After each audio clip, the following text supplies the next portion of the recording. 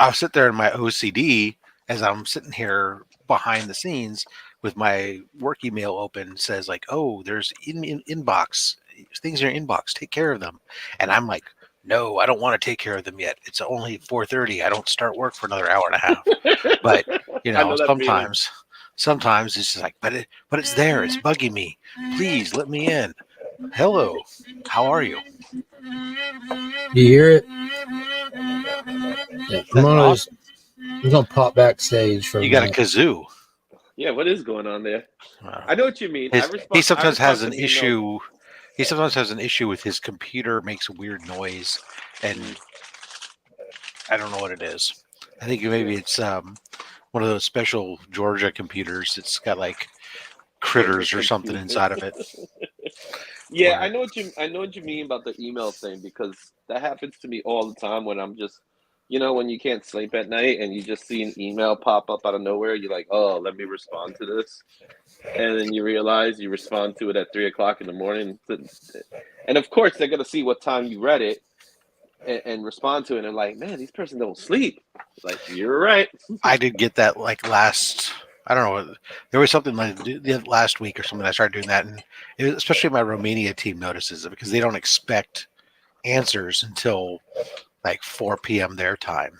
Yeah. And so when I start answering, it's only like 1 in the afternoon their time.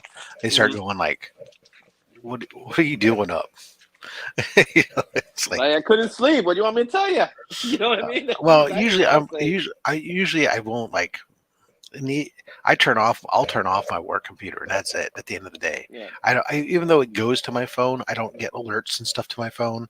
I have to physically make an effort to toggle over because I don't want to see that. So I need to have access to it in case I'm traveling, but I don't want to see it because as somebody, when you work from home, especially, it's important to establish boundaries of your work from home stuff. So. Anyways, good morning, Scott. He's been around since 3 a.m. because of cats. He's been awake. The cats kept you awake? Sorry to hear that. I was asking if he's the first and only. Well, you are right now. So, I mean, there's other people watching, but you're the only person making comments. Yeah.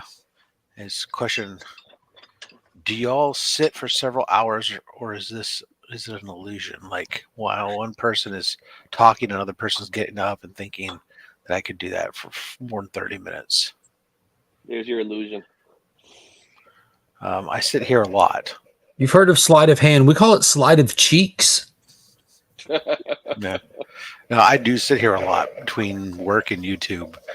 This chair gets quite the aggressive workout. It has seen your bum more than anyone else. Although, I did make a point, like yesterday, I did make a good point of getting up and walking over to the treadmill and walking on the treadmill for about 40 minutes. I just see Robbie. He sits his chair on the treadmill. He sits on the chair, grabs the handle, turns it on, let the wheels go on the. Just look at the treadmill, man. It's like, which would be pretty cool because actually, though, I've upgraded the wheels on my chair. So instead of one of the things is remove the hard plastic ones that they come with, and Rollerblade makes chair wheels. And so use those, and they're the soft neoprene, so they don't mark up the hardwood floors, but they're also glide a lot better. Glide better, and they're quiet, so you don't have that loud noise as you roll a chair around and stuff. It's really nice. But yeah, they'd go pretty well on the treadmill, I would imagine. But some ABAC 7s on my chair, Mr. Bird. Hey, Mr. Bird. No, Miss Bird, I had your address, and your shipment is on its way to you, sir. So years ago, I used to own a Bowflex. Remember the Bowflex? Oh yeah. Chuck Norris won't let me forget. Yeah, I used to own a Bowflex, and man, it was a pain in the butt putting it together. Yeah, you could tell, a lot of work. Yeah. But it was a pain in the butt using it because it was like, do this exercise. You could do 101 exercise. I'm like, yeah, okay. Yes. Did you do all 101? Nope, I did one. Scotty, if you ever wonder that, if you're ever here when this show starts, that's kind of the running gag of the show, is that usually there's conversation backstage, and we just go live when it's time to go live mid conversation. So yes, you did join mid So conversation. basically, the chat just walks into the room with us. Yeah, exactly. Yeah, exactly. Or we were having a conversation, or we walked into the room with you. Either or. Yeah. Anyway, you dice it. And the kazoo sound, I think, is the fan. It's the fan motor. Like when the computer fires up, and the first time the fan wants to kick on, it does the winding sound, like it's trying to get to full RPMs, and it takes it forever. Rob. Scotty used to have Billy Banks, Boot Camp, and Tybo. Oh yes, I do remember Tybo. Yeah. How about so my Izzy mom used to have Shake Weight. Oh wow, was that a mockingbird? No, you remember, my mom was a big fan of the Richard Simmons series. Remember those? Yep. Sweating to the oldies, yeah. Sweating to the oldies, man. Richard Simmons, come on, girls, let's do this. Yes, says you made a new fan. If you have a desktop instead of a laptop, they're super easy to replace. That is true; they are easy to replace. But I do not have a desktop. I'm on a laptop. Yeah. So I got word about my computer, what's going on with it, and it turns out they still haven't figured it out. How is it? How could you say that you figured out what was going on, only to say that they still have it and they don't? Exactly. Haven't figured it out. That's the point I'm making. It's like saying that you live in New York, it's full of rats, and then you can't find a rat. Yep, exactly. So I contacted them yesterday to tell them, hey, what's the story? You've had my computer now for 2 months, literally 2 months. What's the story? They said they had to change the GPU and the CPU. Now this computer is only a year old, and it was covered on the warranty. So they said, and what's been happening, if you guys recall how many times that we were doing live streams and then just shut down, like I'll just disappear or something like that. Not by one of you guys taking me off. So it would just shut down and then just reset itself. Now, being that it was a powerful computer, it was able to log back in pretty quickly. But the problem was that it shut down. So they can't figure out what's causing the problem. So they've been changing everything to the point that the computer is probably a brand new computer now. But still waiting to hear what's going on with it. So I don't understand. I don't understand either. That's my whole thing. It's like, just give me a computer, guys. I want a computer that works. It won't shut down on me. Yeah. All right, well, there you are then. How about you, Mark? How's your Friday morning started? It's pretty good. Been starting to feel a little bit better. I don't know if he's going to go to school this morning or not, though. He still got a wicked crazy cough. Yeah. Did spring break already start over there, or no? Spring break over here is February. Intentionally lined up with the Masters tournament. First full week of April. Yeah, because we start spring break next week. Wait a second. It's still winter, Izzy. Yeah. I'm sorry to tell you, that's when they starting it this week. I can't answer it any other way. So yes, you can. You can say that. First of all, it's not spring break because the schools probably actually have another break in either late March or early April. This is usually what they call midwinter break that they have at the time of the President's Days, and because they combine it President's Day along with like some SIP day or something. Yeah, I get that. I understand what you're saying, but around here we used to call it. We never called it a spring break because it's winter. We always just call it it was always just midwinter break officially. Unofficially, it was called ski week because that's when everybody took off to go skiing. I was about to say, because I don't think you guys have skiing. As a Southerner, you don't want to be involved in anything called ski week. I promise you that. Good morning, Billy Power Max. Good to see you here today. Jeremy, good morning. Good morning. What's up, homie? Mr. Mike Beckerman, good morning. We have ski week in that we get in our cars and we drive 2.5 hours to get to the mountains where we can go skiing.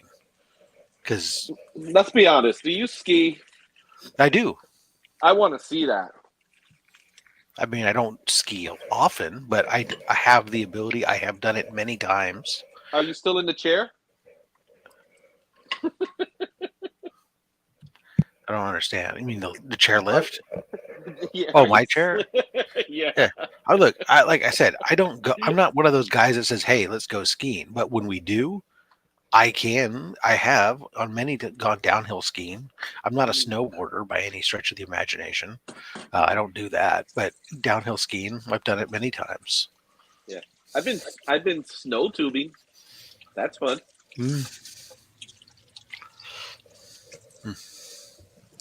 Hey, Flash Ray. No, What's up, video? yeah, Scotty Mountain Road's nothing to me. I grew up in them. I learned how to drive in the mountains and stuff, so I'm used to it. So, Jack B, how are you this morning? Good morning. but yeah, no water ski. No, that I don't do.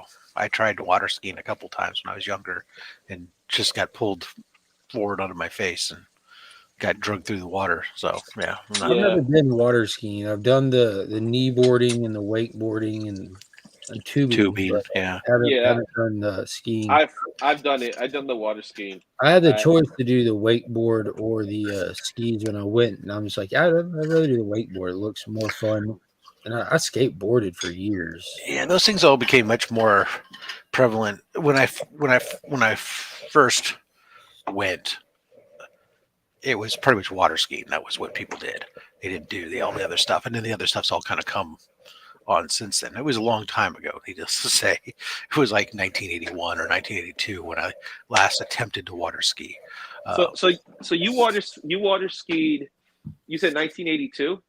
That's what I last attempted. I never said I never said I water skied. That would be a fallacy. It was an attempt.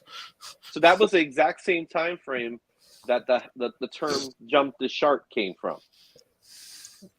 That's from Happy Days. Because I didn't from Happy Days. Shark. Yeah, I know where it came. I know where it came from, but you said when it came from, and I said no. I didn't try to jump the shark, so it didn't happen when I was learning how to water ski.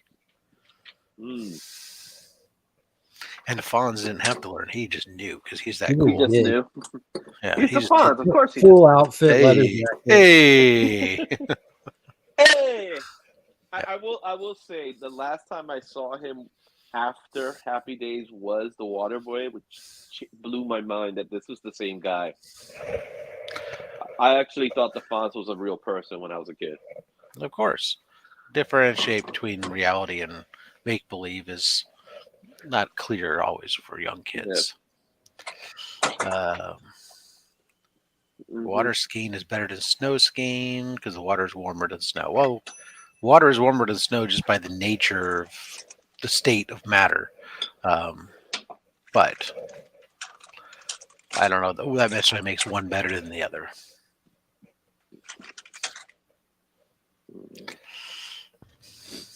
Anyways. Yeah. What's up, Mark? Did y'all see the new trailer? Which one? There's which one? The one for the backdrop? Did I went and find which backdrop you wanted? You're referring to, but no. I know which one you're referring to. I put the name of the show in the backdrops typically, Rob, just to make it easier for you. There's a lot in there right now, I think. Right. Well, usually they're preloaded and ready to go when I come in here if you're not here. But this time it wasn't. So I said, we'll go see which one you want. Next week. Right. Yeah, I figured it out. Monday. I have half a brain. So we have... And half of that half is working. Yeah, you must be referring to the Kung Fu Panda trailer. Izzy, why don't you rotate your camera? You mean... do that? Yeah. So you're like a normal person almost. Well, now it's a different angle. I'm trying to get the angle right because it's on a stand. It's all about the angle of your dangle. Yeah. I'm about to turn off the camera. Because last thing you want to see is this guy eat, right?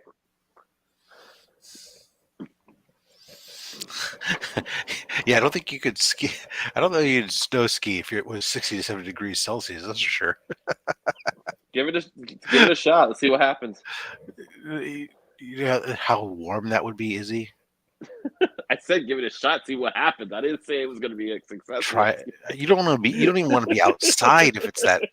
You're talking. Remember, 40 is like 120, so 60 to 70 has got to be like 160 or something plus degrees, right?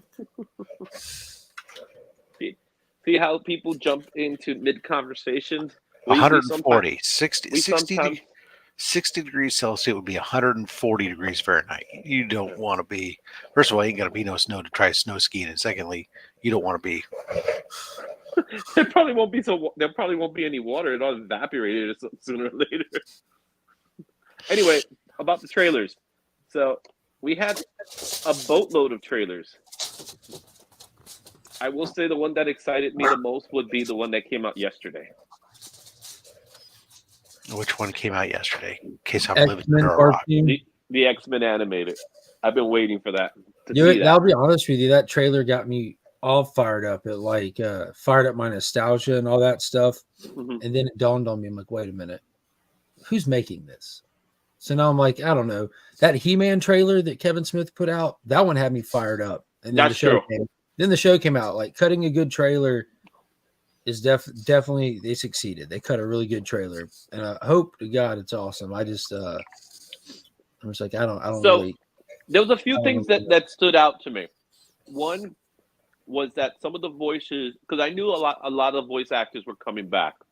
Cyclops is voicing great. Yeah, but there's some voices that stood out to me that was like his voice sounds different, which I knew they were going to do some of that, and I know some people actually passed away. So you have that one. What did excite me was that one of Gambit getting on top of Wolverine and charging up. Firing up his claws. Yeah. Oh, that was like, oh, I gotta see that now. Yeah. That was great. And noticing, and just for the nostalgic of it all, just seeing them in their basketball suits. You know what I mean? Yeah. From X-Men number, I'm trying to remember which X-Men book was that. From X-Men of the Past. 7? No, issue 7 or 8. It was issue 7 or 8 where Bishop is going to see the group. But that was so cool seeing that scene. Morph is they're doing something weird with Morph. I saw that. And do you think that's actually Jean Grey or Madeline Pry who's pregnant? Did you say Jean Grey? Great. Okay. My southern ears don't always vibe with your northern accent. It's okay, man. I feel the same way. I'm sure. What's that growl you talking about? Or Disney made special changes for their modern art audience. I haven't heard anything about this show other than it was being made. I don't have a clue what they're doing. I don't have a clue. I just got here. Why is Rob in Celsius? Did someone play Jumanji and change the world? No, there was reference to it earlier on. It was they asked the question. This talk was about going snow skiing if the snow was 60 or 70 degrees, but they said Fahrenheit, not Celsius, and so I was just responding in kind. In kind. I'm bilingual. Hey, so am I. I raised my kids on that era of X-Men. I've fired it up numerous times for my kids. No time too recently, but this really didn't hit for them. Mm-hmm. They like they like Batman the animated series of the same time era. And I'm not gonna lie, like they were both of them, Finn and Monkey, both were fascinated with Catwoman. Like the way it starts with her robbing the place. Like, I personally liked it. I liked the way the animated series did her costume. Like, yeah, it looked really cool. It was really cool. It was simple. It was sexy, but not over the top. Especially at that era, right? At that era where you would have the Jim Valiant Catwoman in the comics. She had that purple costume where it was like, yeah, something's not anatomically correct here. Oh man. Organ Wime's back in the hospital. His leukemia's come back again. Oh, sorry to hear that. He just went through like a major bout. Thought it was thought it was clear, and then it's all of a sudden it's back already. That sucks. God damn you, cancer.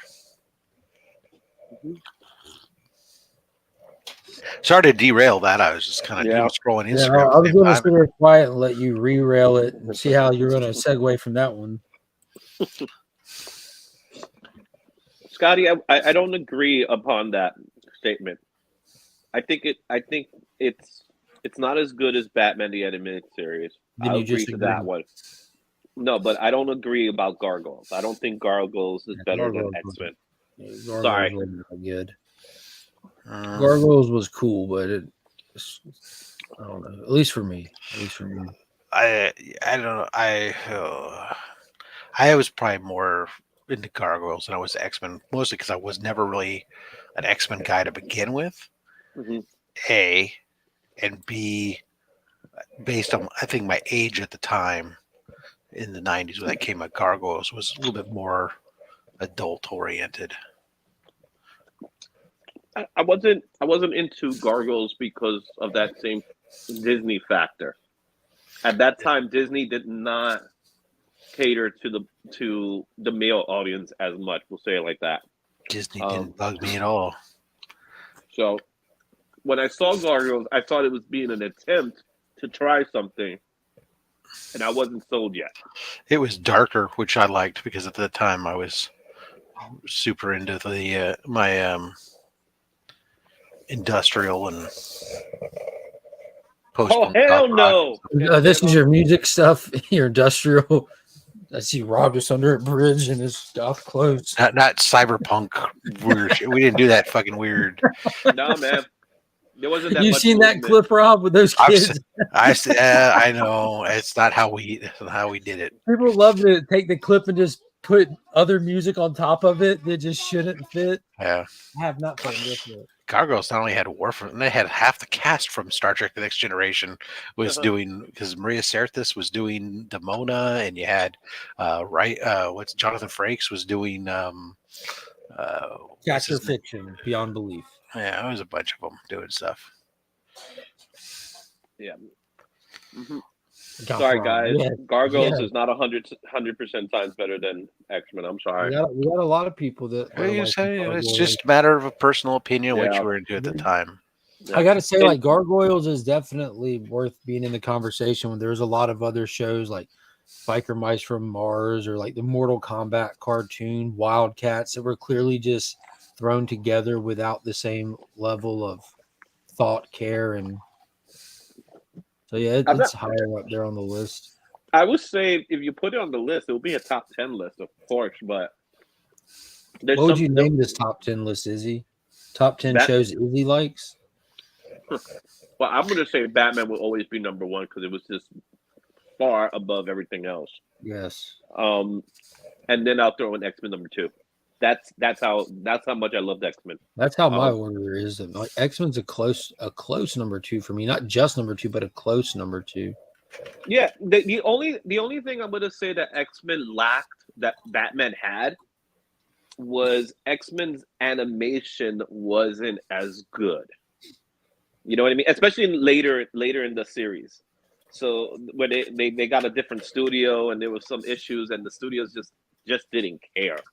So I would say if you're gonna watch the X-Men, watch the first 3 seasons of X-Men, and they're the top. If season 4 is okay, but season 5 is horrendous.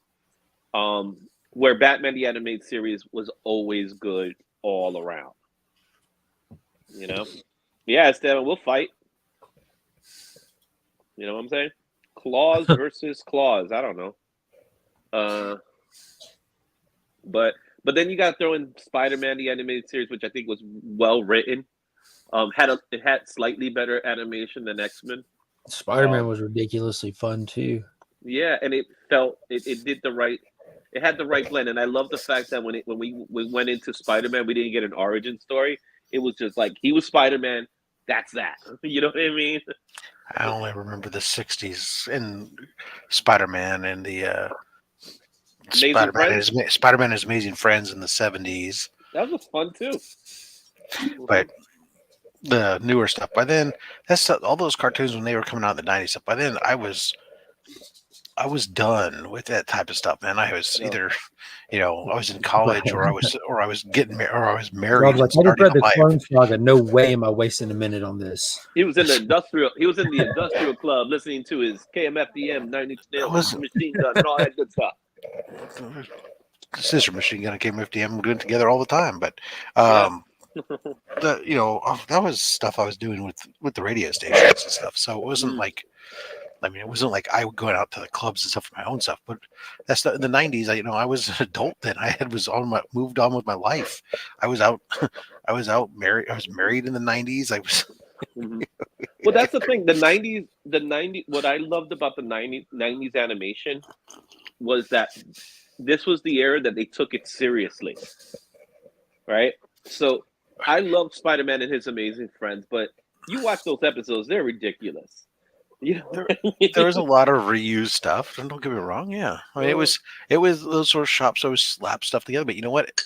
They were written for kids only at the time. There really was. The notion, the concept. I will remember that the late '80s, early '90s, there was a lot more teenagers and young adults watching cartoons. And so, therefore, and some of them, they were the target audience. As the Simpsons had been around for a while, and at that point, and some of these other things, so you had an established that if you're going after a different audience, you had to be more sophisticated with your animation versus the animation that was created a lot of times in the '60s and the '70s. That stuff was target audience was young kids. The young kids really didn't care about that stuff. It was cartoons. Let's tell me the story and let's move along. And the fact that this same sequence of animation was used 3 times throughout the same cartoon or the next 3 cartoons, didn't really matter so much. I mean, they plus they were, back then stuff was true cell animation. Yeah. So everything was having to be hand drawn in layers, but you could then turn around and take a base cell and lay it down and take a new different layer and layer on top of it and reuse. So it was very efficient to do that type of stuff. A lot of repeat. There was a lot of repeat motions. They would just take, like you said, the base.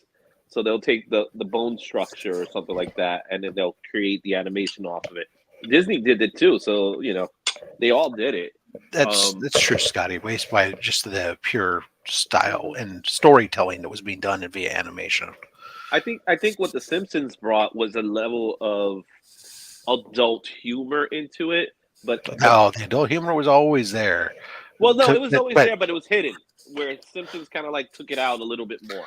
Some of it was hidden less well than others. But yeah. I agree to some of those Hanna-Barbera cartoons. Hanna-Barbera cartoons were amazing. Of course, why is Freddy always leaving with the girls? So some would argue that the Simpsons really isn't that much different than the Flintstones was. The Flintstones really was an animated sitcom almost. Yeah, it was. But it was an adult show. Since it was modeled after the Honeymooners, there you go.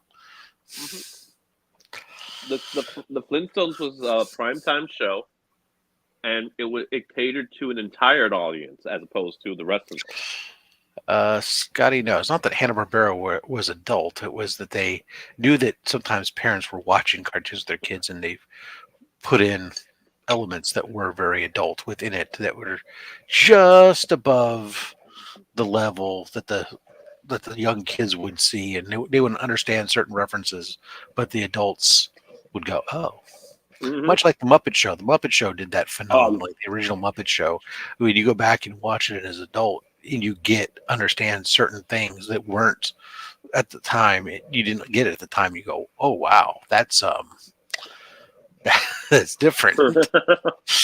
we watch the Muppet Show all the time here, so I know what you're talking about. Like we watched it yesterday. The one that always stood out to me though was the really really high level. I remember watching an episode of Animaniacs, and obviously this was much later. and they were really intentionally kind of pushing the edge of where you could go with adult humor within a quote unquote kids program. There was one where they were like searching. They're being detectives or something, and they're like searching a place for fingerprints, and Dot like reaches around a corner and says, "I found them," and pulls out an animated Prince, the musician. And they go, no, fingerprints. And she looks at him and she goes, I don't think so. And tosses him off to the side. I'm like, oh my God. It's like, yes. Hello, nurse. Absolutely. Yeah, no, Mark knows he's muted. He's doing something else right now. Yeah. It's a common occurrence, but thank you, Joe, for letting us know. Pinky in the Brain, 100%. Yeah, I wasn't very keen on the remake for Hulu for some reason. I started watching it the first couple episodes. I haven't watched it all.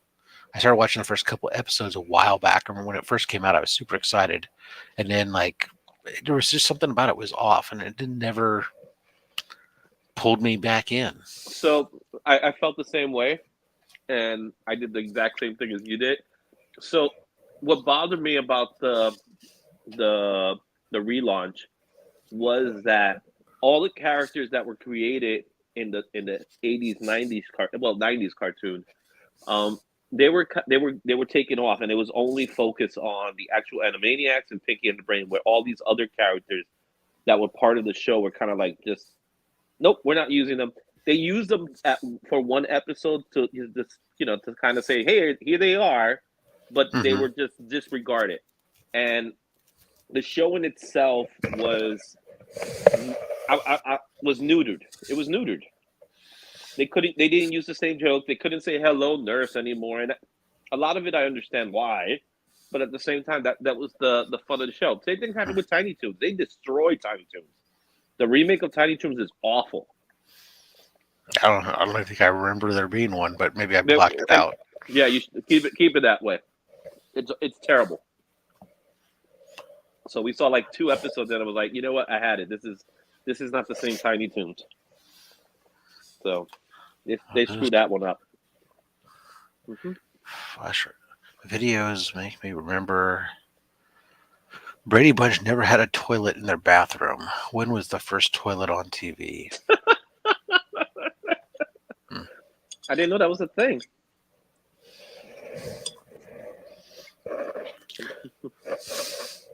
I don't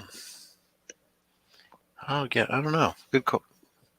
I don't think I ever paid that much attention to the Brady Bunch bathroom. Although the fact that I always thought was odd that how you got 3 boys and 3 girls to each share, all 3 girls to share one room and all 3 boys to share one room, and then together they had a Jack and Jill bathroom, right? So how'd you have 6 kids sharing one bathroom, and it still stayed clean even with a housekeeper? Well, also keep in mind they were related by marriage. Well, I understand. I understand that they're stepbrother and stepsister, but I'm just saying, it's like 6 kids sharing one bathroom does not a clean bathroom maintain. Anybody who's had kids in a bathroom understand that, let alone had multiples, and God forbid 6. The Munsters were great. Yeah, I always get excited when I hear about a Munsters remake or something, and then I get disappointed with them. Rob Zombies. Oh God, his remake was weird. It was different. It was made for $1 million. Oh, okay, it was made for much more because. No, that's how much you spend on it. Yeah, but that's not. We understand what you said. That's not a lot of money these days. It was made for $1 million. That's how much he spent on it. I didn't think he only got paid $1 million for it. No, that's still an outrageous budget for that film and makes 0 sense. Nothing makes sense anymore after -1. Nothing. -1 rocking a 14 million budget. They did a period piece with that. Wasn't there a 90s Monsters Today show? I remember there was a Monsters. There was a Monsters thing that had. There was a. I don't know if it was the 90s or not, but there was another one that had. God, the comedian, English comedian. I keep wanting to say Izzy because Izzy's here. What's his? But now they don't use a he. God damn it.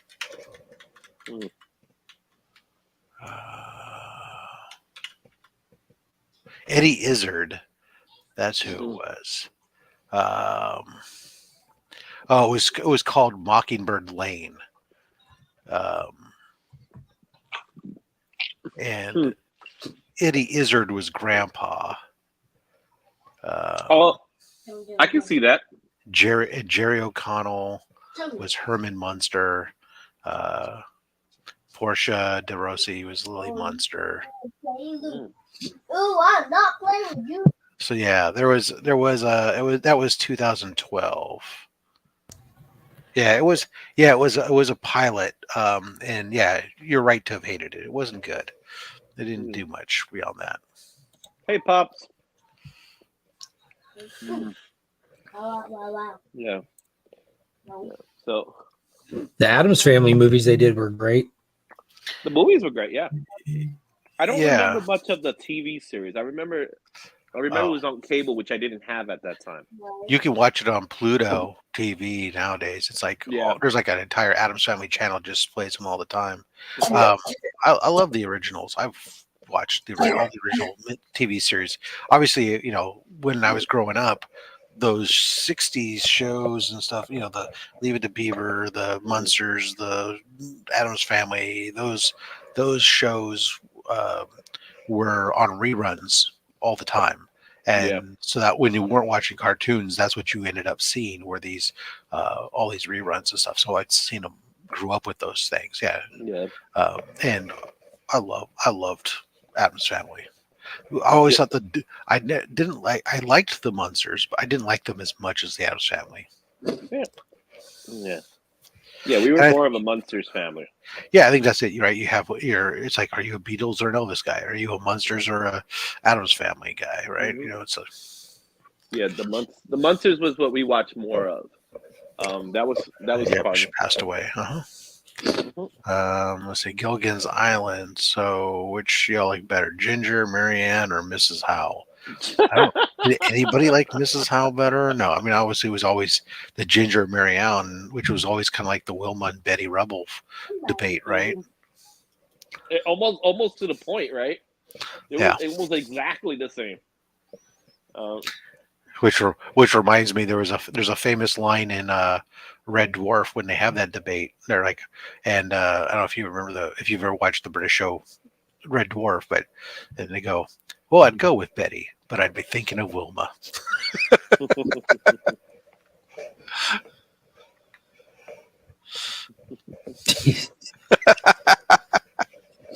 I missed the Hanna-Barbera cartoon talk. Did y'all dive into any of those shows earlier? We didn't really talk about them much. No, we can go back. What do you want to talk about? Wacky Racers? You want to talk about? Like their real show, like Galaxy Trio, Johnny Quest, Space Ghost. They had an amazing stable of superhero action adventure shows, man. Amazing. Yeah, Herculoids, Space Ghost. Yeah, I watched some of those. For some reason, I was always more watching. God, all of a sudden they just escaped my mind. Oh, like the Rocky and Bullwinkle and the George of the Jungle animation stuff. Of the Jungle. So Hanna-Barbera cartoons, reminds me of Fantastic Four. Right, the Galaxy Trio was your Fantastic Four. Hockey Toaster. What the Impossibles? Remember the Impossibles? I love the Impossibles. They were great. They were a fun group. What was it? Sinbad was fun. There was which character was Junior? That was it was Frankenstein Junior, wasn't it? Frankenstein Junior, yeah. The door would drop down. Yeah. Those were great cards. Thundar. They DC probably been like a decade now, but they did the 12-issue miniseries where they brought all of those characters together. Yeah. It was fantastic. Galaxy Quest, I think is what it was. No, that's the show. No, that's the Futures Quest. I would love to see. So I remember watching them during Boomerang. So I used to, or when Cartoon Network first came out, where they didn't have enough animation cartoons, so they would show the reruns during the day, and you would just have a block of those cartoons. I used to love watching that stuff. You know, I never put that together. Like the fact that like we had so many great reruns of like timeless shows for so long because all these networks didn't have their own original content yet. Yeah, dude. Never It was better that way. It was. It was. It was so much better. Now we got this stuff that is like no one cares about. No one. Now they're rerunning their own original content. Yeah, the only stuff that came out of that was good was like Cartoon Network had some cool new animated cartoons at that time, like the Johnny Bravos and the Powerpuff Girls. You remember how they rolled all those out, right? Like they had that big, what was it, like 50 days of cartoons where every night at 9 o'clock they would show the pilot for a cartoon. Like that's where Johnny came from. Because they were the prime time cartoons, because those were the new cartoons where all and then they had like it was like a big competition to see who was going to win it all kind of thing. And out of that, only a couple of them stuck around. There was cartoons for Journey to the Center of Earth and Fantastic Voyage. All had cartoons up. I'm trying to remember. There was also one that was like there was a cartoon. Or no, it wasn't really a cartoon. It was a live action, but like somebody in a suit. Stuff was like from like they're like some prehistoric world or something. Land Before Time. Land of the Lost. Land of the Lost. Land of the Lost. Isn't that where they got really small? Yeah, Land of the Lost. That's the one. Yeah. Do you remember Land of the Giants when they got really, really small? Y'all don't remember Land of the Giants? It sounds familiar, but it sounds similar to Land of the Lost. This was around the time of Voyage to the Bottom of the Sea and stuff. Yeah. I don't remember too much. Oh, what I do remember about Land of the Lost was it was always the set was always the same spot. They were always had one set, and in the set you always had like the alien creatures come in. I was scared of those guys, by the way, as a kid. Sea stacks. Yeah, they were scary, dude. The lizard people. Yeah, the lizard people, and then you had the actual dinosaurs, and it was always the T-Rex that was like the worst. They were always scared of it. That was good stuff. Mm-hmm. Good times. They don't make them like that anymore, man. Thank God. Try to rewatch them now these days. You go like, oh my God, I watched this. How do I don't remember Land of the Giants? That's how I feel. I've gone back to go watch like some of the old. When I always make fun of, Burke with his Power Ranger stuff, and I always talk about my love as a kid growing up watching like Johnny Sacco and his fighting robot and Space Giants and whatnot. I've gone back and watched some of those again, and wow, what was I watching, man? That's another one. The way I feel about that with Super Friends, watching the Super Friends is like, oh my gosh, this is tough. Yeah, Pop says one of Irwin Allen's 4 series. I remember they did like a special release box set when they finally released it on video, and it looked like a lunchbox tin with them in it because they were small. But yeah, I remember that. Buster and Me. I like the 90s version of Land of the Lost. I like the Will Ferrell movie they did of Land of the Lost. That was hilarious. Yeah, I didn't get to see that. I was thinking about it, but I was like, Dude, it's so funny. Danny McBride. Land of the Lost when we watched Iron Sky 2. Like, with the T-Rex and the bases Hitler on the T-Rex. Yeah. So I'm watching the original Iron Sky, the astronaut that they make him into a black man. So I'm watching a promo for Land of the Giants. Looks interesting. Yeah. Yeah. Yeah. Anyways. Welcome, They- everybody, they- by they- the they- way. You guys are all they- great. oh. Thanks for joining us this morning. Mark, really appreciates you being here. On time. You have to preface it with on time. Mark was here on time-ish. No, I was here. That's true. Trying to get my computer to not be loud. That's why I said ish.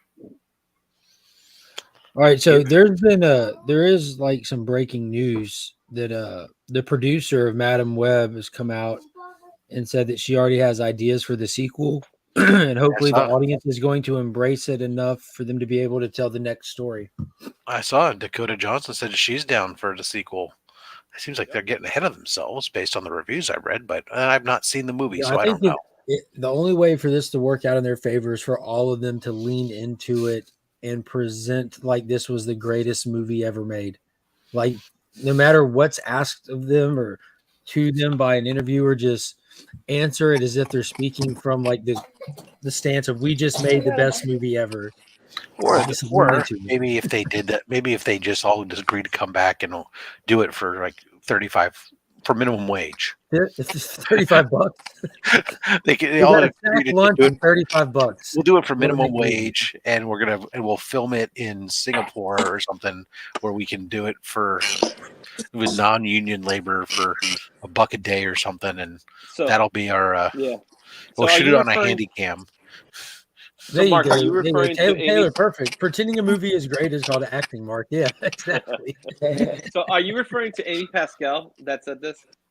The producer, Which will be Amy.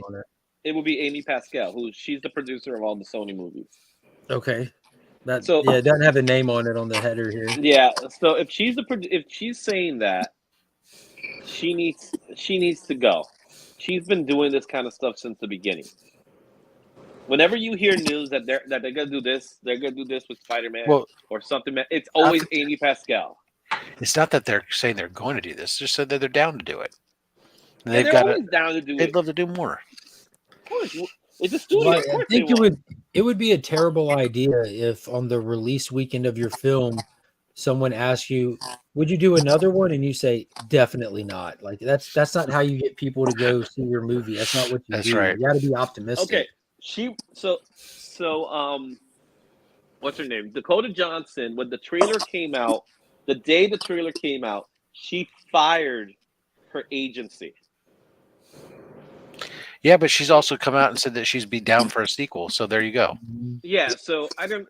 Of course, if the money's right, why not? I'll take the Well, payday. because there are actors who have learned that despite whatever payday they've gotten, certain films have tanked a career. I was And gonna say today's integrity. payday is good. If it's going to take away tomorrow's payday, may not be good. And then there's some that they don't care as long as they get the payday. There's true. So we'll do Contract me anything. down for a sequel. So some people, all they've done are sequels. Thank you, Bruce Willis. Bruce Willis was a little bit of both, though. He had a issue. He was being abused towards the end, but I agree. Madam, But how's they your are- finger doing? I feel like I have a Frankenstein finger. Oh wow, that is yeah. You know. Well, at least you got the splint off now, eh? Yes, I do. At least. Hey, you're just missing the tip. Yes. So now you're I kinda Madam have more of a 9.9. tip now. Huh? Are you trying to say she was circumcised? No.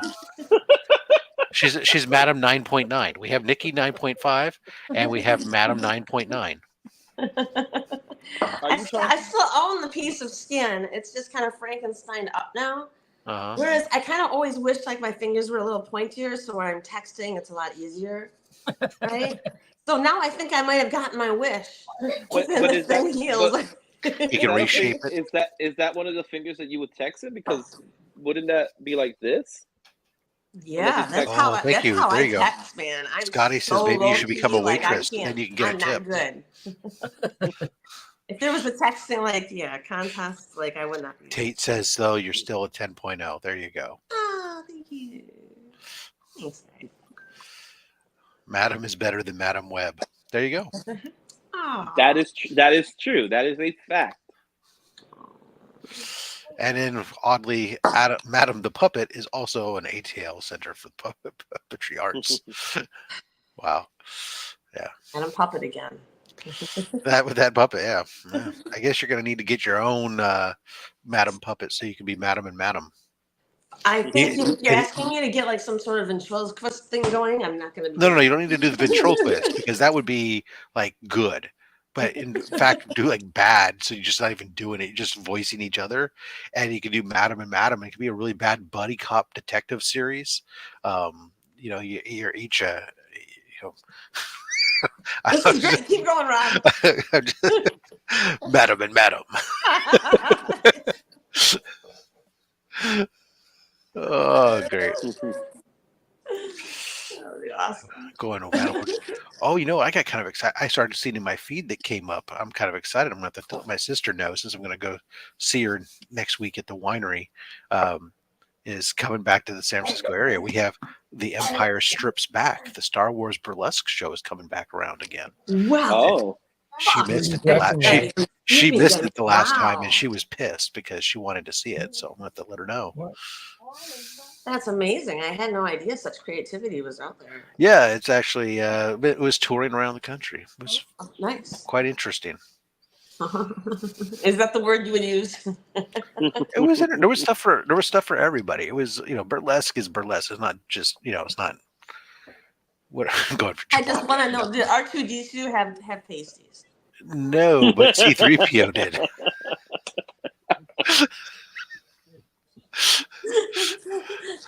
And probably the craziest thing ever was at one point there was somebody dressed up like the Emperor swinging it, and they had like coming in like a wrecking ball, but was on a Death Star swinging across the stage.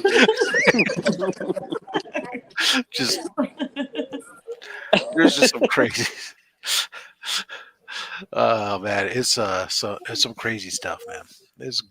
I didn't know what to expect. I was, my wife took me to it along with some other friends. I said, "Fine, I'll go," and I had a great time. It turned out to be far better than I anticipated. Does the Wookiee Chewbacca show? There's a whole thing about throughout the whole thing about Wookiees, and it's a running joke throughout the whole show. So. Yeah,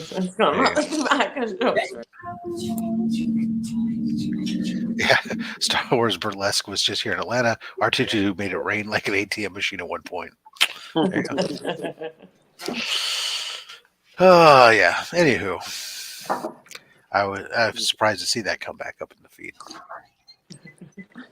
So here's a question I have about Star Wars. A few weeks ago, what's his name? Matthew Kvon said that if he was to do Star Wars, he would redo it. Would you do that? Would you allow that? Not that would you allow it. Okay with that. What's interesting? So you're talking about like going back and remaking the original? Just remake. Just make a new version of it. Go ahead. I think. So that's secret. It's really one of those tough ones because I'm with you, Scotty. I understand. They've done and gone ahead and tried to remake a lot of different films that were considered masterpieces and some that weren't. But I would say why they've already done it. Mm-hmm. When they made Force Awakens, they already remade it. So why do we have to remake it again? Mm-hmm. Yeah, I see his point, but at the same time, it's like it's back to this whole adage of stop going back to the old well. Just give us new content, which is something Scotty, yeah.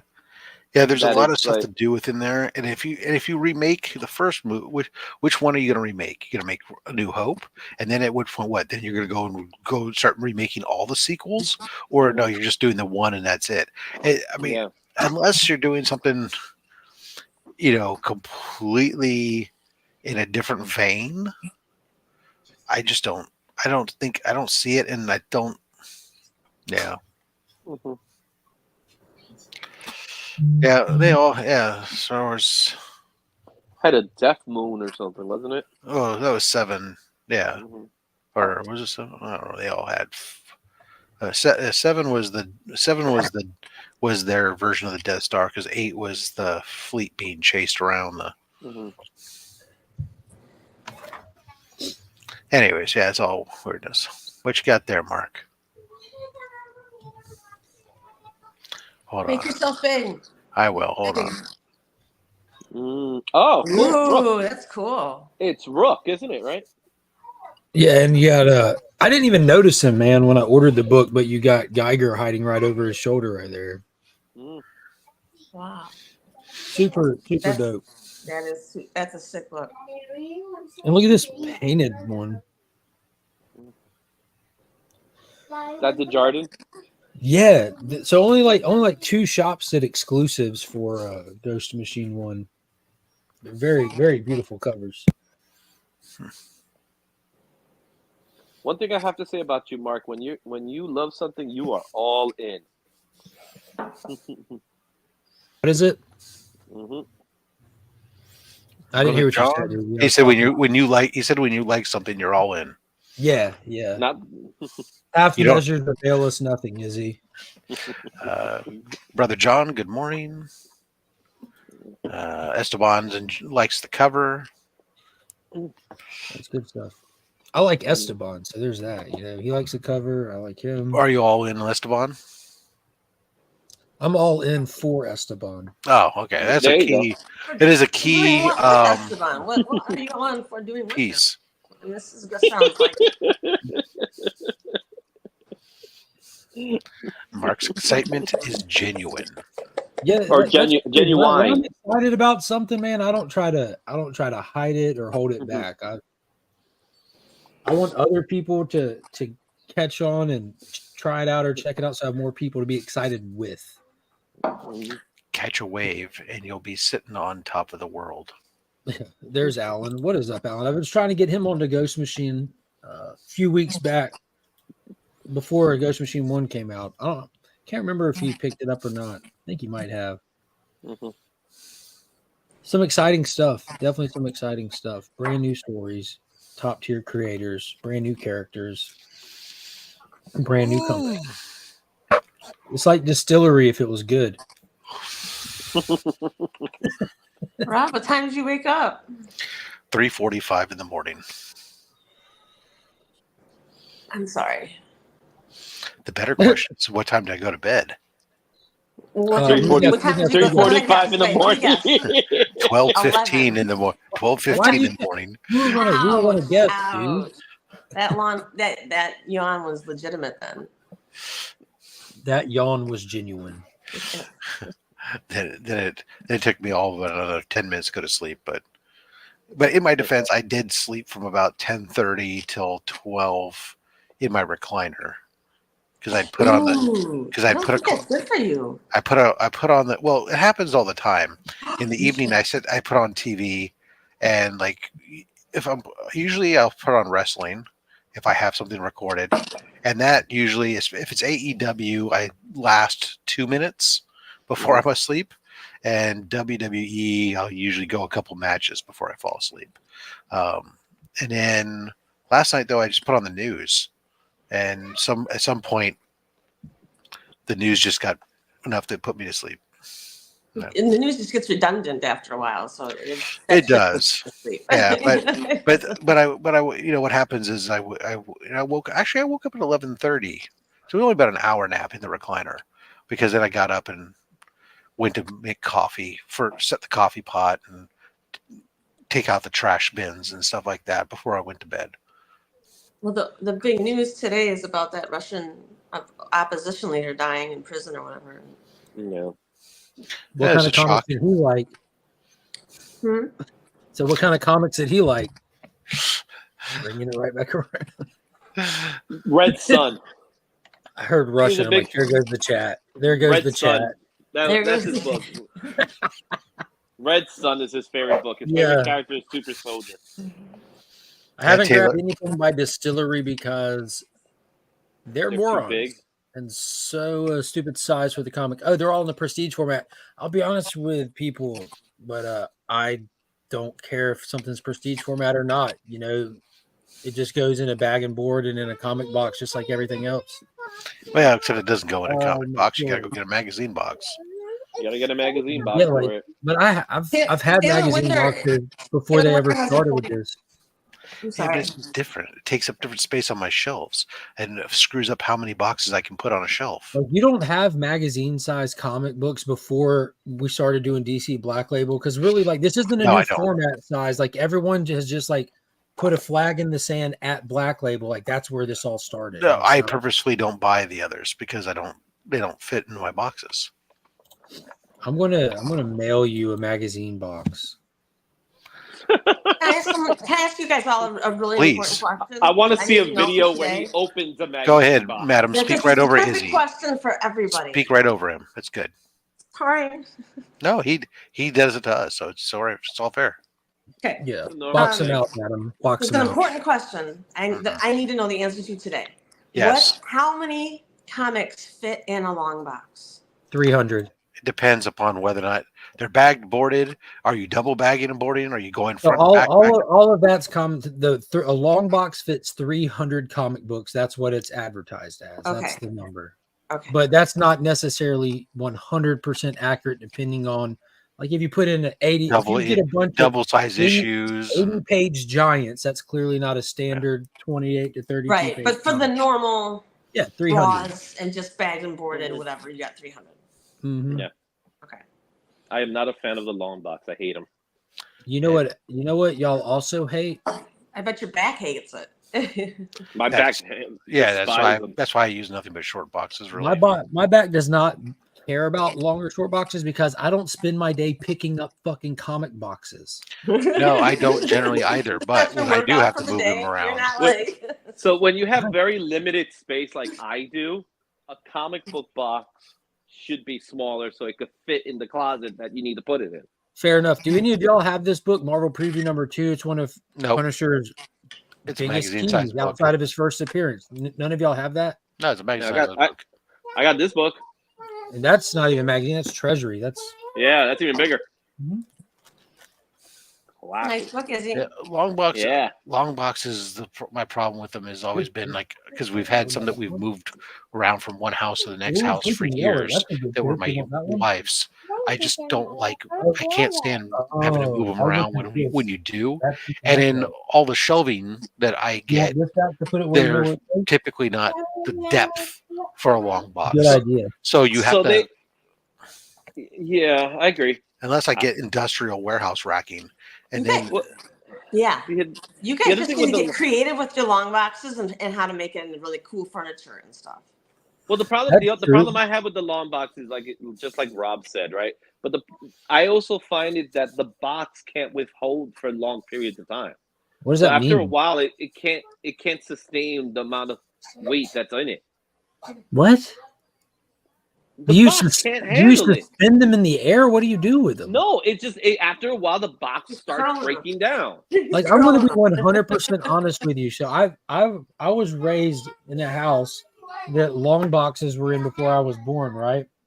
And God, I think Pops is watching. So maybe 2 years ago, it might have been 2 years ago. So 34 years straight that these books sat in this box. And when we were moving collection from one place to another, just organizing stuff, we decided to update the boxes. Just to put them in fresh boxes. All of the old ones were still good. They were just a little off colored and they were old. We were just tightening them up because it was a good time to just update them. I'm currently using now those at least 36-year-old long boxes to hold my trade paperbacks and hardbacks out there, and it's holding those just fine. Like, yeah, I don't. I would move my boxes quite frequently though. I used to move them all the time, and then they broke down. yeah, I I don't don't know. have- You must have had that cheap New York cardboard or something. Yeah, sure. Well, if you get insects, you can get bugs and stuff that will eat the cardboard and stuff. That's where true. you're having, but Oh. and I've never had mean- an issue with necessarily the boxes breaking down. It's just really literally is from a shelving standpoint, because I do use shelving to stack stuff and Ooh. utilize my vertical space. That those long boxes do not. When you put them on the shelves, they end up not being properly supported, and so then the box does have issues. That Yeah, bow. which then affects the books Yeah. inside and everything else. That's super fair. Ours have always been on like straight, solid Yeah. tables and stuff like that. You know what I mean? I think your Jim's got it all worked You got to out. do that industrial shelving. That's all. Stole that from work. There we go again with the industrial. Hey, Yeah, well, I only have so much space for industrial racking. I've gotten to the point now where all my linear wall space is used up, Digger, and so I need to use the heavy duty rolling racks, so that way I can put racks in front of racks and I can roll them out of the way when I need to get the stuff behind it, and so those accommodate short boxes. Matter of fact, I actually just realized that I did not like is that, well, it's beautiful that I can put like 5 short boxes in a row on a shelf and it fits perfectly on the shelves I got. When I put slab boxes, I can't. And so I have to, so it's like I can put like 4 slab boxes in one short box or 4 short boxes in one slab box, I think it is. It's just like I have to have this mismatch of stuff in order to maximize my space when it comes to slabs, because I've gotten to the point now where I'm running out of space for slabs. What is Alan trying to buy? That's slightly slanted, and then that way you could slant them in, and then it would fit the same amount of height, of the other boxes. There you go, CW. When I do the closet. My active boxes that I'm actively, because I have boxes obviously that are storing stuff, and I have boxes that I'm actively putting stuff in. I'll take the lid and I put them on the underside of it, and then I'll leave the tops open so I can easily slide them out to put books in and slide them back on the shelf stuff. But the X-Men, that's a cool tape. Pride of the, let me guess, Kitty Pride shows up in that episode. Should be 3 episodes on that tape. It's 1. Just 1. It's just the 1. I had the first few, like the Night of the Sentinels one, where more. But this is the pilot. The pilot episode.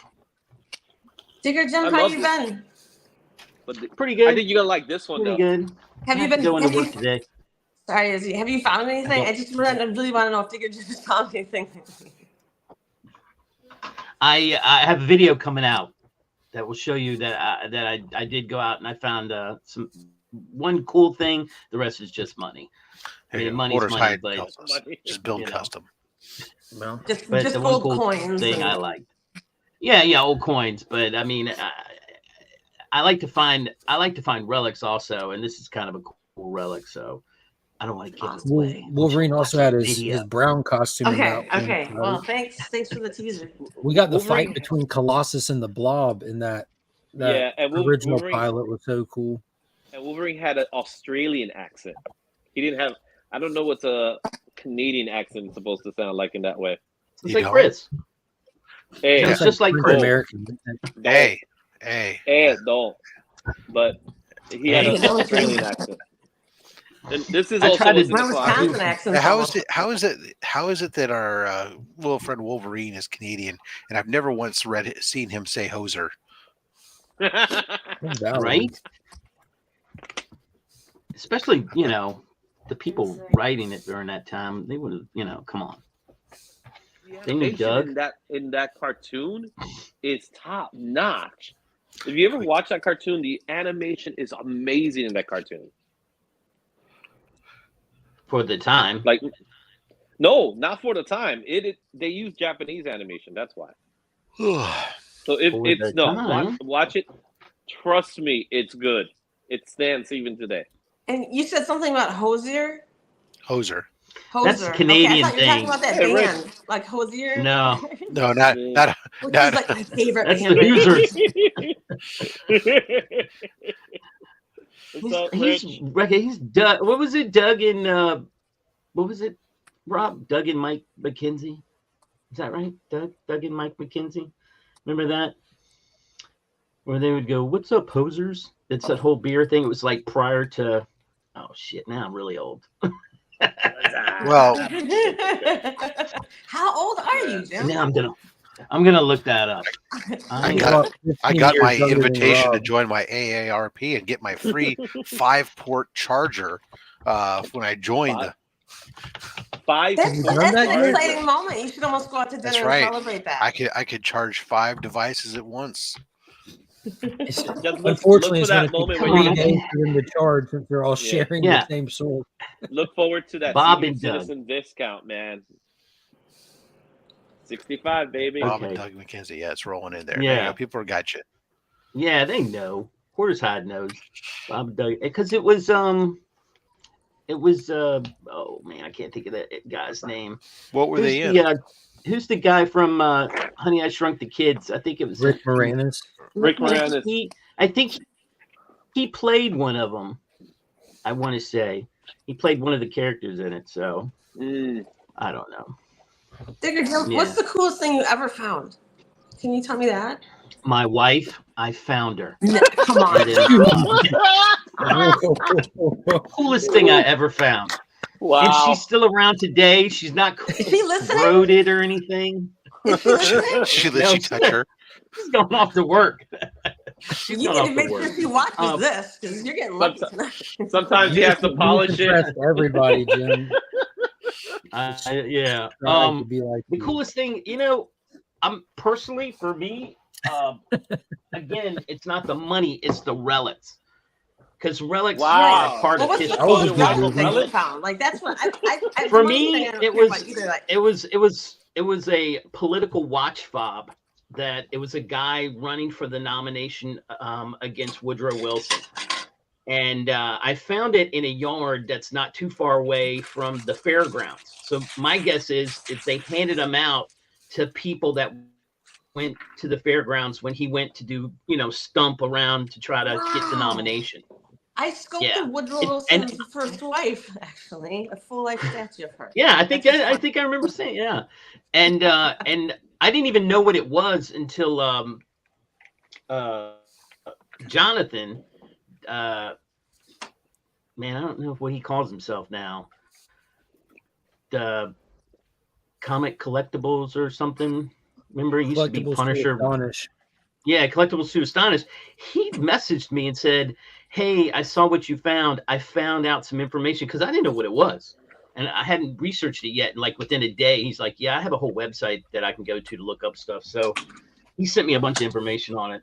To me, that's the coolest thing in my mind that I found. Did you know there's a Woodrow Wilson Museum in Virginia, I believe? It would probably really like that. A presidential museum or library? No. Madam's trying to get me to give away all my stuff. You know that? Can you show it? Are you looking for it? His boyhood home is a cool! site Can you make him here in Augusta. Yeah, I'm getting there. Hold on. We have the Woodrow Wilson boyhood home here where he grew up. It even has my name on it right there, Jim. See, Digger. Oh my god! No, it says. That is so. And what is the back? Is the back anything? The back talks about it's just so this guy had a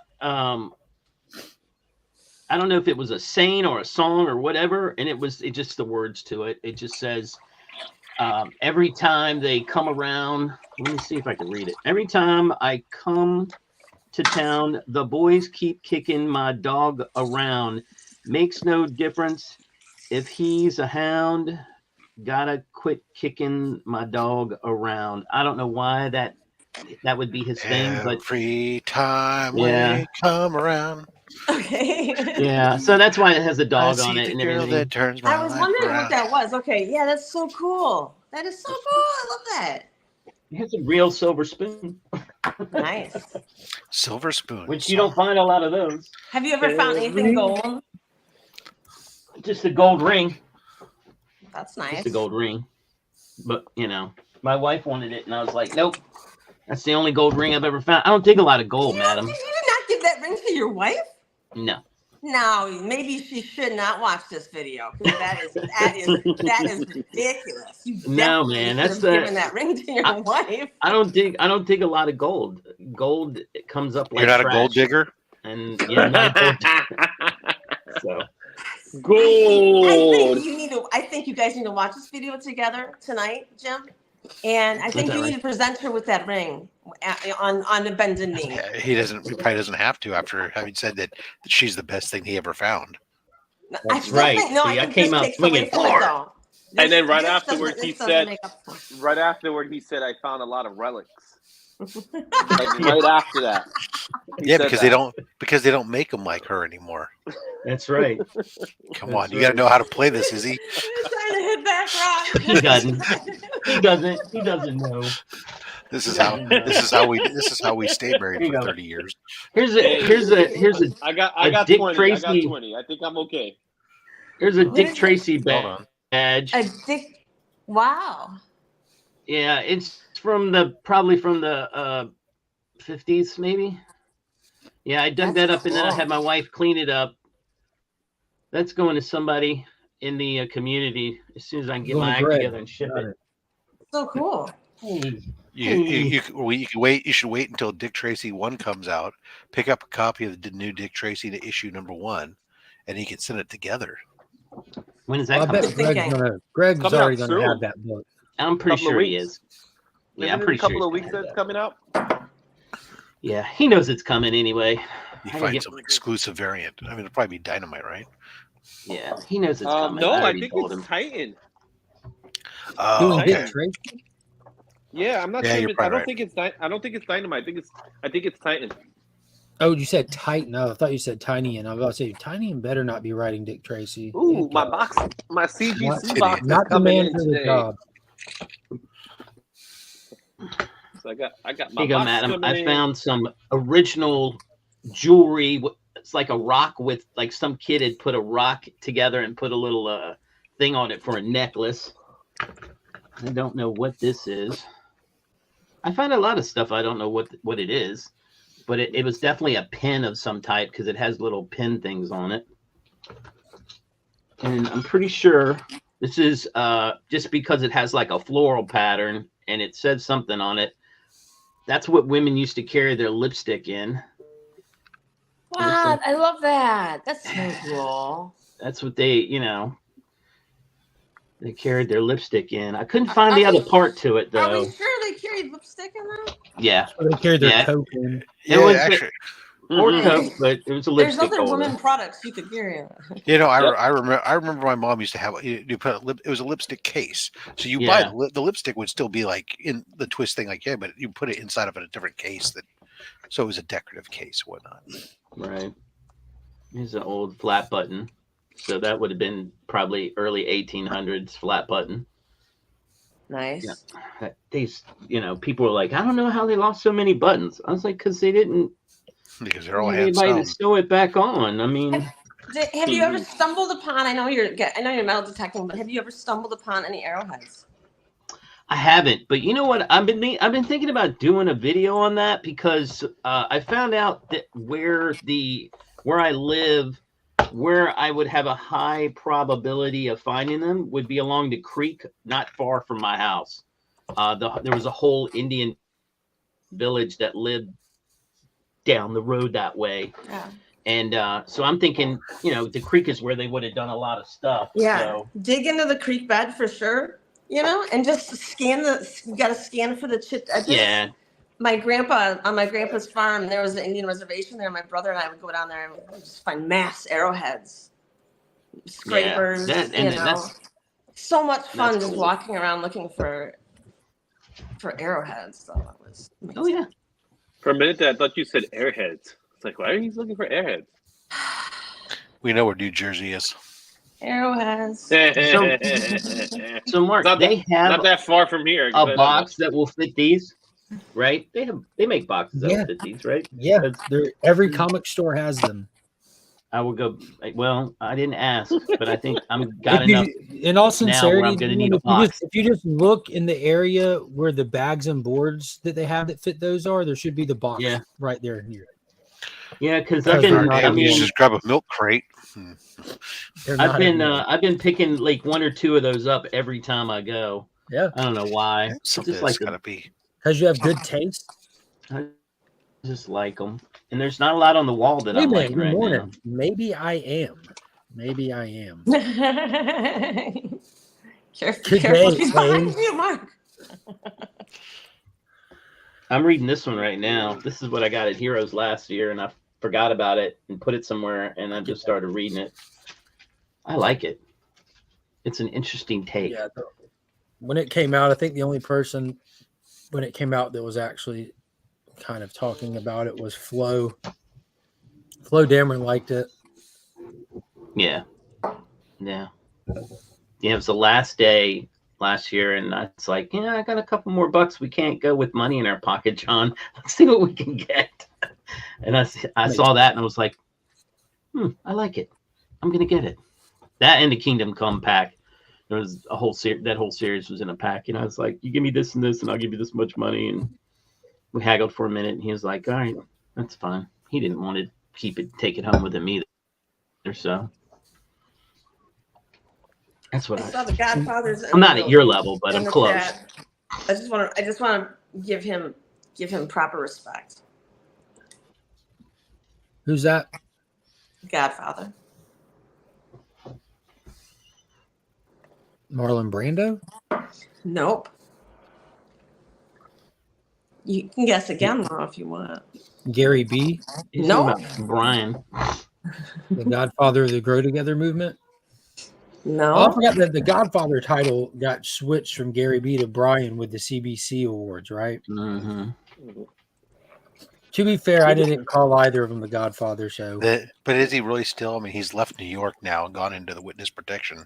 No, the Godfather. Hey, but everybody knows where he is. Godfather to being Big Daddy. He's no longer one of the New York families. And he's in the South Carolina, Big Daddy. Big So Daddy. can you tell me? He still has Can great, you? great pull and great control from. Wait a second. What is it? Can you give me his address again? Where does he live again? Can you? Should we now be like the Colonel or something? Overseeing his plantation. Did he get a white suit? I say. And a cane. I say. I said. That's funny. I don't know. We have to regionalize exactly where he's from now. So yeah, poor guy. He left us. So did he leave? Did Brian leave? He left us. We're just waiting on Izzy to make his way down now. I ain't going everywhere. I ain't going anywhere. He wants to know if you have rats first. Yeah. Yeah, sure. Is he? I heard Where are you nice. in New York City? Are you like in the heart of New York City, or where are you? I'm in the Bronx. I The am that Bronx? city. Okay. Did you say I am that city? I am the city. Wow. I guess He's that's like the Batman. attitude. That's the New York attitude we've been talking about. We're trying to explain to my son about New York because He doesn't understand it. well we went up there. I don't know. Does he's anybody probably from like outside 12. New York City really understand New York? I don't think people who live there understand. What I was it. talking about was the difference in how much it's changed in our lifetime, Rob. I mean, Yeah. My wife's father was a bus driver, and one of his routes was to go from Virginia to New York, and that's the only one he did that he took a gun with him. Like if he went to when he had to go the Virginia to Raleigh or Virginia to Atlanta, he didn't take a gun with him. But when he went to New York, he always took a gun with him because they made him do a layover, and he's like, and it was during the 70s, I mean, Oh yeah, there were definitely. parts, That was that was just a whole different New York. Well, New York was terrible in the 70s. all those everything changed because I I live in Santa Clara, California, right? The Silicon Valley. Every tech this, tech that. I got Intel, I got Facebook. You got all these tech corps, right? He said he's got Intel. Yeah. Wait, The company. they got a museum. The Intel Museum is just half a mile away from me and stuff. But Are you saying you're intelligent just by osmosis from living there? no, I got Intel all around me. Intel is a company. Not saying I haven't. You understand, Rob? I'm not saying no. I think Madam Blast brother. is thinking like I'm we're like a espionage or something and getting. No, it just sounds funny when you're like, I got Intel. I'm like, on who? saying, all these companies. Anyways, Are you Intel bragging? Is it? no. I'm naming big companies that people understand, right? Tech companies. My point being, growing up, right now where I live, right where all these tech companies were. That was like the dairy farm and the peach orchard and the cherry orchards and the sheep Yeah, sure. It's like it was all agriculture when I was growing up here. We had it was you ordered a whole sheep and they cut it. You delivered a whole lamb to your house. Thank And God stuff. they It's got from the- rid of those right useless from the things farm like and food and replace it for things the like last orchard was cut down 10 years ago, I think, to put up the new hospital. But it was like it was all agriculture and it's all gone. I mean, Del Monte, it used to be Del Monte canning facility right here, so they could can all the tomatoes and stuff that were grown fresh. That's all gone now. Now the Del Monte factory canning factory is like a place where people go to get. It's a wedding Actual cans? facility. No. Now they've turned it into like some kind of like place that you go. They host weddings and stuff there all the time. And I'm like, oh really? That's like weird, but it's just so different. Hi, Justin. Rob's wife does work for the government. That's true. She works for the Hi, city of Justin. San Good Jose. morning. That's true. Our favorite letterer. How are you, Speaking of Justin? different, second favorite. And now for something completely different, Justin Birch. Shout out to Stan Hold on. Sakai. Emperor. Justin Birch Wrong guy. with Right. good old stance guy. he's got empty glass cases behind him. Mhm. Help him fill. Justin, did you know Rob's going to be a member of the AARP now? He's so excited. Getting those sweet discounts. That's cool. So Justin, long box or short box? Short box because I'm old. God, you guys, I don't. Can you expand on wimps. that? I don't understand how your I age don't has to do with understand a You're that. box. whipping out. Where's Oh, your mom sure. from? As I get older, it gets harder to lift heavier things, so I switched to short boxes. So follow-up question: why do you spend your day lifting comic boxes? No. Just for context, I only ask because I spend a lot of time seeing a lot of my friends on YouTube, and I've never seen any of them standing around lifting comic boxes. It's the strangest thing. Well, when I do lift them, How often? lately it's Three been a times a lot. week. Because of Reps? that. That is why. This is why. Yeah, but you don't have any. Yeah, yours is a real estate thing. I get it, Yeah, I just like understand. Rob's is. Yours is a strategic storing decision, is it? Yeah. Yeah. Aren't it all goes those all the long way up. boxes an issue for the space in your house? This This is the room is limited amount of dedicated space. to me. To be fair, out in the comic room, I have long boxes around the room on tables and then some under the tables. But in here, where I do like the organizing of stuff that comes in, these are just short boxes because they fit on this little stand over here. Okay. How many long boxes do each of you have? This was- I'd have to count. How What many is that? long Easily, boxes you easily. said? Yes. Well, I only Zero. have 3 long boxes, but I How got many rid of short all of them. boxes then, Rob? I got He knows 20, the exact 20 number. He has to long. pretend to think real quick. Watch Yeah, him some people, pretend to some think. people are, come on. He's gonna bring out the spreadsheet. Rob counted them shits Face before he the went to music, bed Rob. and then when he woke up.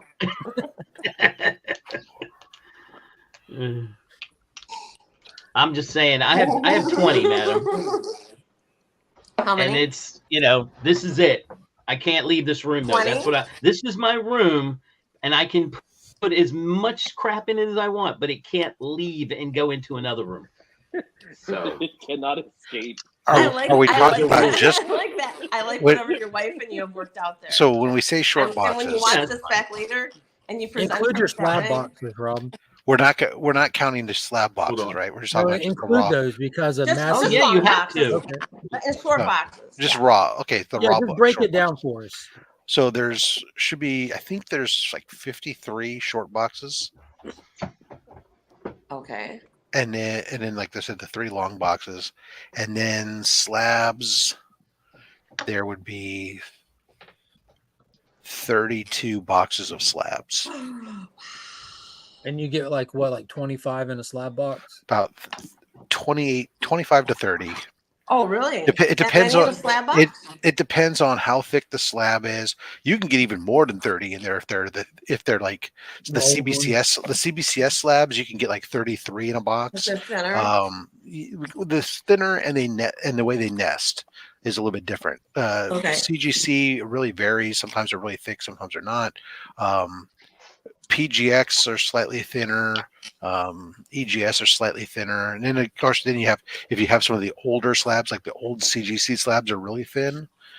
So it all just depends, but generally, as a rule of thumb, I usually figure that there's 28 to 30 in most boxes. When I do math, it's usually roughly 30. But right, Justin, what are we looking at? I There don't you know. go, madam. You can't even There's the approximate. That's not good. I mean, I could get up and I could oh go wait, count I'm them. wrong. Hold Is on. that the ring? This 25 plus That's the ring. Make them big. 8 plus. Rob, make them big. Sorry, there's 35 slab boxes. I'm sorry. Is there a diamond in it? What is that? No, it's got 4 diamond chips and a sapphire. Yeah. And that's the ring you found? Yeah. Did you ever And then appraise this is one I found, but You need to this give that is to your one wife. this is one of the first ones I found, but it's bling. But it looks nice. When I saw it in the ground, I thought I had hit, but That's when pretty. I cleaned it up, it's got plating on it. Yeah. So it's bling. And these That have got to sapphire be. one. That one's real. So, Jim, have you ever thought about appraising it? No, it's worth like maybe $50 or $60 of gold. Okay. Here's a cool Yeah, thing, but it's madam. worth so much more to your wife. So there. That's a gold guild military button that I found. My buddy was Cool. pissed What he from? wanted to find that. Probably from World War II. Cool. Maybe earlier, maybe Vietnam, but I would say World War II. It's a And huge then difference. I found a whole watch, but I don't want to pull it out because it's in this thing. I found tons of Can you rings. show us? The rings watch? are We want to see the watch. The watch is a woman's watch. Hold on, let me see if I can get it out. That's It's okay. We're not probably. sexist. I don't know. I'm just getting the. It's just the. You're not going to be about. My camera doesn't do it justice, but there you go. Oh, it had it for a second. Wow. Yeah. Okay. Yeah, that's a woman's old watch. Yeah. Because here's some of the link of the chain for it and everything. Mhm. I should probably Yeah, try to it's get like that my put back grandmother. together. Yeah, it's an old. If I saw it, I would think it was off of grandma. Yeah. Probably one of my favorite men's rings, though, is this big ass gold, silver. Those spinner rings. Those The rings that fidget spin ring? like Yes, that. I love fidget rings. Yeah. Can I found that at that's a so cool. basketball court. Yeah, I like that one. And then let's see. Does it not fit you? No, it doesn't. It's too small. A lot of these are really small kids rings too that I found. I'm pretty sure. I don't think this is I couldn't identify what that was, but it's like just another silver ring. I don't know. It's not anything special, but Nice. it's a ring, and a ring is a ring is a ring. So that's the way I look at it. My precious. Here's Who a- knows what that ring could hold? Here's one that is kind of cool. They would give it out to kids. It's the I can't get it to get out now. It's a fire marshal ring. Let me see if I can see. It would have had like junior fire marshal on it. Yeah. That's pretty It's so neat. crazy to think about these things and think about where you find them and then think about how they got there, and Well, who touched I know them how that one beforehand got there. Because somebody dropped it when they were playing. Where I found it was there was a play area, a square. Like they left the square. I don't know what size, but it was big enough that kids could play football in it. Play football, pretend football, and houses were all around it. So that's probably where they lost it. Because that's where I found it. So I don't know, but So their loss is your yeah. gain. That's right. I think that's his But philosophy. I know digging this weekend. It's going to be cold. We're supposed to get some snow tonight. So no digging. Only comics this weekend. And then I got the book, madam. It has a ton of money in it. All okay. kinds of money. Money. Nice. No. Nice. Well, I'm excited for your arrowhead hunting. I wish you Yeah, luck. I've definitely got an area I want to go. The other problem, you have to be careful when you're doing that because if you wander onto somebody's property, you can get in trouble. So I have to map it out. But right now, where I want to go, it's behind like a bunch of commercial property, so it doesn't matter. We'll see. Hopefully they didn't move the dirt too much. Yeah. But Follow the creek. yeah, I don't want to go to work, guys. You can always call out. Who does? I can't. All right, my boss texted me first thing this morning. It's like, Oh, he saw you on the show. He was like, "Oh, I know you're not sick."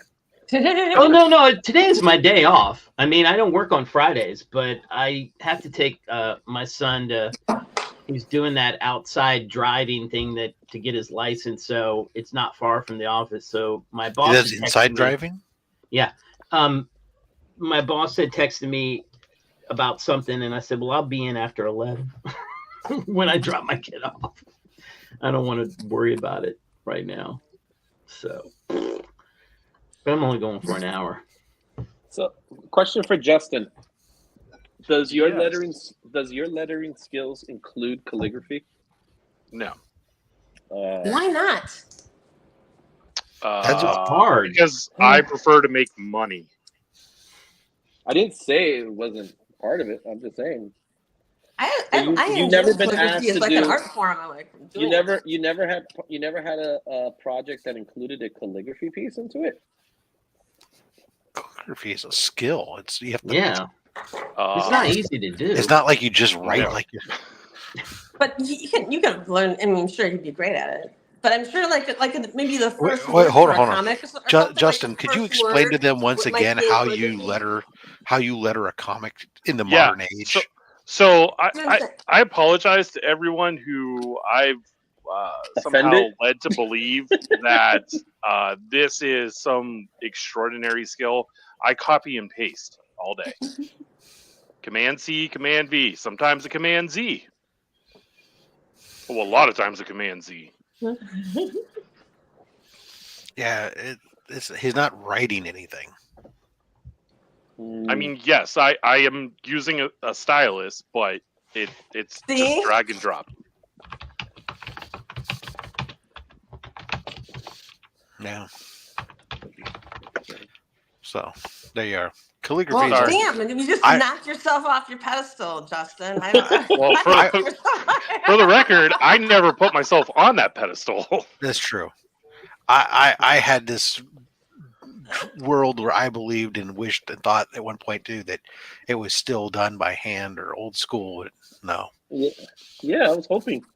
The only person I know who still does it in a like traditional way is John Workman. But what he's doing is he's got like a tablet and he's drawing it on the tablet, each letter. So he's still doing it sort of traditionally in a modern world, I guess. Yeah. But no, it's all pre-made fonts, copy and paste, blah blah blah. Shape and arrange. Yes, So you're using Comic Sans? Is that like your that's traditional- exclusively. That's the only font that I do use. Sometimes, well, that's not true. Sometimes I use Papyrus. Papyrus. Oh, okay, yeah, because you need Papyrus. hmm Yeah. No, the skill of calligraphy lands you all those jobs of hand printing certificates and stuff, which writing, Yeah. you know, wedding place cards or something. yeah. I learned Wedding calligraphy when I was in junior high school. They taught me calligraphy, so I still have the nibs and all that stuff. Yeah. Yeah, no, when I was in I learned myself. when I was in 6th grade, that was the teacher didn't want us. The teacher, I think, didn't want to have to try to read the cursive writing of all these kids, so made everybody learn calligraphy, and then all your papers had to be turned in calligraphy. Shut the front door. I kid you not. That is fantastic. And so after that, I never wrote in cursive again. And to this day, while I can read cursive, I can read it. Because I haven't written in cursive in so damn long, I honestly struggle if I have to try to write anything in cursive, which is just as well, because in this modern age, it's like I might as well be writing an alphanumeric replacement Yeah. code because nobody knows how to read cursive half the time anyway, except for old people. So So- it's like driving a stick. So I was It's struggling. like my mom's old handwriting, like no one can read it. Like I have tons of her diaries. No one can read them because her handwriting was so messed up. It was worse. My mom, Only I can read it. my mom as a secretary, she wrote everything in shorthand. So Ooh. Oh. so Ooh. so it was great for her. She would leave like Christmas shopping lists and stuff laying around because nobody could read Yeah. it. So that's Right. That's like Morse code, man. It's like yeah, we know how to do that in this family. Thanks. yeah, no. Morse. That's because you were part of that paramilitary Quit group. focusing No, SOS. no, Digger, Wow. because my last name is Morse. So what's the SOS Morse Okay. code? Touche. It's 3 dots, 3 Touche, dashes, my 3 friend. dots. Okay, all right. But that's The only I one mean, I Pass, know. Rob. everybody knows that. I mean, no, I don't really know Morse code, but I mean, it's like that. I'm not even related to that Morse, but it's that's just the running gag. Who knows? Maybe some, one ancestor back See there. now, if you No, didn't I tell do me know. that, I do would've know believed because that there you are know it. there are five different families that arrived from England in the New England era all Five within a families. 20-year span with the last name Morse. They're all part of what's called the Morse Society, and there's Wow. been genetic testing done to see who's related, if there's any relations between them. One of those lines includes Samuel B. Morse, who invented the Morse code. Another is like the Ferry Morse Company, who were known for their Wow. Ford stuff. And I'm related to none of those. My family's last name originally was Moss. That Oh, so you're a arrived. peasant, basically. No, peasant Moss. it's not related to Named those after Morses. dirt. My family's last name was originally Moss, and it became Morse after during the Revolutionary War. They changed the name to protect the rest of the family. Oh, How many of That's those cool. people? How many of those people who took that genetic test were horrified to find out that they somehow married their a relative? I have no Did you idea. read that? I have Did you no read idea that, because Justin? that testing wasn't. That's not the testing that was done here. This testing was just Yeah. simply done to determine. Okay, you've shown. They took family members who lineage. had a proven lineage that on paper that they were this line, and then they took these different samples from these different lines to compare them to see if there was any genetic shared ancestry amongst these different lines that shared the same surname, and that was the purpose of that thing. And there was nothing in there. No, it wasn't Morse the cat. That was Morris. So, Justin, did you read that article? That really I read happened? that article in. Oh yeah. So in USA Today, I read an article yesterday about it that a woman. Let's see. The woman is probably, I want to say she was in her 30s. She was like maybe mid 30s.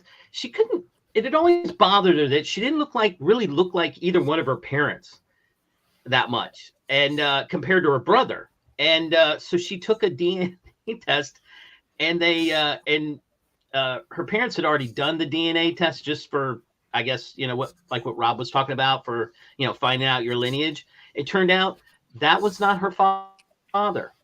That her mother had gone to a fertility clinic, and that guy used his own stuff. Now the worst part was she later finds out that the guy she dated, didn't marry but dated for a while, turned out to be her half brother. Because but she didn't know that because Look, because she didn't know who her daddy was. Look, I mean, she always wondered why they got along so well together. That's a real Star Wars love affair. I mean, a lot of people are getting their heritage also because of health issues. I mean, I had a buddy who, a guy I used to play cards with, that when he was growing up, he knew he was adopted, but he didn't realize that his real life, his father had all these health issues until he started going through some of this stuff. And he was like, yeah, this is genetic. and there's nothing you're going to be able to do about There's it. And they something were else like, that people have to understand something. I mean, yes, by today's standards, we go, oh no, don't do that. But but if you lived, say, in New England, it's in the 1700s, Sure. okay, depending upon the town, or even before that, the 1600s, for example, where you're living in a little colony, you know, there's only so many people within that group, and you don't have a car that you can go drive 300 miles to go meet somebody or whatever else. These groups were small groups that they, even if you do your part of saying no, don't date your sister, you know, in your this family, it only takes 2 generations before everybody's somehow 2 or 3 generations where there's a lot of entanglements in there, your cousins and whatnot. And even if you then go to the next town, you know, these things were it's not.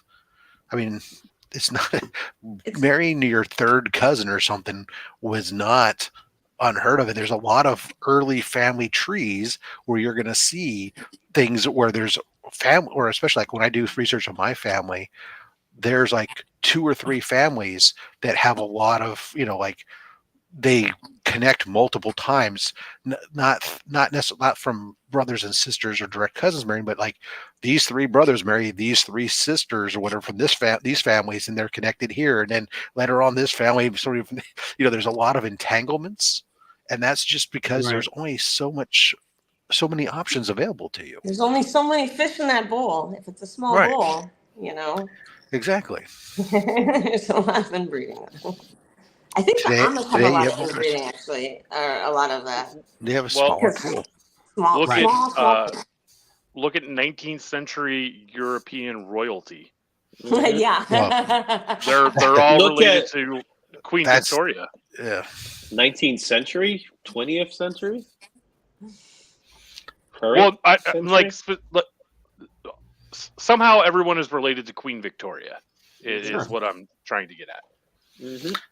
That's because of the concept that royals had to marry royals versus It's the bloodline. nowadays they can marry the common folk. But Mm-hmm. The peasants. yeah. Anyways, Anybody loves Mark. people who aren't common, ladies and gentlemen, Justin Birch. He's extraordinary. I'm mediocre at best. And great. I don't know. You have an AF-15, so and an X-Men one, and an X-Men one. So that's the bar. If you have an AF-15, that changes everything. And an X-Men one. And an X-Men one. But what if you just had one? Did you pick up your ASM one yet? No, not yet. Oh, okay. I have this romanticized version where I go to Heroes Con and get an ASM one and an X-Men one. I thought you already had an X-Men one. I do, but I want a higher grade. Upgrade. Okay, got it. That's how it is. That's how he rolls. Snob. Nice. I'm calling Justin the I heard snob. I heard AF-15, and I thought you were talking about a rifle. No, not an Yeah, AR, right. an AF. He's not satisfied with the one he has, so he needs another one. Yes, he has an AF-15 with a 32-page magazine. Mhm. I got to do. Yeah, I got to find that ASM-3. That's my. I thought I had a line Is on that true? one. I was just at a show, and I was mentioning it, and one of the guys, he says, "Oh, my buddy who owns a shop just got one in," and I was like, "Oh, really? What's it? You know, it's raw," and he shows me like one picture he had of it. And he's like, "Oh, well," and he goes, "Yeah, I think he's like asking like $1,000 for it," and I'm like, "Oh, that's a, you know, it's all together, it's all whole. That's a deal," and I'm like, "Great." Tell him I'm interested. Have him send me some more pictures of it. And he's like, yeah. And I've been like trying to follow up for a week now, and I haven't gotten any responses back to any of my follow-ups. I'm like, oh, God damn it. yeah. I'm gonna be sad if it's gone. He could be pulling the same scam that guy did to DJ. No, he would Oh, have I given already money. took it off to be graded. Oh, well, So he was talking about doing it, but he just got the collection in. And so it was like, if he doesn't have to, Yeah. you know, if he can just turn it click, quick and make his money. You know, the shop owner, some shop owners are not interested. They may know that, oh yeah, if I go send it off and get graded, I could potentially make more. But some More. shop owners go, okay, but that means I have to sit on it for another couple months before I turn my dollars. Versus I can turn it almost upon having picked it up, turn it, make a good profit on it, and move on and and have now more money to be able to go buy the next thing that's going to make me money. Some shop owners don't understanding that turning your inventory for a profit is better. A good profit is better than sitting on it and holding it and hoping that you get max profit. Preach, Yeah. preach, Yeah. because that's what killed my LCS. That's why he owes $75,000 to the state of Maryland, because he didn't pay his taxes. Why? Because he didn't have the cash, because he kept sitting on it too damn long. All right, I was have like, to turn. They're not. Look, yeah, I mean, comic books go up and down. I understand that. It's not like it's a money in the bank that's earning interest guaranteed rate. You know, so if you if you buy them, Collectible, it's gonna go up and down. Yeah. right, it goes up and down. So sometimes so what happens if you buy when it's high and then all of a sudden the market goes down? Now you're going to sit on it and hope that everyone, you say, well, I'm in for it for the X and I still got to make my 50%. So I need somebody to come in and be willing to pay 300% of market value. And otherwise I'm going to continue to sit there and hold it forever because it might go up again. Right. No, come on. You need to freaking turn your inventory. That's too much money caught up in that stuff. Otherwise you're buying today's stuff on credit and you're paying interest on that. And your paying interest is just costing you even more money. I just can't. I can't wrap my head around that guy. I just, because there were times where I'd go in and try to like negotiate a price on a book, and he was just not having any of it. And I was like, you know what? I come in here every week, and I have a weekly pull, and I spend anywhere between $40, $60 a week getting books. This was back when I was doing that. And I'm like, and you can't negotiate a price for one book. And he's like, nope. And I was like, okay, you, my friend, are going to have problems, sir. And that was the end of that. There's a lot of people. That's there's a lot of people in business that don't belong in business. I mean, I sat there. I worked for my previous job. I was director of business development for a company that made audio equipment, and at the time the headphone business was exploding, and they decided they wanted to get into the headphone business even though that wasn't our market share. And they came to us and said, okay, here's this headphone. We got this brilliant idea. What's going to set us apart is we're going to have these replaceable skins that go over them like your cell phone case. So that way you can mix and match the headphones to your outfit, because the president of the company was the owner's wife. She had taken over. She had no background in business, but she was a fashion and an artist, and thought that this was suddenly going to take women were going to flock to this because they could put cheap plastic skins over their headphones. Maybe if they were fuzzy, colors. Oh, there were some that were fuzzy. There were some that were vinyl. There was all kinds of them, but wouldn't listen to us. We said the problem with that is, where are you going to sell those skins? Because there's only so much peg space at a store that sells these things, and you're asking them you're not only asking them to take on a brand that we were not a known brand in the marketplace, but then you're asking them to by the way, we also want you to give us your limited peg space for 40 different skins that you need to buy in stock that may or may not sell. That's a hard sell, right? But she sits there and goes, no, these are great. So these headphones are going to be like, I forget, let's just say our landed cost was $200 a headset or something. That's ridiculous. I think our landed cost was something like $75 a piece. They were really expensive. And so we're going to have to sell them to the store, to the retailers. Basically, by the time we were selling to the retailers, we were selling them for $60 a pop. I was like, what, the skins? No. This was the headphones themselves, which is still ludicrous. But I said, wait a second. Yeah. So you're telling me we're going to sell them at a loss? Well, yeah, that's what we need to do to get into the market. I said, no. if I can make you more money by not producing something than to going to the owner and saying, "Hey, we want to produce 200,000 units at negative $20 a pop." You're insane. I mean, Right. It's like someone saying, "Well, let's make a Spider-Man movie without Spider-Man." now I'm coming from a position of logic, but I'm not married to the owner.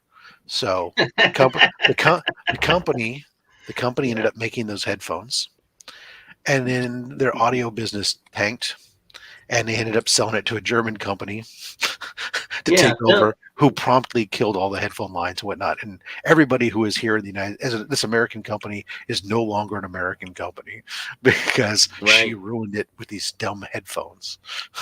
Man, that's a legacy right there. I'm like, oh, well, that and her solution. She had another bad solution, which was like, we had a product. Our flagship product was on we were a niche company, so we didn't have the manufacturers would have to tool.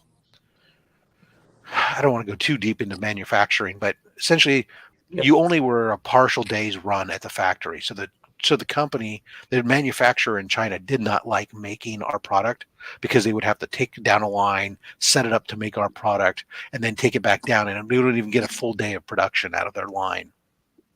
So they kept holding off, even though we need more product. They kept holding off. We had orders backed up. So her philosophy was, well, if they're not shipping our orders, what if we just place more orders? So that way they see we really, really need these things. And so she would place more and more committed orders instead of having the factory deliver what was already owed. So the next thing you know, the committed orders she had was 10 based on sales, was like 10 years worth of inventory, even though the product life cycle was like a 2-3 year product cycle. So now you have, and as the years go by, your sales don't stay constant. Yeah. So yeah, she drove that company into the ground. She had no right being in business. But so I want to make sure I understand this correctly. Mm-hmm. Yeah. She said, well, this company wasn't shipping you product. Mm-hmm. And she said, I know, I'll order more. Yes. That way they know we really need it. It's a bold approach, Cotton. What's that? What company is this? I didn't say. It was when he worked. It was a company. It was a company I used to work for. Back in the day. Rob, let's not burn his bridges. Go to Rob's LinkedIn and you'll find the bridge is gone. It blew up and went to Germany. There ain't no bridge there no more. What kind of products did they sell? Audio. Okay, I'll tell you. Look, I don't care. It's Velodyne Acoustics. They made home subwoofers. They were a very niche product. They made home subwoofers, not subwoofers for your car, not whole speaker systems. They made subwoofers for audiophiles, and that was it. Super high. You're out looking for a job one day, and you see like, okay, these people make home subwoofers. There's longevity in that. No. So they actually I was I was in the audio video. I was in the audio business for years. Is on the sales side. So I knew of the company, and I saw an advertisement. They were looking for some tech support, and I was in. I like a challenge. No, so at the time I had been working. I had quit a job I was working at in the audio video industry, and was temporarily working at Lowe's. I wanted to get back into the audio industry, and I saw it as an opportunity to potentially get into this company and do other things other than tech support. And so I reached out to them and ended up getting a job that way. I spent like 9 years there. So I had a good run there. And like I said, I left there as the director of business development. So it was a fine company until the wife took it over and ran it to the ground. Which you're not bitter about at all. No, I mean, because it used to be two brothers running the company, and then the one brother got married. Who was the founder of the company, he pushed out his other brother and put his wife in charge, and then she started doing all kinds of wackadoodle things. Well, on a very related note, being that Jim is here, how about that trailer this week, Jim? Man, Ugh. even my kid came home and was like, "Dad, did you see that trailer?" And he doesn't get excited about anything anymore, just because he's emu as hell. But Emu. even What, he was emu? excited about that. He's He emu. called him emu. Or whatever. I don't know. He's just so not me. The Kid walks emo around in emu. Emo, whatever. It's That called. would be great. You get an emu with like a black point comb over is- hanging down in front of his face, and He was Oh my excited God. about the trailer. I was excited about the trailer. I also want that damn toy you shot the video on, but I don't know if my wife's gonna let me get that.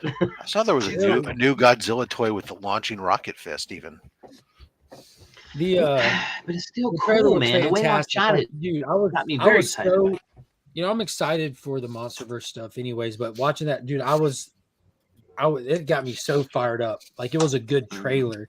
And for people I'm who going just back kind and of watch watch and those. get excited, it had everything you need for people like me who's watching for what I expect and know, and I'm speculating on being in the movie. Like, I'm watching the trailer, I'm like, there's that.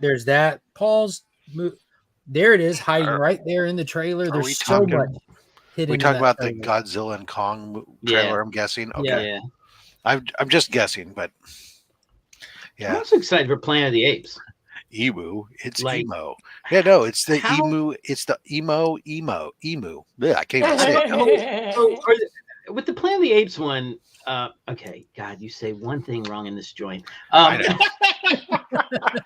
Well, Rob, you and I can't win there because I'm sure that you've done it too. I, But the I don't even understand emo, to be honest with you. It sounds like people who wish they could be goth. I don't know. So, That's pretty much what it is. there you go. isn't it? Taylor got it. This is in the same vein. The Planet of the Apes Emo, is in the emu, same and vein goth as that sloth. Woody Harrelson one, right? Or not Woody Harrelson. Was he in that Yeah, one? this is Yeah. the Justin, next one. we got our idea for our Right. next comic book. Will Yep, you we're letter doing it. Yeah, We're doing it. emo, and goth from- sloth. Sounds From like a Rise of Cabbage Planet of Patch. the Apes This was the- girl, card. this girl is because I've heard her say this Garbage girl is bucket. smarter than the rest. Like, do you think she Mm-mm. didn't? Not the gorilla smarter than the rest of the human. Why are they? Yeah, that's what I after mean. that? The girl. That's what I said. This girl is smarter This than the other girl ones, is and how poisoned? come? What? So like the whole like you with this is part of like the ongoing saga since the relaunch with Rise of the Planet of the Apes, and this is Right. getting us back to like timestamp wise the first film, like the original first film. So what's important to think about here, at least the way like I'm looking at it, is there's a big twist to most. All of the original Planet of the Apes have a massive twist to them. Like that was their Right. gimmick. The first one, holy shit, it is Earth. The second one, we're blowing the whole goddamn thing up. The third one, time travel. Like there's always a massive Right. twist. So I'm thinking that they might be introducing that concept to this franchise with this movie. So in the original one, there was a smart human, but it was because he was an astronaut, blah, blah, blah. Right. So They they haven't gotten into anything like that or like hinted at anything like that, but it'd be weird just to have like, oh, she just happens to be smarter kind of thing. The right, virus, because it was they gave virus the did- apes their right. intelligence, eradicated humans. right. So the rest think of them the are just sequel being should born have, into a world and not being taught anything. So what makes her so different? I'm wondering if there's going to be a twist to it, which I hope there is. I hope Marky Mark shows up. No. I don't. I hope Marky Mark shows up in his Calvin Klein's. He's gonna say hello to your mother. Or better yet, Well, have- I'm excited about that have one Ben as well. Affleck and everybody from I just- Dunkin' Donuts. We got Godzilla. We got the Planet of the Apes. What if the twist of Planet of the Apes is that Kong shows up and Godzilla? They combine them into one. I love that Grodd was like smash up a bunch of Conzilla? movies when together. it was Conzilla. Oh, Kong, Godzilla, and Grodd was like, oh, there you God. go. As I say, and Stick we the can combine Predator that. in We can there, make too. we can make where the gorillas or all the apes there on Planet of the Apes. Oh, my There's God. Gorilla City and Grodd is there, and then the Flash comes in. Man, they're not We're gonna have ourselves a doing any of mega that. universe. You know what I'm They're saying? not doing- Let's do it, Mark. The Mega Monster Verse. We should smash With all crossovers the with universes DC, yeah. together. Well, it's Planet of the Apes, right? So it's owned by Disney. So what if Mickey Mouse shows up? No, No. and it You says just ruined it. That's boy. what it is. You just And then, absolutely ruined it.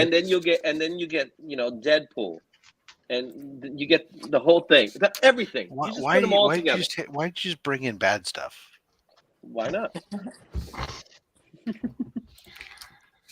Out next week, issue 5, Justice League Godzilla Kong. There you go. Excuse me. Is that the And final then issue? what or is it? We've 6 got of like you? maybe a week or two, and then they're doing that Chris and mine's favorite like DC Vampires crossover or something. It's called DC versus Vampires. yeah, Or, but as it's better known with long-term readers, not deceased. I don't care. I loved it. Close. Because really what we do here, instead of the monkeys all start flinging feces, instead what we have is a underground fight club in this ape town, and it turns out it's that white monkey or whatever, that Monkey Man movie, White whatever. Monkey. Yeah. Yeah, Fight Monkey too. We saw what could be that fight club in the Godzilla Kong trailer in Hollow Earth, where Scar King is just like subjugating all the other great apes. Mm-hmm. That was awesome watching like Kong go down there and just like size him up and go for it. And they start fighting, and then I'm hoping that Kong kind of like gets the better of him, and that's why he wakes up secretive Titan that shoots at him, and he has to put the axe up. I didn't talk to a lot of other people that noticed it, but that wasn't like an atomic breath that was shot. That was ice. Yeah, that's what I was an trying to ice figure out. You think that's what that was? I don't think. Oh, you know that? I'm 1,000% certain. Yeah. The Augusta Book Exchange says, "No, Izzy, you're no longer in charge of the my did generation." Jim, go back and watch the trailer when he puts the axe up and the blast is hitting his axe. There's shards of ice flying off and his arms slowly freezing as well. All right, I'll check it out. He's getting the Mr. Freeze cannon. All right. And not just that. Here is the actual, here's the toy of said ice blast, like shards of ice. Yeah, that makes sense. There you go. He's right. I love the glove, not by the way. revealing yet. The Titan is hidden in the trailer. Like if you know he's there, you're watching for him in the trailer. It shows him twice. And he's also he's an ice Titan responsible for the Earth's ice ages in the past. Like I've got a bunch of backstory to him, but Scar King is able to control him. I love the glove, by the way. I don't care what the Beast Glove, yes sir. Yeah, we've given him some modifications. He starts locking in, and that punch. Wham! Did you notice when you see him like punch Scar King straight in the face in the trailer? Suko, Baby Kong, is riding his chest like in nature when baby monkeys like ride the adults. Suko's riding Kong while he's fighting Scar. I'm like, oh my god! And that's how big he is. Yeah, crazy. It looks awesome.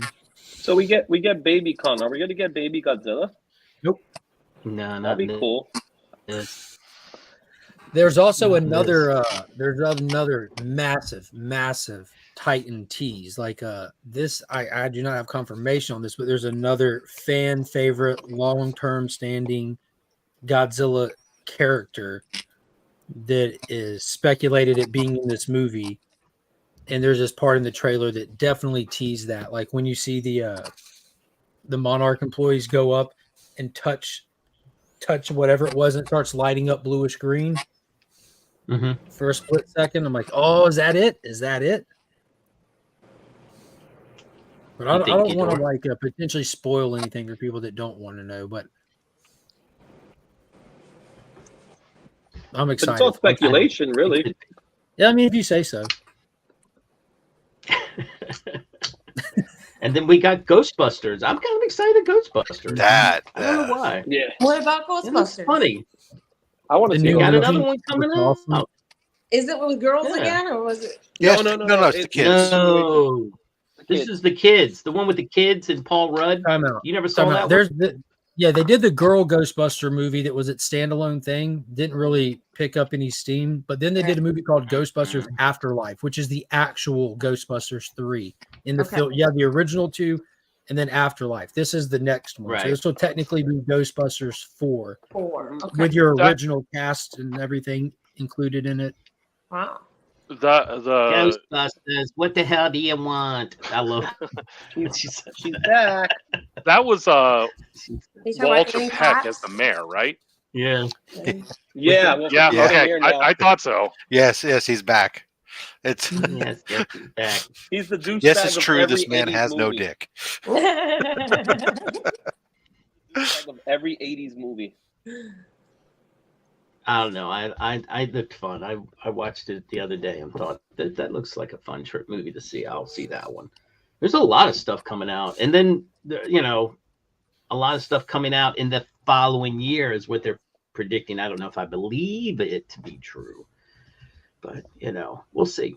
What's happening, dope? Again, I will sit there and say the same thing I said the other day on another channel, and that is when it comes to Marvel timelines and announcements, I will wait until I actually see it hit the theaters before I get too excited, because their history of sticking to timelines is as good as my history of I don't know. Of remembering. Yeah, Of remember not your next buying- line. Not buying Maybe. What's that? Huh? This is why Rob has so many Just graphs. to find a thought. In my That's hilarious. Yeah. Yeah, My Marvel history doesn't of have the dancing best in track heels, it record. doesn't They plan exist. too far ahead, and then when it comes to their Star Wars stuff for Disney, they've actually canceled more projects than they produced. Yeah. Sure.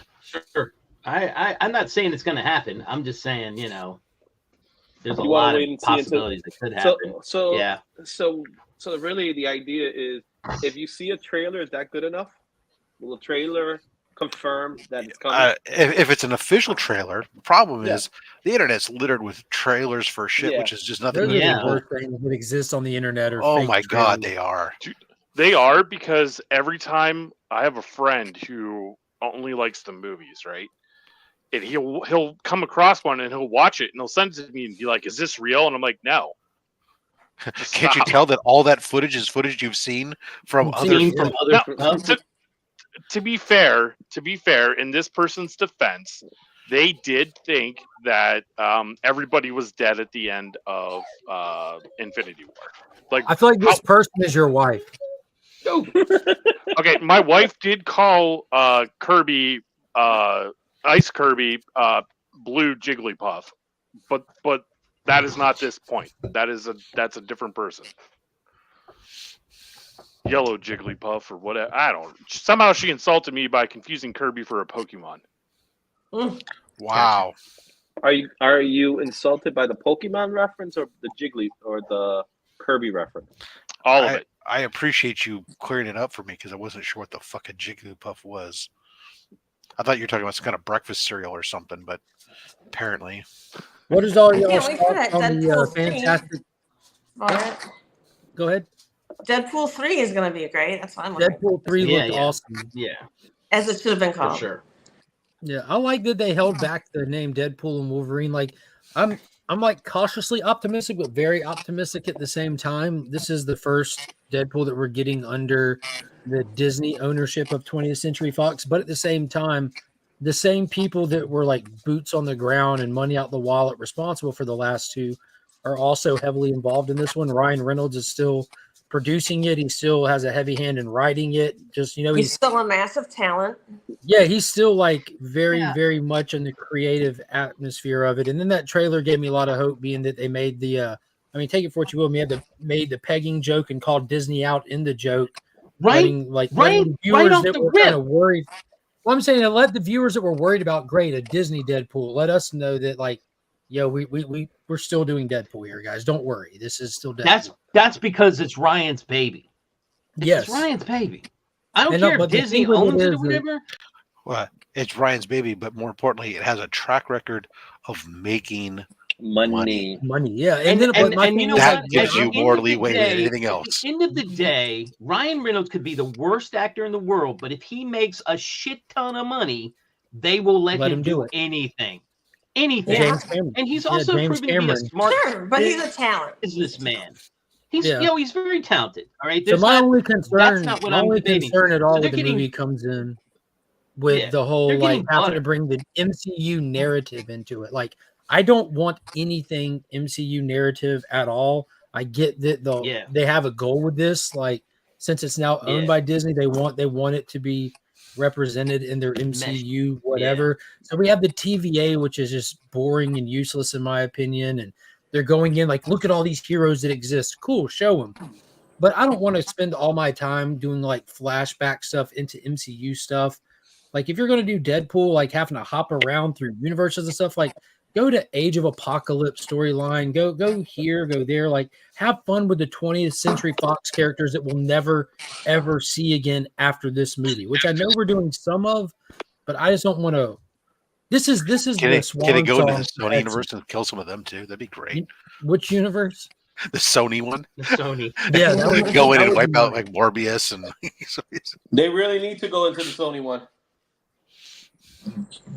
I mean, that's what they're going to end up doing. Is I feel like that's the whole basis of this movie. Is he's just going to jump from one thing to another, right? I mean, he's supposed to be We don't looking know. for a bad. No, we do know. maybe? Yeah. No, we're speculating. No, we're not. We do know.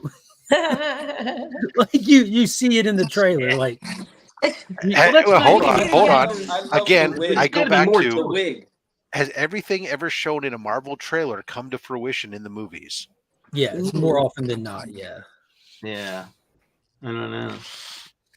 I gotta go, But yeah, guys. we see him in front of the. Thank you for Bye, joining madam. us. In front of the crumbled 20. sun has come up on your which I side. think is Have awesome. a good day. Thank you. Again, guys. I don't want this to be one of those movies that like, oh, if you watch these shows on Disney Plus or like that's just such a. I don't think it will be, bro. I really don't. We have the I don't know, TVA. but I That's don't so think so. alarming to me.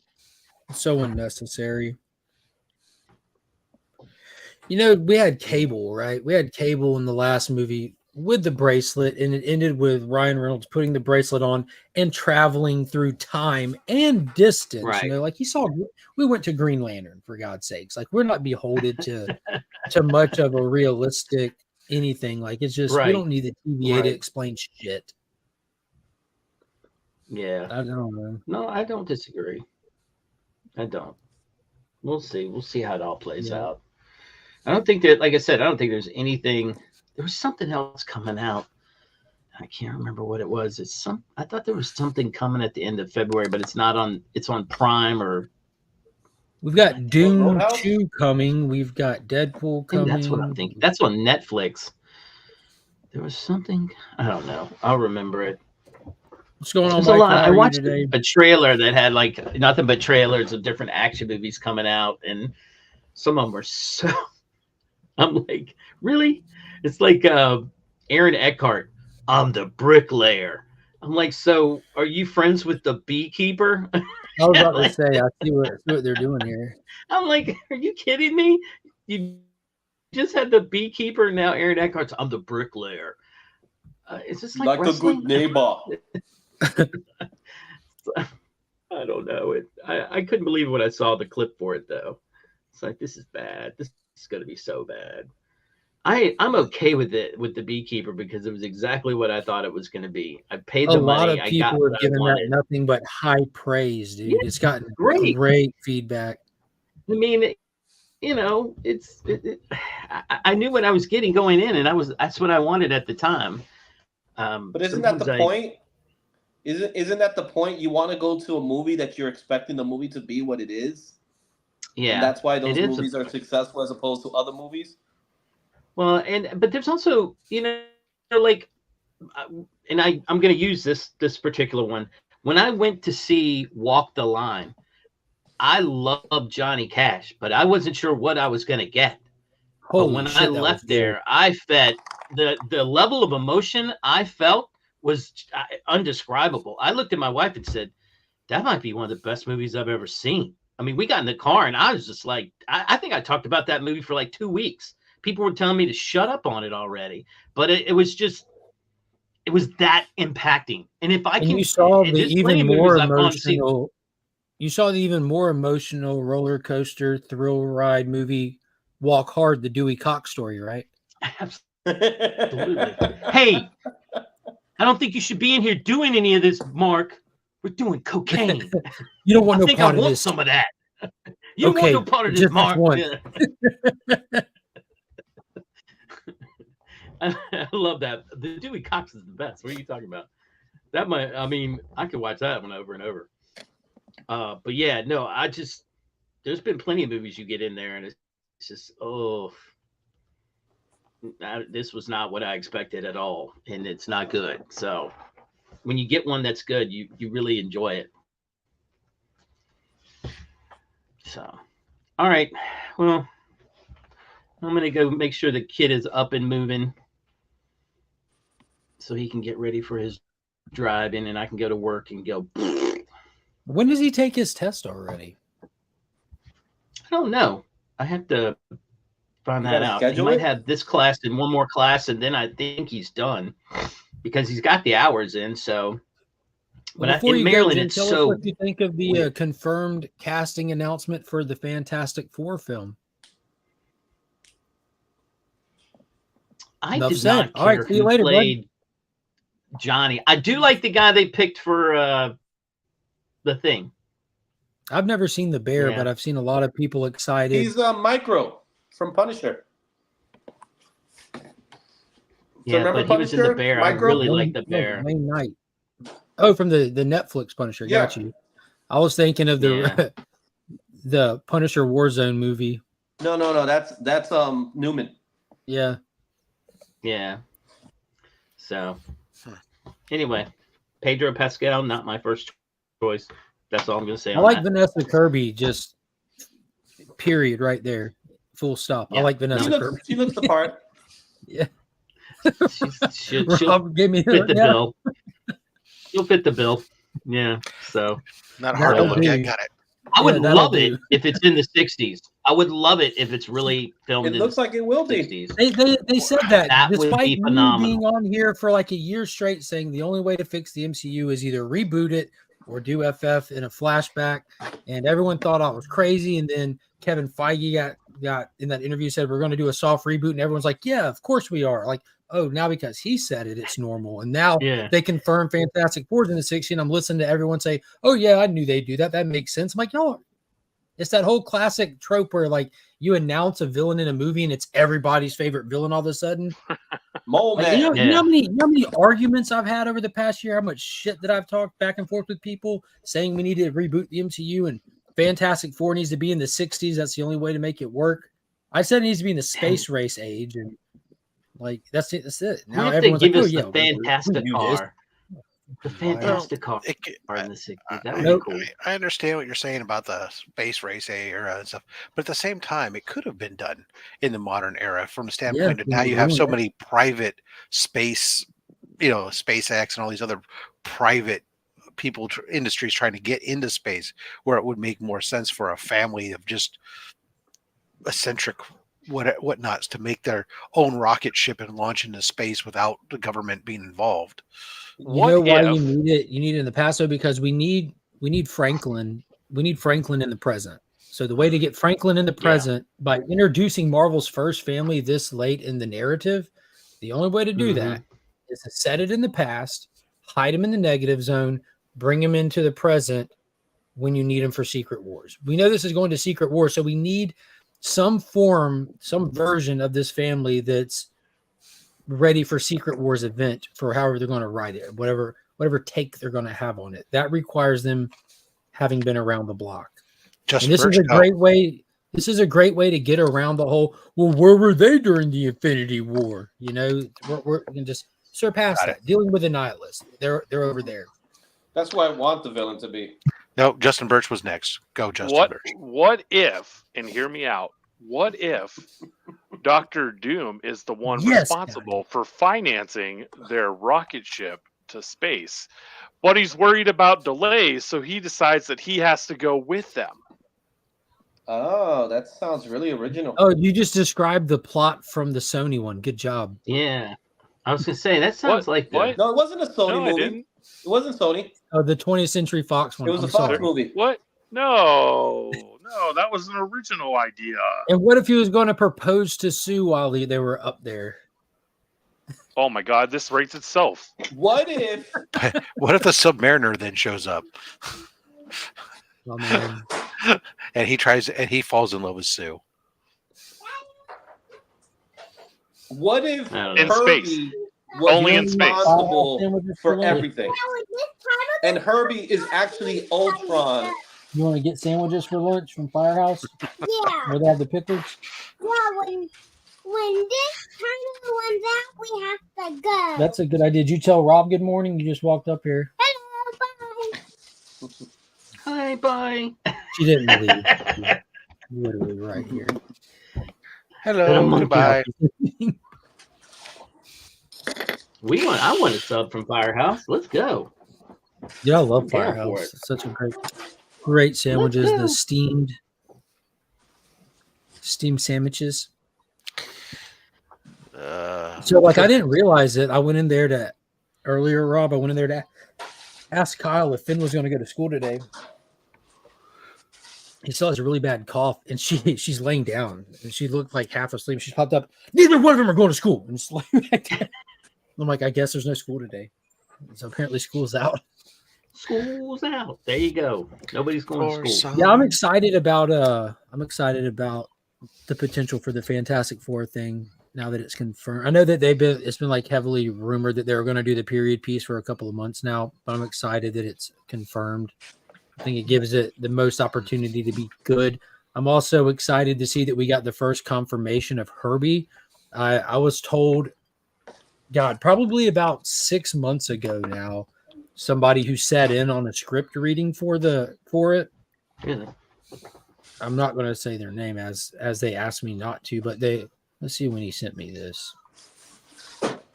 This was back in November 22nd.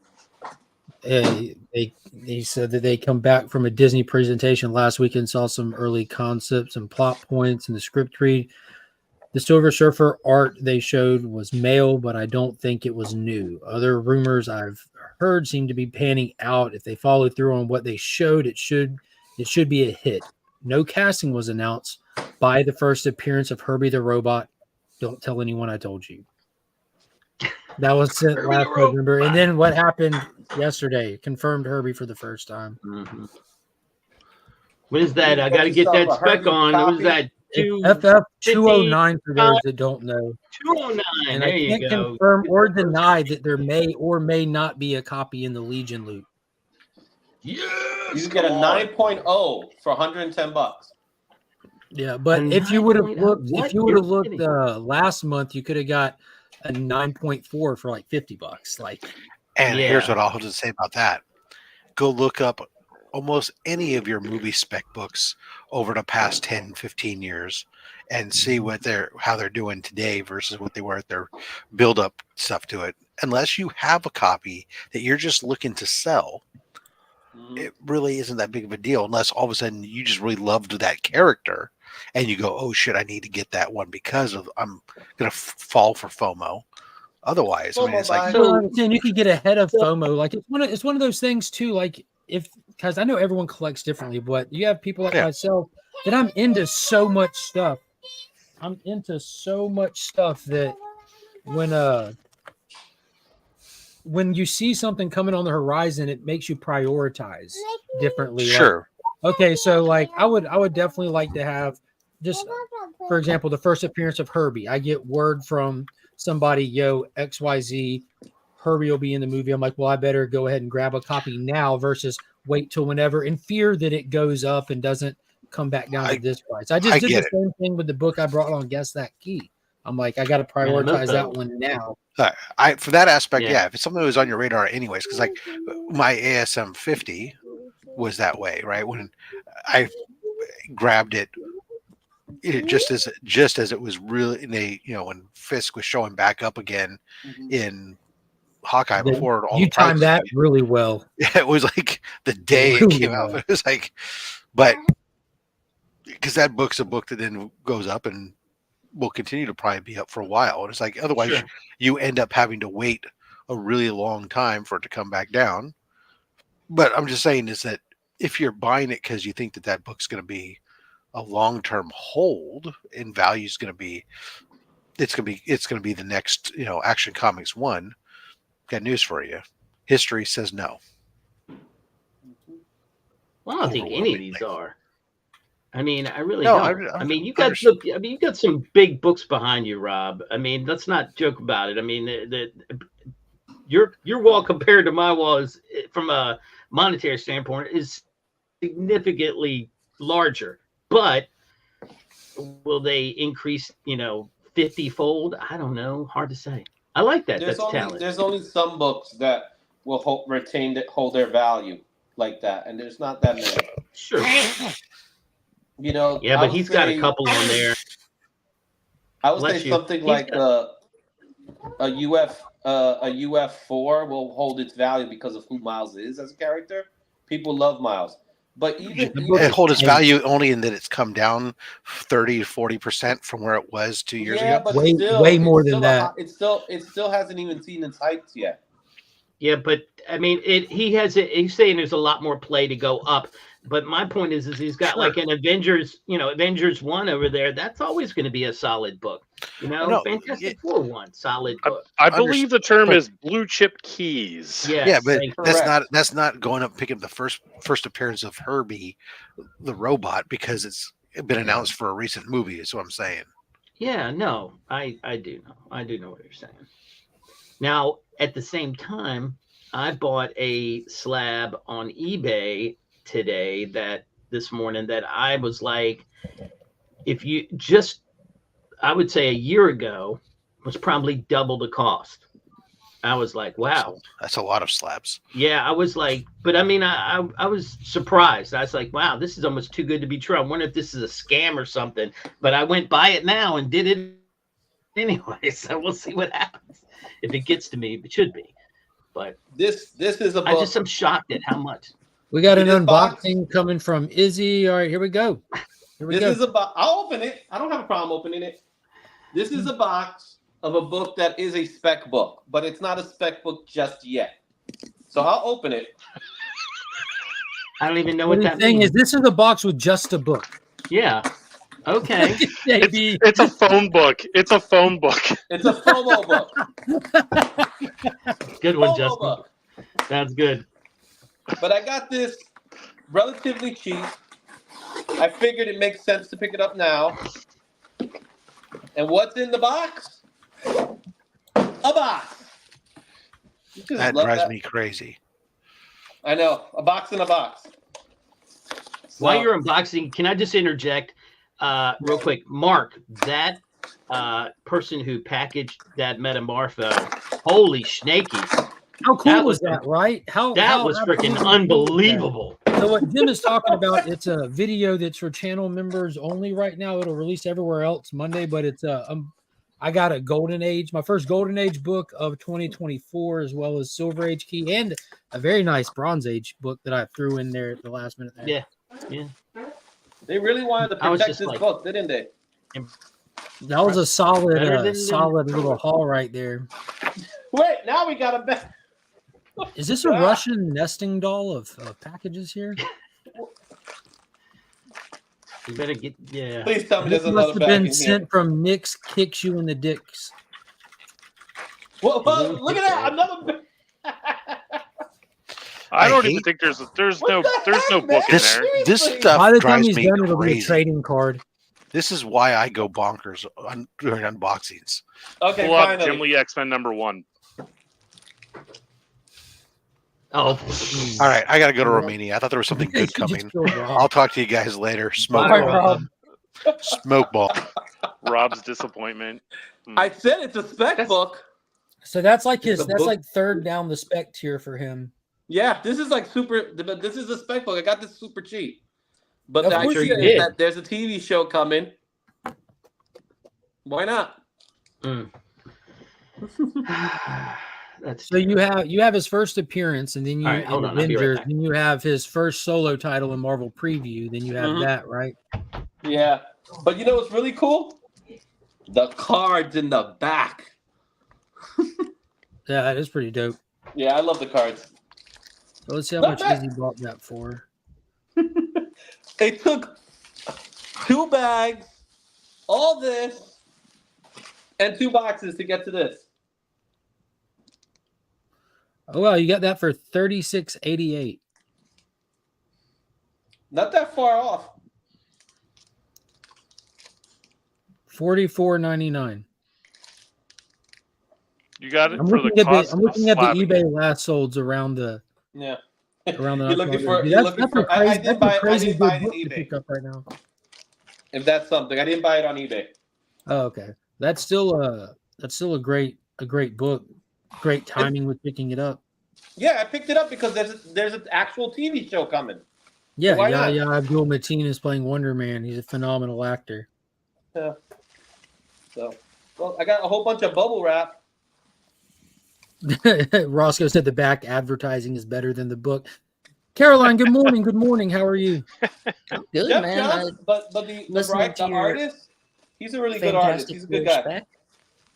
Or not No. spec, just discussion about Yeah. what the movie may or may not be about. And it's exciting. Yeah. I think it's got tons of great potential, the route they're going. It alleviates many potential problems and opens them up to just like, hey, we can have a lot of fun with this. And like you said, like because they are so cosmic and they're traveling, the potentiality for creating a story is going to be the easiest part. Like should be, at least it should be. Yeah. And now that we've kind of got like the Guardians have had their arc, I know that there's still a team. They showed the end of Guardians 3. There's still a team out there, but let's be honest, like no one's going to latch to that team like we did the first team. So just knowing the Guardians are out there is better than showing us those Guardians. So it'd be great to get another cosmic based entity going, and that's Fantastic Four can fill that void. Yeah, they can, among many others. I mean, like if you bring in Fantastic Four, you can also bring in other teams that they've dealt with in terms of cosmic entities, like that protect certain sectors of the universe or cosmos or whatever. The Green Lanterns. Good call. Yeah. So, I mean, you know, it's got a lot of fun. My favorite playground is the Cosmic Playground because it's the most you can do anything really. But I also love Annihilus, Negative Zone, and I wish they would do like an Annihilation run because that's what I love. Annihilation. Yeah, we've got Ronin. We've got we don't have Ronin anymore, but I mean, if that would be a way Did he to get killed? Did the lead guy get killed? yeah, Ronin got killed in the first Guardians movie. We replaced him but with they the don't always lady show- in the new Marvels. We have She Dindar or whatever her name is. Darbin, yeah. And that's not like a road. That's such a shitty character. My mom's, and not just my mom. It's specifically only her womb. I hope They they can don't do rush right Annihilation. into Doom. Yeah, I think they have the components for Annihilation because keep in mind what they don't do. They don't always go, they don't go based on the actual book. They just use it sometimes as just they piecemeal it. They create what they need, and well, to be fair, these days, and that like been saying it forever, and that clip went around the past couple of weeks with all of the showrunners over the last 2 years. They clipped pieces of interviews and put them all side by side. We were instructed not to read the books. We were instructed not to read the books. We were instructed not to read the books. Let's be honest. That's why they've been failing. All the showrunners not only like did not care about these characters going into this project, they didn't know about these characters going into these projects. They were instructed not to familiarize themselves going into these projects. Based on that information, I'm going to tell you a story. I'm going to tell you a story about J.R.R. Tolkien. No, so they did. Never heard of her. Who is Come that? on, Lord of the Rings, the movie with Peter Jackson, they stayed faithful to the original content, and that you're not going to see a trilogy better. It's just earned its place in history. Nobody will argue that who has common sense. Rings of Power?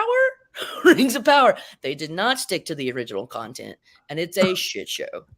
Well, they didn't have permission to even touch anything. They just had to make it up from scratch. And so they're thinking that was a good idea. To the appendices of the Lord of the Rings, which is nothing, which is basically the idiot's form or the short man's form of the Silmarillion. So but I was about to say they didn't have the Silmarillion, and then on top of that, anything in the appendices that directly went into any of those other projects had to avoid as well. They could have mentioned it. All right, Rob, tell us about your migraine. My migraine is called Lord of the Rings. Oh, you don't like Lord of the Rings, bro? Aww. I do not. Oh my gosh! Out of here. With that beard, I would have never guessed that. I am not a any of those fantasy things, every time I started to watch, I don't know. It's You You know fantasy. what? I think you're an evil blue wizard from the east, and you're just. I trying like to my smash wizards it. to carry laser swords and wield mystical powers based on some symbiotic life form inside of them, I guess. I don't A know. man named Jed. Listen here, you emo. Emo. Ah, I messed it up. Emo, and goth sloth. Yeah, That that's is $1 amazing. million children's book right there. We're doing It really is. We're doing it. And Taylor's art would go very well for that, to illustrate that as well too. So I really think you got something. Gary got his Need book, his monster porn. Taylor, you've got your idea now for your very first children's book. Or at the very least, could you make us some T-shirts? You need it. You need And Doug. it. Just have Doug in the back. Yeah. What they're talking about is Gary Baker's brand new novella called Need. And Doug. Oh, Lady F, she's got her slabbed already. Yeah. You see, I read Steve, it. Put this Steve and I picture can in my agree on log. something. So there I you said, go. "This is going. This is my Actually, spec with book." Rob. Every See, we year, know this you is don't my enjoy spec book. quality. It was fun. I got this Dude, I yesterday. love the Lord of the Rings. I love it too, and I love I the don't. I'm not Silmarillion. like all into the books and all that. It's kind of like the Star Wars stuff. Like I'm like big into the films, and Universe, what world films- building.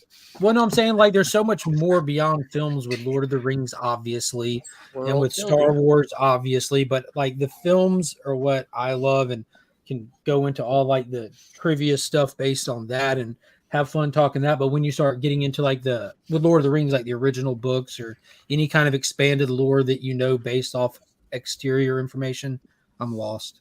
I Hell was no, ready it was for not, books. Steve. Skip it. Don't. I'm not joking, bro. Mandalorian season 3 was a dumpster fire. Here's the thing, Taylor. You don't have to write a full book. It's a kid's book. And so it writes up, here's the concept, right? Because you're emo, and your goth sloth, and how they don't get along because I'm emo, and I'm goth, but at the end they find together a common ground that they both just don't like things, and they get together and realize that your differences aren't what make you aren't what matter, but how your similarities, and then we can all get along. It's a great kids book. I love it. Go with it. You can do it. I feel like that was the plot of Trolls 2 World Tour. It might have been the No, plot of many children's books. And I love the Trolls movies. I'm not going to flex. Like, I absolutely love them. They're kids' movies that I enjoy watching with my kids. The second one, the whole thing, because the first one you meet your trolls, but then you realize in the second one, there's a bunch of different trolls. These trolls like heavy metal, these trolls like soul music, these trolls like pop, and the heavy metal troll leader is going around stealing all the other ones' string. They all have a guitar string that gives them their magic. And when she steals it, it's making them all like metal zombies. And by the end of it, it's like, yo, we don't all need to be the same. We need to realize we're all different. And that's what's so awesome. We celebrate our differences, not pretend we're all the same. I don't know if they'd come together about My Chemical Romance. Maybe it'd be more something like Bauhaus or something. Something good. Sorry. The Greatest Showman isn't a kid's musical, but I get what you're saying. And The Greatest Showman is a 10 out of 10. That's an adult film. The Greatest Showman. So really anyone can watch it, but it's the best kids musical. And the second book can bring in steampunk skunk. Yes. It was their steampunk skunk. This world is getting great. Roscoe, you should work on drawing that right away. Cosplay coon. Wait, no. I'm out. Sorry. Anyways, last night we had Dismay Comics, and he showed us a sloth book where the sloth was no longer a sloth, but he had super speed, and it turned out they like to kill everybody. As a speedster. Yeah. It was. I'm a sloth, but identify as a speedster, so watch out. It was like two of them got, I don't know, superpowers and were speedsters then, and they just go around killing everybody. It's an actual book. I mean, it's a comic book. That was like the Super Pets movie that came out where The Rock was Crypto. Mm-hmm. All the other pets in the pet shop got hit with a meteor pretty much that gave them superpowers. And the old blind turtle got the speedster power. Power. I remember. I saw that. I watched that. That was a fun movie. That was Yeah. a really fun movie. Yeah, I think this is a brilliant idea, Taylor. You should really run with it. We're giving it to you, man. I'm wondering why Roscoe hasn't started drawing these already to send to Taylor for like pictures in the kids' book, like the steampunk skunk, goth sloth. If Taylor's not going to run with it, then Roscoe run with it, man. We want to see this. I just want a T-shirt. That's all I want. Oh, the T-shirts will be available later today on T-Dub's website, I'm sure. Oh my gosh! It'll be the emu asking the goth sloth if he'd like a Winder's wiener. I've got You guys know what fucking academia is like when it comes to getting grant money, fucking federal grant money. I know this is fucking tangential. You have to. They'll tell you you're gonna get money in November, and then they'll say, "Oh shit, short staff, things are crazy," and by the time it's February, they're still fucking around. But anyways, sounds like publishers who owe me money. So, Lady F, they, my wife had to go into a meeting to explain to her boss what had happened 2 years ago when the government picked this group at the base to set the standard rate of what everybody would be their cost would be. And yeah, you can't do that. And she told him you can't do that, that it was going to mess up all, like if you're not selling something and you're in support staff, it's going to mess it all up. The pathology group, her group, and everything. And that's what it's done. They come back to her and said, "You're in the red." And she goes, "I wasn't in the red until you fucked with the rate." Excuse me. And she said, "I need some help. I don't," like, her boss has only been there 6 months, so she didn't know any of this. My wife went in with spreadsheets. She has email. I mean, like, she had a stack of stuff, and she's like, "Wow, you keep everything." She goes, "I'm a statistician. We don't play." fucking have to. So, yeah, I understand what you're saying. They want her to basically lie and increase her hours and say, "Hey, it takes me 16 hours to do this when it really only takes 8. She's like, "I'm not going to." They do that all the time. Just increase the rate, you idiots. It's done all the time. Yeah. If you guys want to hear like really fucked up stories about how the government works or doesn't, that's another show. I hear that every day at my house. Thanks. Make up a story that sounds terrible of what the government might do, and it's probably true. It's probably true. There you it's go. Probably been done to somebody. Yeah. Not us. More times than we can count. Oh yeah. The government. All I hear every single day is stories about this craziness that goes on with the city government and whatnot. Does your wife? That's a good point. People talk about like federal level government all the time when your local city government is way more wild, way more worse. And then on top of that, it actually directly affects your life more than you realize. People don't think about it, but everyone argues over the federal stuff. No, get involved in local politics. Government that's killing you. Because if you saw the people that ran the shit, they're fucking morons. They're and it's really like it's really like that whole thing. Like we need an agriculture company to keep everything in the city clean and cut. Well, it's going to be my brother's company. Like every time. Here's the thing that I've learned through all this and all these years with her being into this thing is that a lot of times it's the government getting in the way of themselves. Yeah. Oftentimes they had good intentions, but those good intentions, the good intentions didn't apply logic and forethought. So it's like a lot of things are based around the concept of we need to be accountable to the people because this is taxpayers' money. Blind intention. And as a result of that, the simple process of getting little things done are extremely difficult and costly because they're trying to prove that you're using the money in an effective manner or you're looking out for the taxpayers' money. It's absolutely insane. Small example of that. The fucking little freedom checks we got during COVID. No, I you can't call them remember. freedom checks. That's Yeah, fine. freedom checks we got. Like, dude, like I didn't get I none of love that it. freedom check.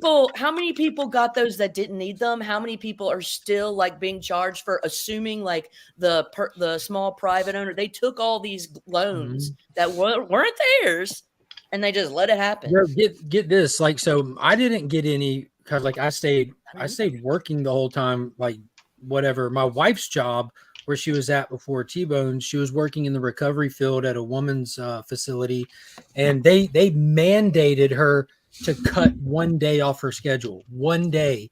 And then they without her permission or any of the staff's permission filled out and turned in all this paperwork, and she started getting a check once a week because she was at a loss for hours from her job, which they didn't need her. Right. Like They didn't need her. They didn't need to take her off, but they took her off to get checks cut to the staff because a lot of the employees there wanted that money, where we were like, yo, we don't want this money because That's we don't need it. business using the government to pay their employees. Yeah, That's Walmart so shit. That's what that was. We That's didn't Walmart shit. need the money in our household, and two, at that time that they were doing that, nobody knew how it was going to get paid back, if they were going to make individual people return it on taxes or what. We didn't know, so we definitely didn't want it. Not know, Yes. like it was crazy. Because they are It was draconian to crazy. people like you and me. The tax system, they'll treat people like you and me like fucking thieves. And then the rich people, oh, well, you let a few 300 million through, wink, wink, nod, nod. Like, that's a write-off.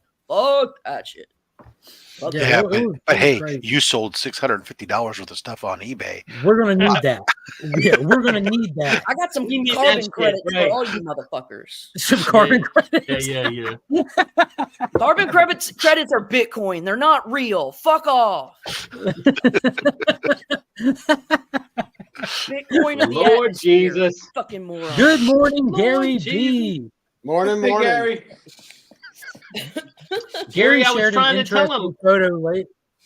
Gary shared an interesting photo yesterday to his social medias for those that know he is a writer, and he finally got his copies of his own book in well after the rest of us did. Congrats. Right, and they're being signed and drawn right there. That's Naman's batch of 10 books with erotic escapades and the need, and I'm working on the second batch of 20 books right now that I got assigned to get What's out. the other book right there? I want that one. Is that one of yours? Yep, it's on Amazon. Chase Boner. There you I'm go. going to get that one now. Where's my Boner. phone? I need an erotic escapade. Now, Yeah, can I you need to. explain the cover art on that one? Is that art or a photo? That's a photo. That was my friend Ashley, and she'd sent me pictures, and I got to choose which one was on the cover. Hell yeah, dude. That's cool. Can you drop her social media for us?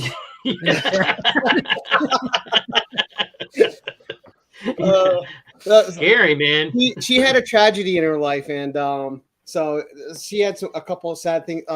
She had a child die, so Oh my God. she kind of, yeah, Off social media. She's got other things to worry about these days. yeah. I It was can't like even a imagine. real freak accident thing that happened to him. Yeah. That's terrible. I hate that, brother. Way to bring us down, Gary. Gonna have to change his nickname to Chase Boner Killer. Yeah, right. Yeah. Chase Boner Fade. And I'm trying So, to make Gary, sure that everyone that's getting a signed copy is also getting little channel stickers and stuff. Right. Gary, I was telling him last night, Dismay Comics showed us, I can't remember the title of the book. Was it called like Sloth Killer? Remember? He showed No. us. It was Slowpokes. emo. It was emo, Slowpokes. emu, and goth sloth. All right. There were slowpokes, Jim. Slow pokes. That's what it was. Slow pokes. Yeah. But the story Good is morning, like a welcome, sloth that gets like super speed. It sounds funny. And then people didn't know that as soon as they get speed, they're actually serial killers, and they just Right. go They're out and apex murder. predators. Yeah. They want to kill everybody. It was just speed keeping them, being slow kept them behind. Yeah. So That's the they same get with on, me. They get on speed and want to go on a mass killing spree. That sounds about I'd be right. an apex predator too Yeah. if I had any fun. I got to They sign call them off. bath salts in Florida, though. Yeah, that's true. I got Paul and Pops next. Flash Ray Video wants to know, how does he order a signed copy? Gary's So got nothing. these ones that are going out, Naman ordered them and had them sent directly to me, yeah. and I'm mailing them back out to Naman. But a signed copy. I know where Norman lives. I'll go get him. I would Virginia. say because it costs me.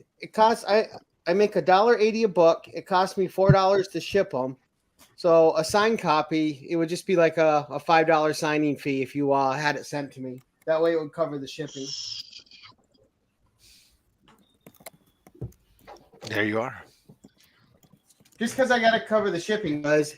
The shipping just takes away the whole profit of the book. Indeed. So just give him $10 for his signature. But yeah, I'm gonna when I'm sending one to Pops here, I'm gonna include one for his son who's kind of okay sometimes. He's not listening. He's talking to his kids later on. Yeah, he's talking to his wife who is off from work today. Are you gonna bring a change of plans? He's gonna give a book to you. I'm gonna send you a signed copy when I send one to Pops. Okay, appreciate it, man. And no, all mine came in uniform, Mark. Nice. But were they written in cuneiform? They were not. They were written in Times New Roman 14. Oh, you can't do that in Caroline, science. check It's this gotta one be out. Helvetic Justin Joe. Birch will be telling that joke for all day. I love No, that I one, won't. Jim. No, okay. No, fair I enough. won't. Yeah. Oh, I don't know the where my dog's new up. I ones have to went. go with the dog out. I'll be right back. Oh, here's my new one. This is where he's fighting Shang-Chi. Hell yeah. Nice. I haven't looked. I That's haven't John- opened this one yet. That's I John opened Byrne, this one. right? I opened no? this one last night. I haven't opened this one. I don't think John Byrne did the. I mean, these are the big magazines. He did the big magazine I don't one. think John Byrne did any. He didn't do like These Hulk. are not, yeah, he didn't do any of this. This is but this has got a great white tiger story in it in the back. So that's kind of why I bought it. Show you one of my favorite. Oh, Ron Wilson. Ron Wilson, Sony Trinidad, Rudy Love a good Messina, Sentinel and cover. Pete. It's a Bill Yeah, Ron Matlow Wilson, story. My favorite Bill thing. Matlow story. Yeah, Ron Okay. Wilson. Yeah, he did. I like how they like shade in the pecs right here. Like they're just, there's a little bit of peckage right there that show the abs and the show the ab muscles. See how I did that right there? Oh yeah, you want to hit it. You know he's got something there. Yeah. But this is like really like they go after him. They're trying to kill. I mean, it's like I don't know. But This one's from looks Tony. cool. I like that. Can't wait These to are all read it. ones that I rebagged last night, and I had to get them into Mylar. Doctor Strange 14 with Dracula. And then my Dracula. Avengers. One Hundo, Barry Windsor Smith. The interiors on this are fucking epic. Highly suggest. There's a midget in the room. There's a midget in the room. It's probably me. Yeah. So No, watch in your- this room. Here. Oh, You say it so language. Earmuffs. super Yes. epic. Flipping Reverse epic. earmuffs. Yeah. Yeah, I did that by accident. It slipped. Language. Sorry. Got your little Elric. Yeah, that's awesome. Ooh, nice. Michael Moorcock character. Dr. Acula.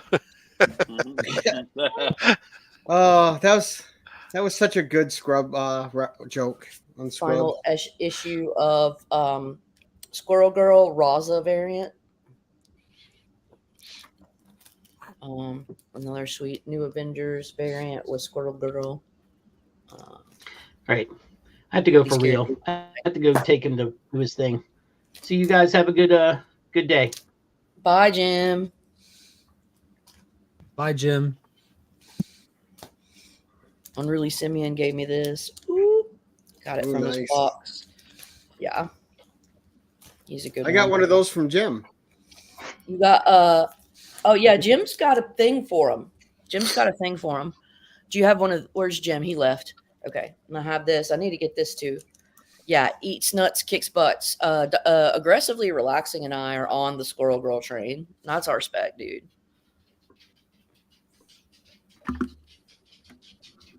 Doreen Green. Is he related to Dorian Gray? No. No. Are you drawing, Izzy? That's what he's doing. That's why he's got that goofy look on his face. Just kidding. That's just normal. Oh, okay. True story. What do you got planned today, Gary? Well, it's snowing like crazy here. It's nasty outside. I just went and did the grocery shopping. I got food for the next couple of days for me and the kid. So I'm going to try to get all the books I need to signed today. Then I'm going to try to go out tomorrow morning and mail them out. I said, you just get home from work, or? No. I drop my kid off at school at 7, and then I usually do the grocery shopping and anything I got to take care of. I take care of in the morning on Friday mornings. Right. Okay. Yes, you don't have to. Like I just got back in. Do you do the switching back to work? You switch back on the weekends to being up during the daytime, and then. Well, yeah, Friday and Saturday I'm off, so I'm at work Sunday morning at 6. I work till 2 in the afternoon, then I go back in for midnight. Then it's midnight to 8 in the morning, Monday, Tuesday, Wednesday, Thursday. Ugh. So when I go in Mondays, I'm pretty loopy because so I end up working twice on Sunday. So I remember doing a graveyard shift like that, and I always remember. And my kids were young and stuff, and always like trying to decide when I would come home, and I was trying to flip onto the day schedule during the weekends so I could spend time with them. Do I try to sleep, or do I stay or do I stay up and do really long so I'd be up during the day, and then like so I'd be really tired and fall asleep then at night when I would normally be awake, and it was always worse as you get older. Oh, thank God I didn't do that more than 8 months. What's good with me is since I was a teenager, I've always ran in like 3.5, 4 hours of sleep, so I don't need a lot to go. Mm-hmm. So that helps me. But so there's been studies on this, on like circadian rhythm and sleep needs for males versus females. Men tend to need an hour or so less than females. Yeah, our bodies aren't as complicated as yours. If you compare me and my wife, it's actually an 8-hour difference. Oh yeah, is that what you? I mean, 8 hours. Leave it the lady fantastic to frickin' bring science into our stupid conversation. I got some science for you. And your facts and everything else. Piggy Shack. Sleep information is some of the most unknown science we have, though. It's really interesting and fun. I'm always fascinated by the analytics I get from my bed. From your bed? No, you have a sleep number bed, and it has a lot of sensors in it. And there's an app on your phone, and it tells you things like not only how many hours you were in bed, but whether you were restful sleeping or moving around, what your breathing rate was, what your heart rate was, and my watch does the same thing. Yeah, but I don't have to wear a watch to bed. I just because I don't care what any of that data is. It's fine. It's I fine. take a nap in the daytime or something. So you wake up every morning and put your watch on, and it says, "Oh, thank God you're alive." Basically, well, yeah, because basically, Martin, there's nothing we can do about it anyway. So why bother? Yeah, you're asleep. If you're an individual that's interested in data, then you can influence the data over time with small changes. Nah, yeah, the data will kill me. Data will tell me I should have been dead years ago. No, my doctor's been telling me that. So what if you got data that informed you of your current condition, which because of that data has allowed you to live longer? Oh my fucking God. That's what I go to a doctor every 3 months. The data tells me I could live longer by eating better, but I choose not to. Avoiding doctors, sad to say. I don't. That's right. Crazy. The doctor can't give me bad news if I don't go see him. I stopped avoid free radicals, not doctors. Look, I stopped trusting doctors when indefinite, like almost completely when I see vets prescribing Prozac to dogs. Like, first off, SSRI meds don't work. That's clinically proven by Johns Hopkins that it doesn't work any more than placebos. Why are you yelling at me, homegirl? It's got to be a more specific than that. So it's not more effective in treating what, like depression or PTSD. Well, that's what they're meant for. That's in some cases what you say is true, but it's got to be qualified. The vast, like their intended purpose is to treat depression, and it goes beyond that in other areas for other things. And it's not more effective than placebo in that case. Yeah, now watch this. So, like, per Johns Hopkins, like SSRI medicines work 50% of the time, and out of that 50% of the time, only 60% of the ones that said it affect them said it improved them. The other 40% said, yeah, it affected me, but it didn't improve me. So it's a placebo. Like that's Sex Panther cologne. It works 100% of the time. Yeah. 60% So of the it's time. 100% proven that every time. you can't fix depression with medicines. That all it does is it's meant to numb your brain so that you're not feeling the emotion. The emotion is there. The chemical problem is there, but they're nullifying it. So There's John a little Hopkins, more nuance. of course there is, but we're not like sitting here breaking down everything. That's what the abstract of their paper would tell you. And now if you get into like how it transfers over to dogs, which this is the crazy part to me. This person prescribed Prozac to a dog for the simple fact of shaving the edge off of their anxiety. I'm like, well, why would you use a placebo effect medicine to do that when there's actual dog medicine to do that? And that just reminded me what I heard from a professional that pointed this out in this thing. He's like, you got to remember that doctors are doctors, but they're also in a business. It's their job to run a business. So if their business practice and strategy has been to do X, Y, or Z, they get to a point where they're on autopilot, just following their business practice. It's not like when they graduate from school, they're like, let me go back every year and update on all the new information. So a lot of them can be operating from bad data, old data, and they don't know that they are, and they're just running their business. Here, we can read it out loud. There we go.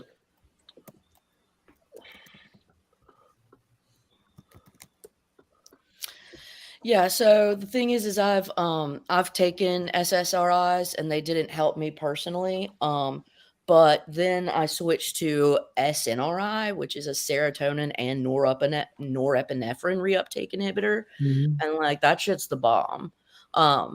Like it just depends. Everybody's biochemistry is different, but I would definitely agree with you that like the first generation, I think, for modern people like us were SSR, like a Prozac generation, but we found that that's not particularly an effective drug, the efficacy of which is, like you said, maybe half, maybe, but Yeah, super not saying it doesn't work for you, Tate. Like I said, 50% of the time, and again, this isn't my take, as I stated, per John Hopkins, who did the study and the detail on it, and also 15 years. It would also point out like the long-term side effects of taking any hard medicine for a long time. It can be dangerous. I'm very careful and selective about like what kind of information that I hear from any doctor or anything. I think it's important these days when you hear information even from a professional to make sure that you hear it from a couple of them. Like don't just take one's word for it. See what works best for you. And as you pointed out, everyone's biochemistry is different. Mm-hmm. Because of that, it's just a case-by-case scenario. And honestly, like if you know family members that have tried something, T-dubs? You should check what your family has worked with and what hasn't with, because you guys have the same genetics, but even within the same like family, you can have difference in sensitivities and things like that. Like biochemistry is not it's not one fits all. No.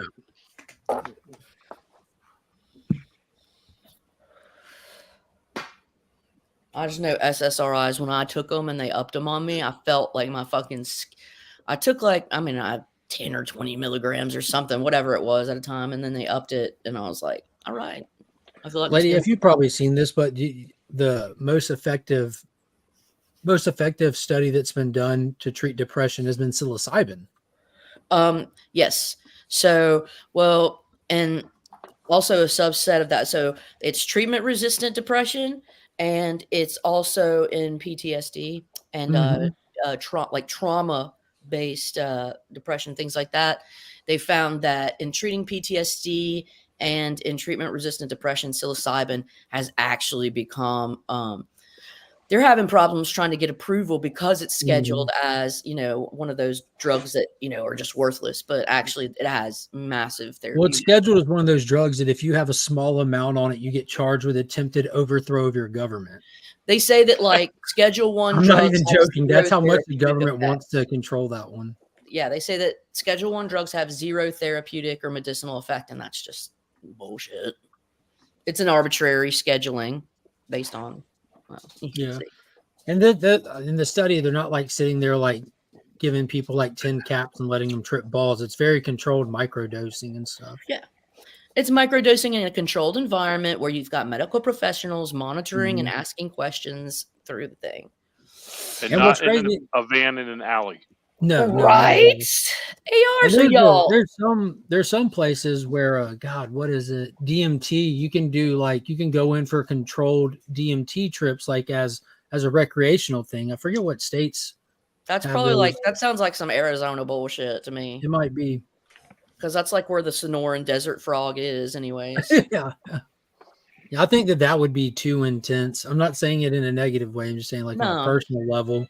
But like tribes had used that shit for like you're lights and shit. Like, do you want to microdose psilocybin and see if you feel better, or do you want to go meet your maker with this DMT trip? Like that would be intense. Oh no, you're good, Tate. You're good. Yeah, it's definitely. I appreciate you sharing. It takes a lot of guts to be open about this stuff, and I'm glad that I'm seeing it slowly not be as stigma related. Yeah, because it's just like, if you weren't making enough insulin, like Gary, you would take some sort of supplement. Why are you calling Gary out like that? Well, I got the diabetes. Gary legit makes enough insulin. I buy my insulin. If you weren't making enough testosterone, like Mark, you would take testosterone supplements. No, I'm just fucking with you. But it's just like anything, So you shouldn't, deny your brain like the fucking neurotransmitters if it's dysregulated. It just is what it is. It's an organ, just like your fucking kidneys. Oregon's right north of us. You're a funny man. Look. I know, but looks aren't everything. Yeah. Meow, meow, meow. So, Tate, I am working on a couple of them, so I'm not sure which one's yours. So, refresh my memory which one is yours, and I'll tell you if I'm working on it now. Monkey just made me look at how proud she was of her number 2. Sometimes you gotta be like, I've definitely shared pictures of my turds with my family. I would be surprised if that came out of a grown-up. Yeah, so that's what I do. It's like, can you believe this came out of my body? Like I created them or something. It was in there. It takes great restraint not to show some of those sometimes. What are you working on now, Izzy? A project that I've shared with some of you. Enough said. Izzy's working on a secretive project that he shared with some of you. The others will have to wait to find out. The others will have to wait, yeah. Speaking of which, JB, what are you working on? A secret project I'm working on a 100-page graphic novel. Emu and Goth Sloth? About 2 friends, one being a sloth and one being an emu. Nice. There may be a yacht in this image. So I'm going to send it to you, JB. I'm writing alien erotica because I was inspired by Gary. Just kidding. What if instead you stuck in your lane and you wrote some troll and dwarf like Middle Earth erotica? Stuck in my lane, you little bastard. Ooh, he just painted you in a box. I know. Don't you put this one in a box? I can't do it better than Tolkien did it. Like, why would I even try? There's nothing that I can bring to the table that man hasn't already. I like how high up on a pedestal Tolkien fans hold him. I think he belongs there, but I love how much they respect, defend, and hold him up there. Are we clear right now, Mark? When plebs like George R. Martin are we clear of the young ones? Yes, the young ones are in the back admiring a turd. So you could do Lord of the Cock Rings, and you could boom. That's the name of a group that we have. Is it really?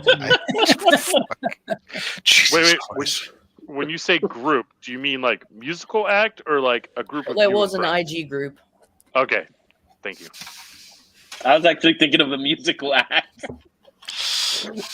Yeah, I mean, cock rings are interesting, but they just don't have the evil malice.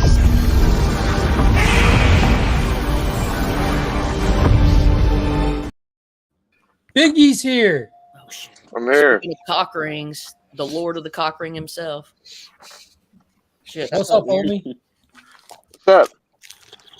Not much. Listen to Lady Fantastic tell us about her Lord of the Rings fan group on Instagram called Lord of the Cock Rings. No, it was a Mario Kart group, and I'm not even in there anymore. I love that it's a Mario Kart group. That's awesome.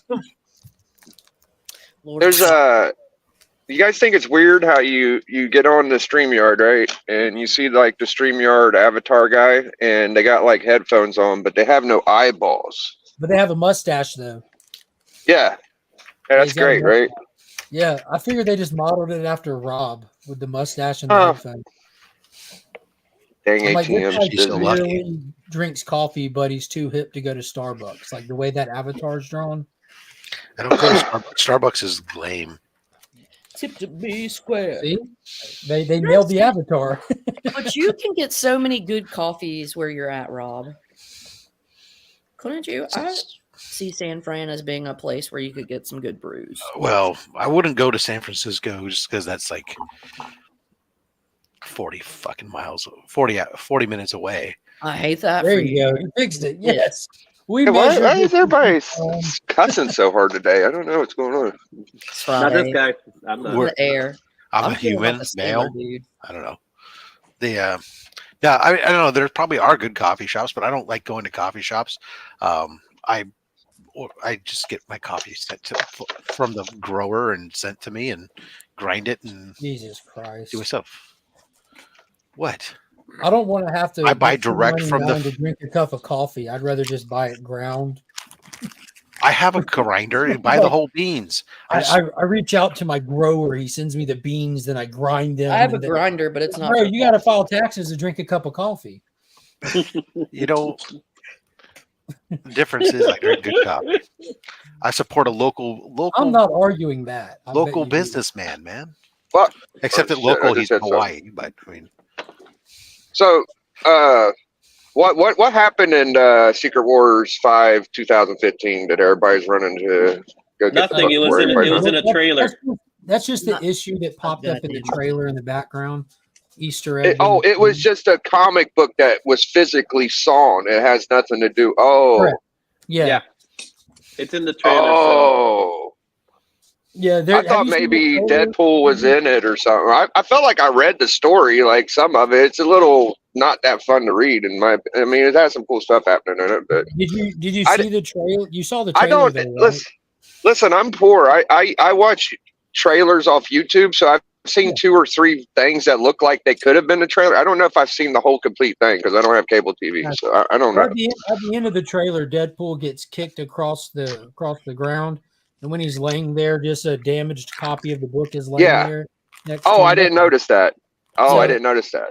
Yeah, that's where it is, and because we all know like Secret Wars is announced, and that's where they're heading with the MCU. That's just, and it's Deadpool, so we break the fourth wall, so they got it in there, which is cool. It's really cool that it's in there. I don't know how many times I've already rated my LCS for my Secret Wars in my antique shop, so I'm pretty sure I got them all. I think they're all gone. Nice. So, like, I'm gonna talk about like why Tolkien people hold him in esteem is because Rob would appreciate if you did. shut the fuck up, Rob. I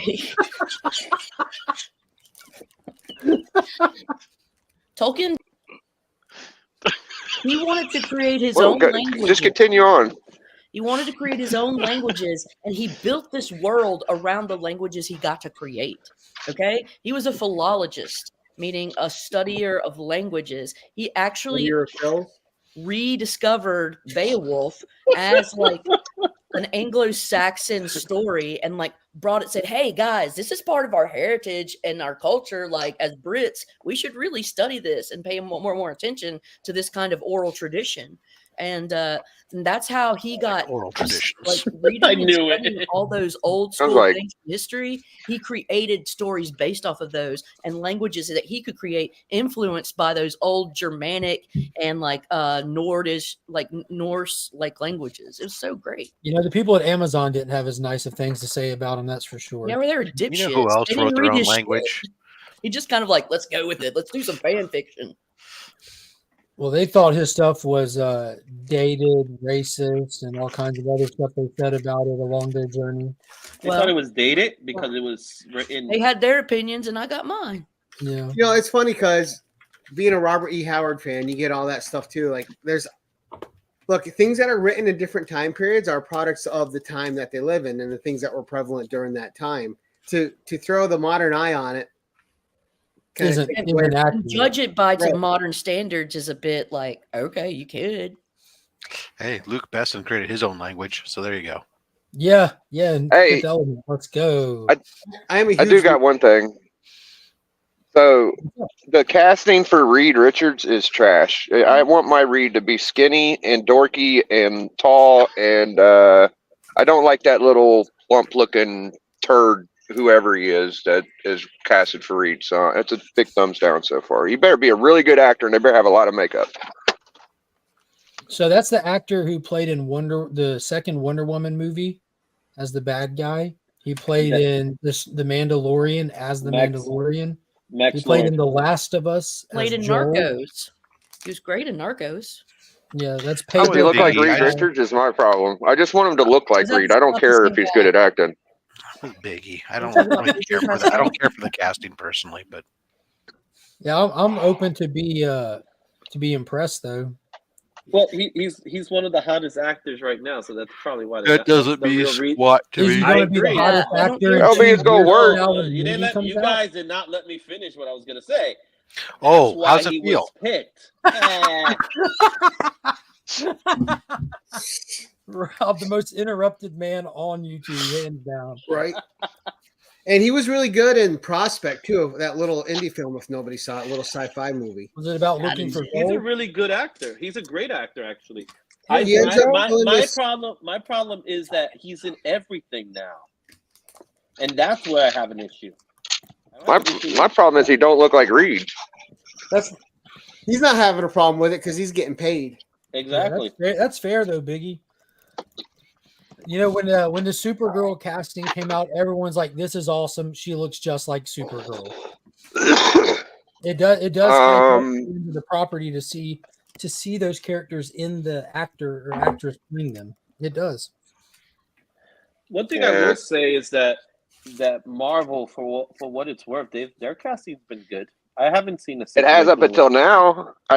I'm starting to wonder about their casting with that Reed. I mean, even in the stupid Doctor Strange Reed version is better than this one. I mean, what the That heck was is a going fan- on? That was a fan casting situation. But it was awesome too. Yeah. I was Sleepy hoping to Joe see comes him. in clutch with Seth Rogen as Galactus. Let's go. We have I think we have who do they Could was it you see Javier Diet Bardem? Galactus No, it doing was- Seth Rogen's laugh over a planet? Taking a hit, smoking a joint. Yeah, you can always remind everybody that Michael Keaton was mocked for being cast as Batman. Yep. Heath Ledger was mocked for being cast as the Joker, and both of those have set standards that have been hard to beat. Well, My view is any capable actor can play any role. Oh, I said Reed has a distinct look. We're talking Batman, and I'm sorry, Rob, I didn't hear you start. Go ahead, brother. all I said was I just not excited about the casting is all. Yeah. Me either. Yeah. But that leaves more room to be impressed sometimes too. You know, if they bring something to the table and knock it out of the park, that's great because then we all get to be like, hell yeah, didn't see that coming. I didn't really see him as Joel, and I thought he nailed it. He did. I didn't know We'll he see. could do it. I'll give him. In that I'll give him a 10% chance. There I'll give him a 10% chance. If you buy the ticket, then you give him more. I love Fantastic Four. I think that we need Fantastic Four. I just don't want a crap. I was really banking on and hoping that we got a nerdy looking Reed Richards, and we didn't get it. We got this weird derpy freaking dude. He look, the pictures, he looks like a schmo. That he could be like Pip the Troll, maybe. Give him Pip.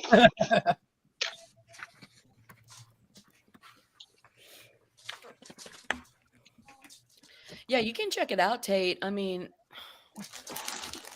something like I'm going to continue to watch it because it's about the property that I love so much, even though it's like it hurts me. Just like I'll watch new X-Men movies, though they might hurt me. I can't do that with X-Men books anymore. I'm just like, because I've been hurt too much. It's fun when I hear Lady Fantastic talk like me, but about the stuff that she holds closer. It gets hurt. You get hurt. And it's just like, I love you guys so much. I can't do this anymore because you've ruined yourself. That's why I refuse to watch Thor Love and Thunder. That's why I'm not going to the theaters to financially support the Disney MCU stuff anymore, because I, with my personal feelings toward these characters, feel they've bastardized them so much and just have no care and consideration for them that I don't want to. I'll see it when I see it on my terms without supporting it, so that they don't get the impression that, oh, people like this, let me do more of it. Yeah. Oh, I reviewed every episode of the Rings of Power because, and you'll see me if you watch those reviews. I say good things the whole time until the last episode, because I keep the promise and the hope that they can still turn this around. They can still turn this around, and by the end, I'm like, this was bullshit. So, well, tonight on Collector Club, I'm giving away a couple slabs, and we're going to have Steppo, Alan, Ricky from All of the Words, and Big B McFly, Bleecker Street. It's going to be a packed house, guys. So I'm really glad I have.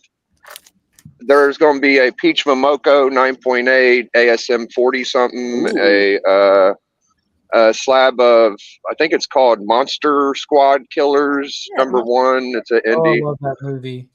Yeah, same here. Yeah. They're both 9.8s, but 9 p.m. same time as the mix. So come watch us. The mix sucks. The mix sucks, but in the mix completely just. In the mix is the great show, but the mix is horrible. Gotcha. Yeah, don't watch the mix. It's like in the mix if you ordered it from Wish.com.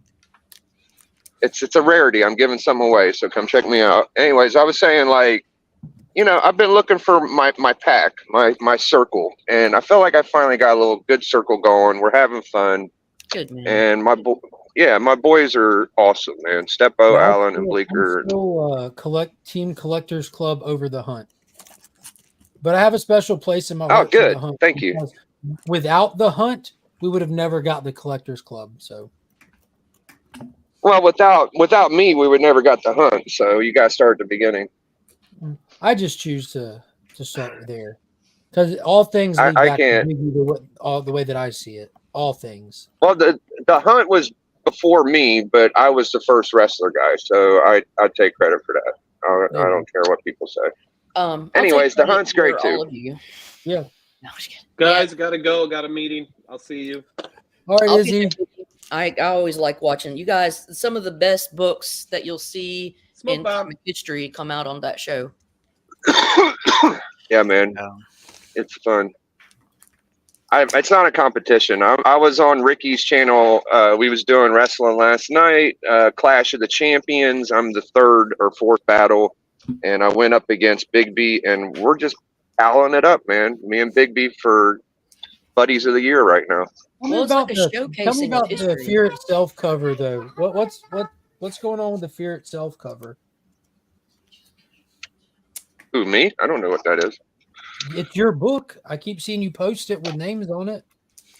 Fear Itself. Oh, that's the championship, collector championship book. Oh, that's what you're talking about. Yeah.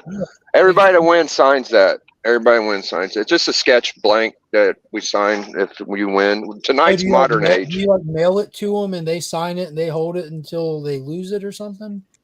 No, I just sign it.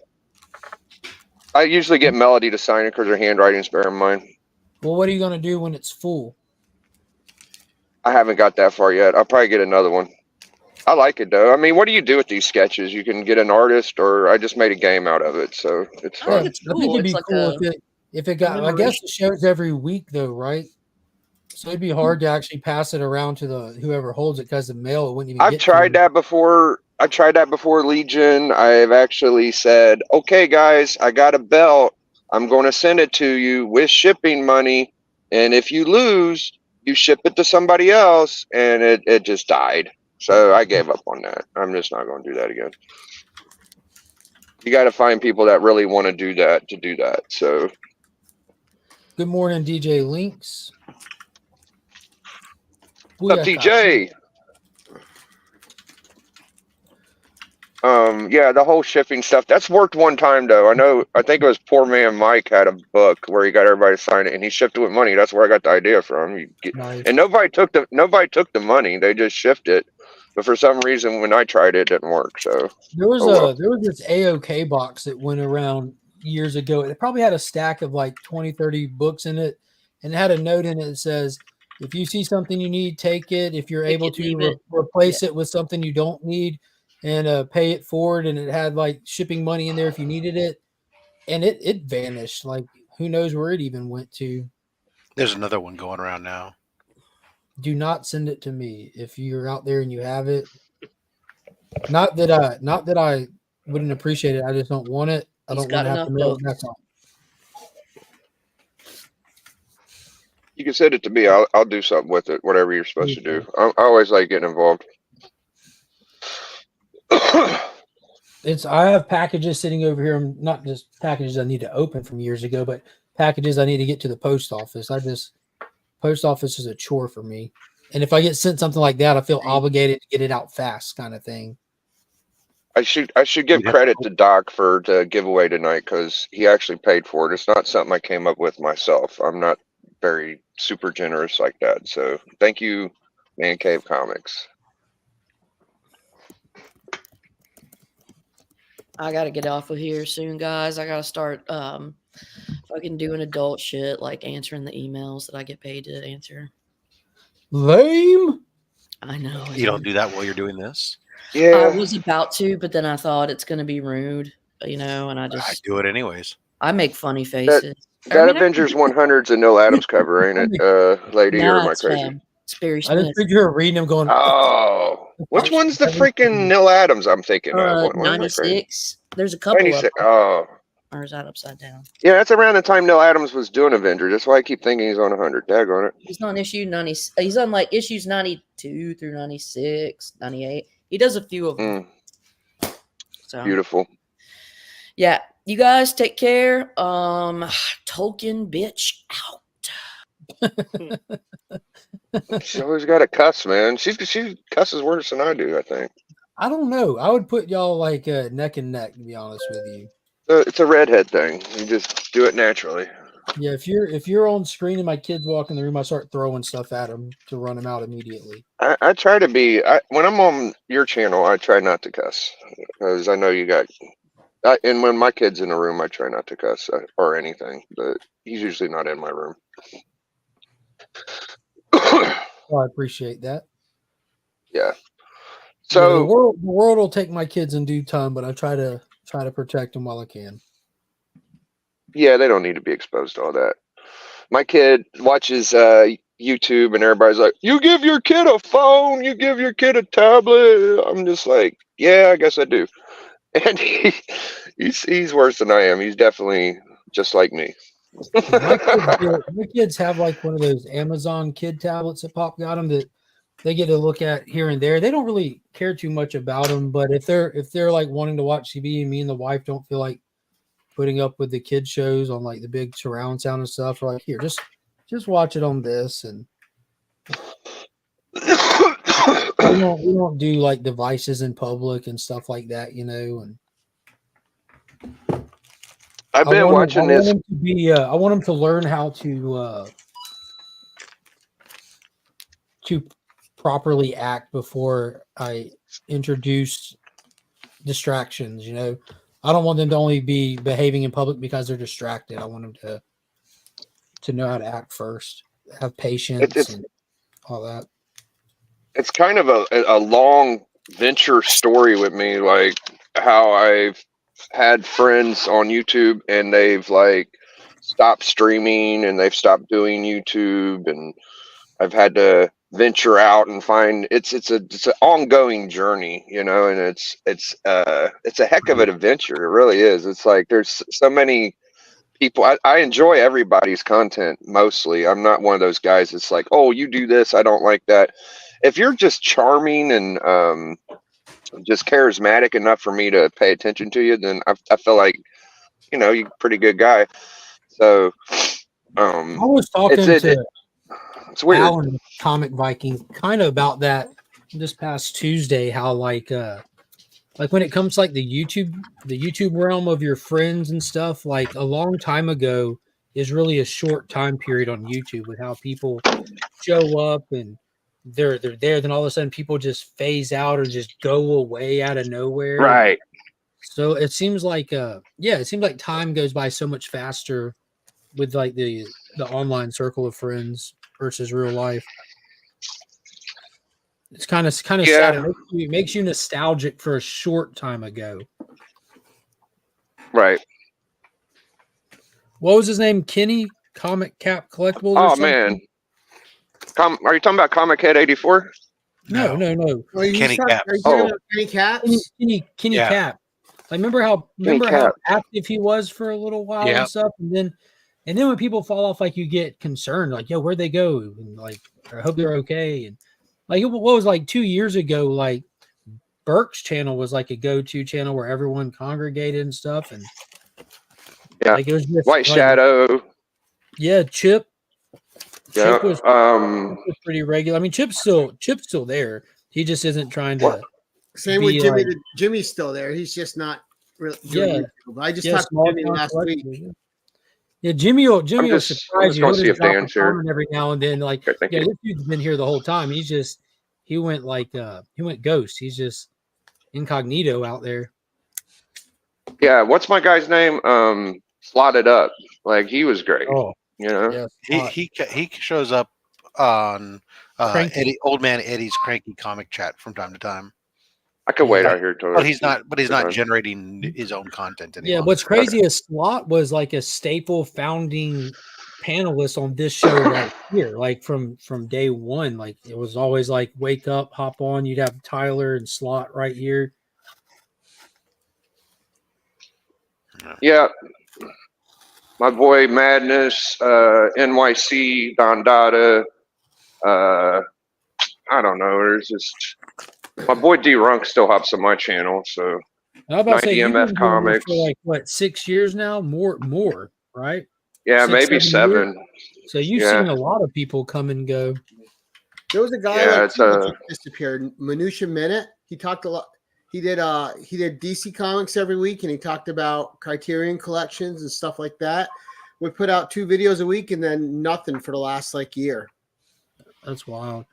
Yeah, DJ Jimmy is always watching. You know what's crazy is like for me being such a DC fan, I don't find other people that are like me very often. You know what I mean? You think like the algorithm would take me to the DC kind of thing, but the algorithm definitely doesn't. It makes me, and that reminds me, like when I'm putting out like specific DC content once a week, like on schedule. And it's not like the other DC fans aren't really finding it simply. I mean, the new DC day every week live stream, get like 40, 50 people watching every single Tuesday in the middle of the day. Stream gets over 100 and something views on every time. And and I don't have like these people looking for DC content finding it. It's all just it's odd. It's like what I like, and I don't know if you get the same thing, right? Is I get my own videos suggested to me. Hey, watch this. Yeah. Like I made it. I know it's there. I don't need you to suggest it to me. Why would you suggest someone's own video to them? That should be a part of the algorithm that doesn't happen.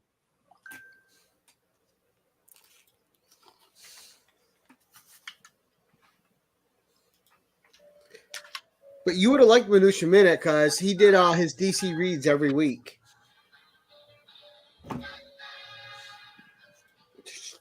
Oh, I'm gonna have Batman stuck in my head now. It's Rob. So I didn't know Caroline dropped out. Yeah, she had to go answer emails. I'm waiting for about 3 or 4 weeks, and I'll get some tax money, and I think I'll be able to get my 181. So it's coming. I just am waiting. So, Mark, everyone that's getting a book signed that is going out, it's coming bagged and boarded in a Gemini mailer. So it's protected. Nice. Just in case anyone's watching and they want to know. So you're just piggybacking that to Pops? Yeah, you and him are going to be in the same one. I figured it'll save me shipping costs to combine both of you. Makes sense.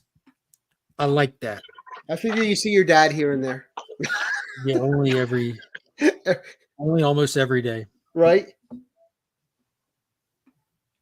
I think your dad is awesome, man. I would love to talk to him.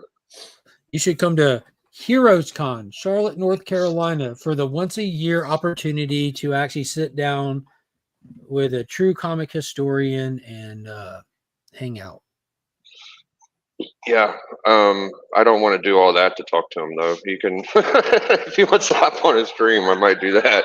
No, he's not going to hop on a stream. He's not that guy. Okay, that's fine. Yeah, you know, well, like how we talk about like there's different kinds of collectors, or the ones that's just been at it for so long, they just don't care about this sphere right here. They just Pops wouldn't be on here hanging out with any of us knuckleheads, hanging out in the chat, doing none of that if I wasn't here. They got it, and at this point, he watches a lot of people's content that people like that he's used to seeing, that you know that he gets familiar with from my circle, kind of thing, and he enjoys it, kind of thing. Well, my interaction with him, is he the guy on Instagram, the local pop, or is that you guy? Is that you? Pop's Attic is him on Instagram. Yeah, so he frequently likes my stuff, so I think that of course, yeah. He set up that Instagram just to move unneeded back issues out of the family PC. That's where all the books that I end up with that I don't want to keep, they get posted. But that's actually him on that page. He tries to. What's the date, guys? 16? Today's date is 2/16/24. Thank you. My favorite deal I ever got on Instagram was from your dad. This big ass book for $10 in shipping. Well, anyways, it was still wrapped in plastic when I got it. It's original plastic seal. That's that Indian story, isn't it? Yeah, yeah, he's kind of his own thing, but yeah, this is beautiful. Yeah, he got a couple of those. But like, if you're gonna buy this on the eBays or something, you're looking at starting at $40. Yeah, so yeah, and I don't mind tooting my own horn on this, but the stuff that we sell through Pop's Attic, we put sellers to shame. And I bought that whole Aztec series, which I love through him, that 10-issue series. Oh, the DC Aztec, yeah. Aztec is one of those under the radar titles. Like, that's a legit good book, and it's too bad it never found an audience. That was when DC was trying to do their image thing. Like, let's just create new characters this year. Make them rad. It's a good character. Only requirement, they got to be rad. Yeah. His suit is awesome, but I got to tell you, it's got to be difficult for any artist to come behind whoever designed that suit and try to recreate it in every panel. It's just that's why they did it that way. So that's called job security. Oh, okay. All right, Justin. So do you letters? Do you guys have your own way of doing something like that, where it's like, well, no one's gonna letter it like that? Do you have like your own? I'm not making fun of you. I mean, like, do you have your own trick? So I'm laughing because I did do that once. Like, I made a really super complicated balloon and it looked awesome. Right. And then like I was like, I did a couple pages and I sent it to the writer so he would approve it. And he's like, oh yeah, this is great. And then like he sent it back, and as I'm starting to set up the book, I'm like, oh shit. Like this is gonna be time consuming and it's gonna happen a lot. I did not think this through. kind of set yourself up, huh? Yes.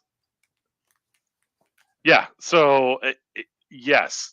The trick is to figure out a way to make it like look super complicated, but have a simple way of doing it, or a simple way of replicating it. That a mutual friend of ours, JB, reached out to you for some consulting, some questions. He did. And what's funny is I've had his one hard copy of his book that exists.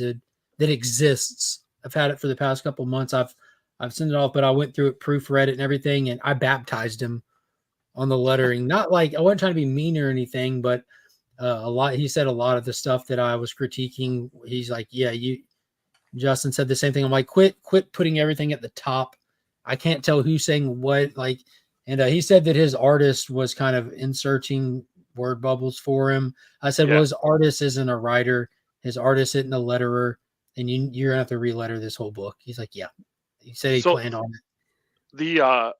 I mean, an artist's goal is to make sure their art gets seen, right? Oh, absolutely. So if they're in charge of placing the balloons where they think it should go, they're not going to cover the art. Mm-hmm. But sometimes that isn't the best way to do it. It has to. There's a happy medium for sure. Exactly. But did you get an opportunity to read any of it, or did you just kind of check out the lettering? I think there was only a handful of pages that he sent. Okay, I haven't read the whole thing. I only got like a couple of sample pages. Yeah, 5 issues are bound into one thing from where he was testing different printer options. So he's got 5 issues bound. It is a ridiculous. And I'm being honest here. It is a ridiculously good book. Yeah, and I was happy to, like, there's a fine line, right? Like, I don't want people to send me, like, I don't want people to ask me to critique their work, and I don't want the first thing I say to be, well, it's crap, you should hire me. Like, I don't want to put out that vibe at all. I'm only familiar with because I talk to this guy regularly, and like we video chatted about like after the fact and everything, because I wanted to go into it unbiased. So I never met him face to face till I finished reading it, kind of thing.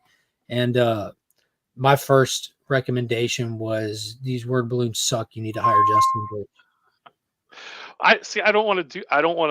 Well, I know you don't. You know what I mean? I said it offhand, slightly joking, because I knew enough to know that he knew who you were, kind of thing. You know what I mean? Yeah.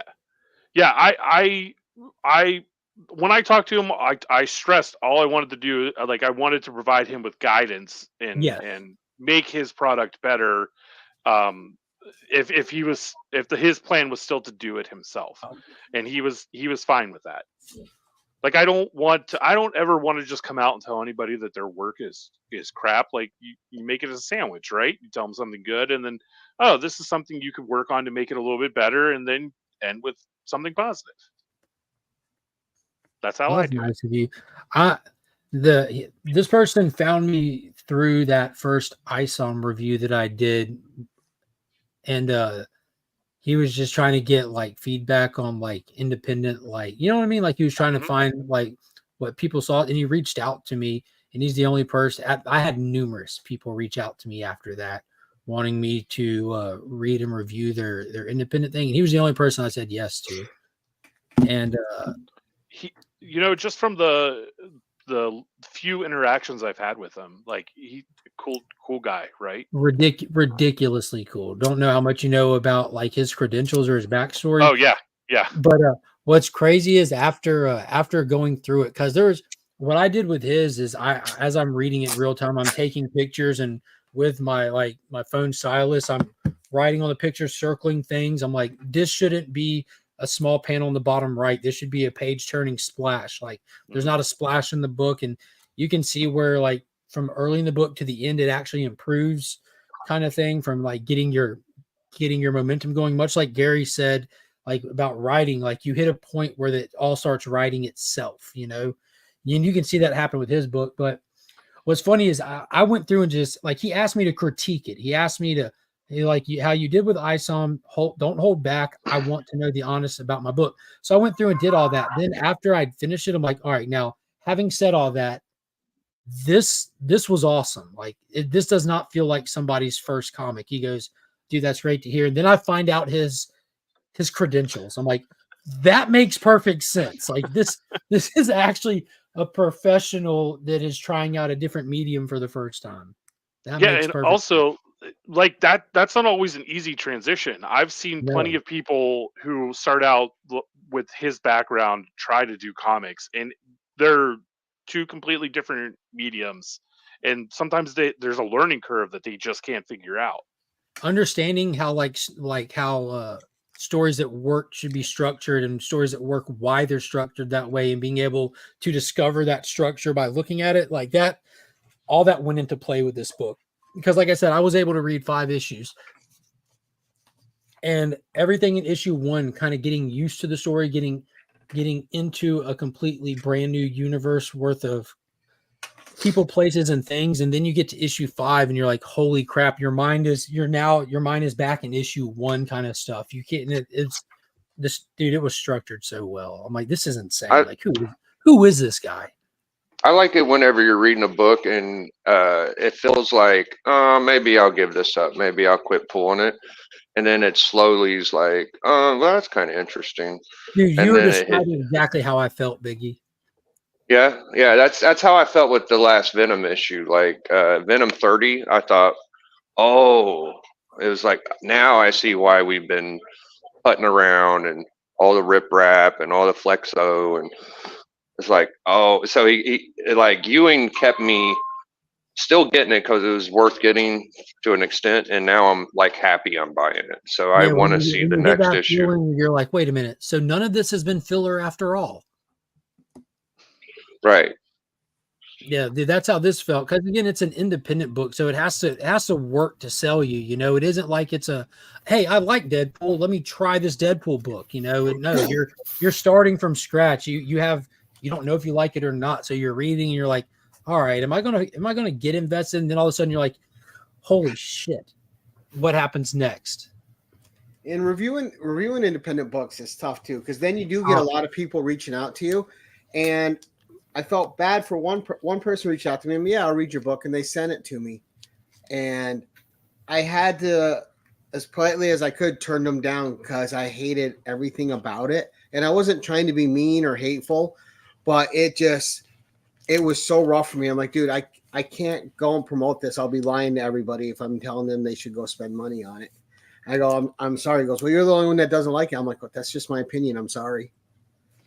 Well, I tried to say it nice. I'm super curious what it is. I mean, like you didn't go out of your way to insult this guy. No, so, like, no. They should be able to. I tried to help him because, like, the very first page of synopsis had run-on sentences, no punctuation, and about 4 or 5 misspelled words. I'm like, if people are telling him it's good, it's got to be. They're not helping him. They're not helping him get better. It's just his friends at her feet giving him yeses. Yeah, that's what I did with this book. Like every time I hit a bubble that had X, Y, or Z, I took a picture of the book. I circled it. I put ironically enough, I put the punctuation in there, or pointed out like this is redundant, or we didn't have explanation for this. Aren't you supposed to have a period here? Like proofreading it, which this isn't even the final copy, but catching everything that I was capable of catching along the way, which that's what this person is asking for. He's not asking for you to say, hey, is it good or bad? Hey, if you see something wrong, please let me know. Right, because you need the people that you vet it to. You're counting on them to help you and to tell you what's wrong with it so you can fix it and make it better. Mm-hmm. Yeah, I once had a writer who was also the editor, which is that's never a good thing. He insisted on there being tons of caption boxes on the pages, and I was like, why do you need these if the art is telling you the exact same thing that's written here? And because that's the point of comics, right? Let the art tell the story. Show me or tell me, never do both. And his response was, well, no offense, but I think I know what the readers need to see. And I was like, all right, man, this is your first book. It's not like I have the experience. Whatever. Yeah, I jumped in on this conversation because I used to edit people's books all the time. So one of the things I help create a local company, a collective here in New York, and we were all new to the game at the time. And one of the things, I'm an artist first and foremost, right? So I'm an artist. A subjective statement, but that's what I am. I don't consider it subjective. Time out for 1 second. Hey, Becker. Hi. What's up, baby? What's up, Becker, my friend? If any of you would-be editors are looking for work, DC has a job posted on their job boards right now. No, thank you. Group editor position. They haven't went up reached back this out to me. I'm waiting to hear something. Which But group? also, Becker, you never messaged me back, Becker. Anyways, Izzy, go on. So with that being said, one of the things that people don't understand is that they know the story in their head, but they don't know how to translate it on paper. And they think that you should know something when you don't. So you have to go with the notion of they know nothing. Go in with the mindset that they don't know nothing. Give them information that they need to make the story. So as a writer, they do the same thing, but as an artist, it's the same thing. So one of the things I always hated when people would come to me to edit their work is that they constantly had to explain what was going on, and that was their first problem. You know, as an editor, your responsibility is to help build them, not. But just like Gary said, if something looks like crap, man, I'm gonna be like, no. You know, That's like super you need to fair. work on things, and I don't look at the anatomy. That's the last things I look at. I look at if the story's if it's trying to tell me a story. If it's doing the job of telling me the story, then I'll deal with it. But when it comes to, you know, drawing, art, and writing together, yeah, it's supposed to be a marriage. It's not one person does all the work. There you go, Mark. I put your name next to a booby. Oh, let me see Ooh. this tit. Hold on. Ah, Well, that's perfect, bro. look at it. It's like just touching it, like caressing. Just a little Very piece. That case caressing I the. disagree because comics need both writing and art. Disagree with what? Yeah, that's what I want to hear the disagreement. I think it's because I said comics are about the art. Well, it might have I'm been the assuming caption box. That's in response to that comment. It's a balance for sure. It's a balance. And that balance also sways one way or the other based off the creative team. Like if you have Tom King writing your book, that's going to slant to writing over art at that point. The art is definitely important, but the writing definitely takes precedent. If you have Jason Fabok on a book and you have Stephanie Phillips writing it, you're now 97% leaning on the art to carry that book. Mm-hmm. I mean, at the end of the day, guys, it's all about the letters.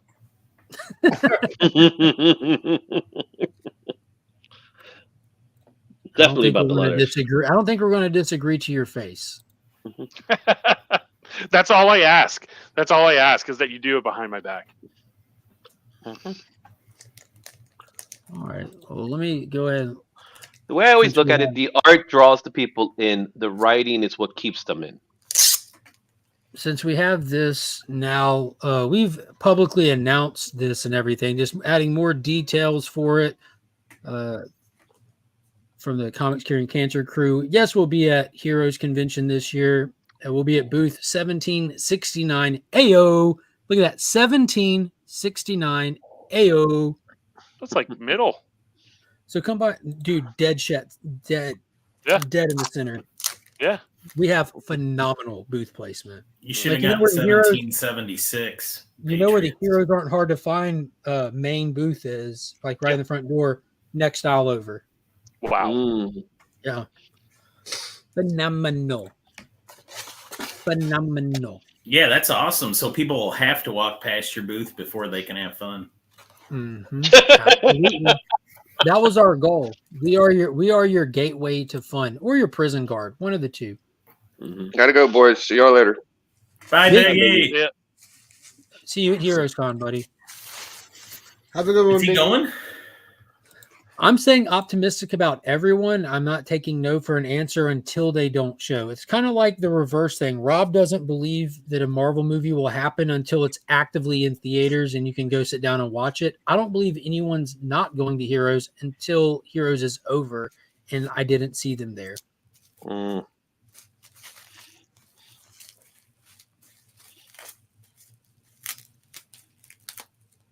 Look at that. There's the official 2024 logo. I like the purple. I do. Purple's my favorite part. Yeah, it's nice. Yeah, it looks really good. My second favorite color. What's your first? Green. Yeah, of course. I figured it was green because of Hulk. Good morning, Dismay. To be honest with you, I don't know why or what this is, but I've been biased. She's in the bedroom. I've been biased to the color green. I mean, extremely biased to it since before I can remember even talking. And the Hulk has just always been my favorite superhero since before I can even remember it. And I'm sure those things are somehow connected. They have to be. But then there's like so much that went added to that too, like the character of the Hulk, the puny guy becoming like the strongest that there is. Because I've always been a smaller kid in my class and all that. I was never like physically superior over my classmates or anything like that. So, who is your favorite villain?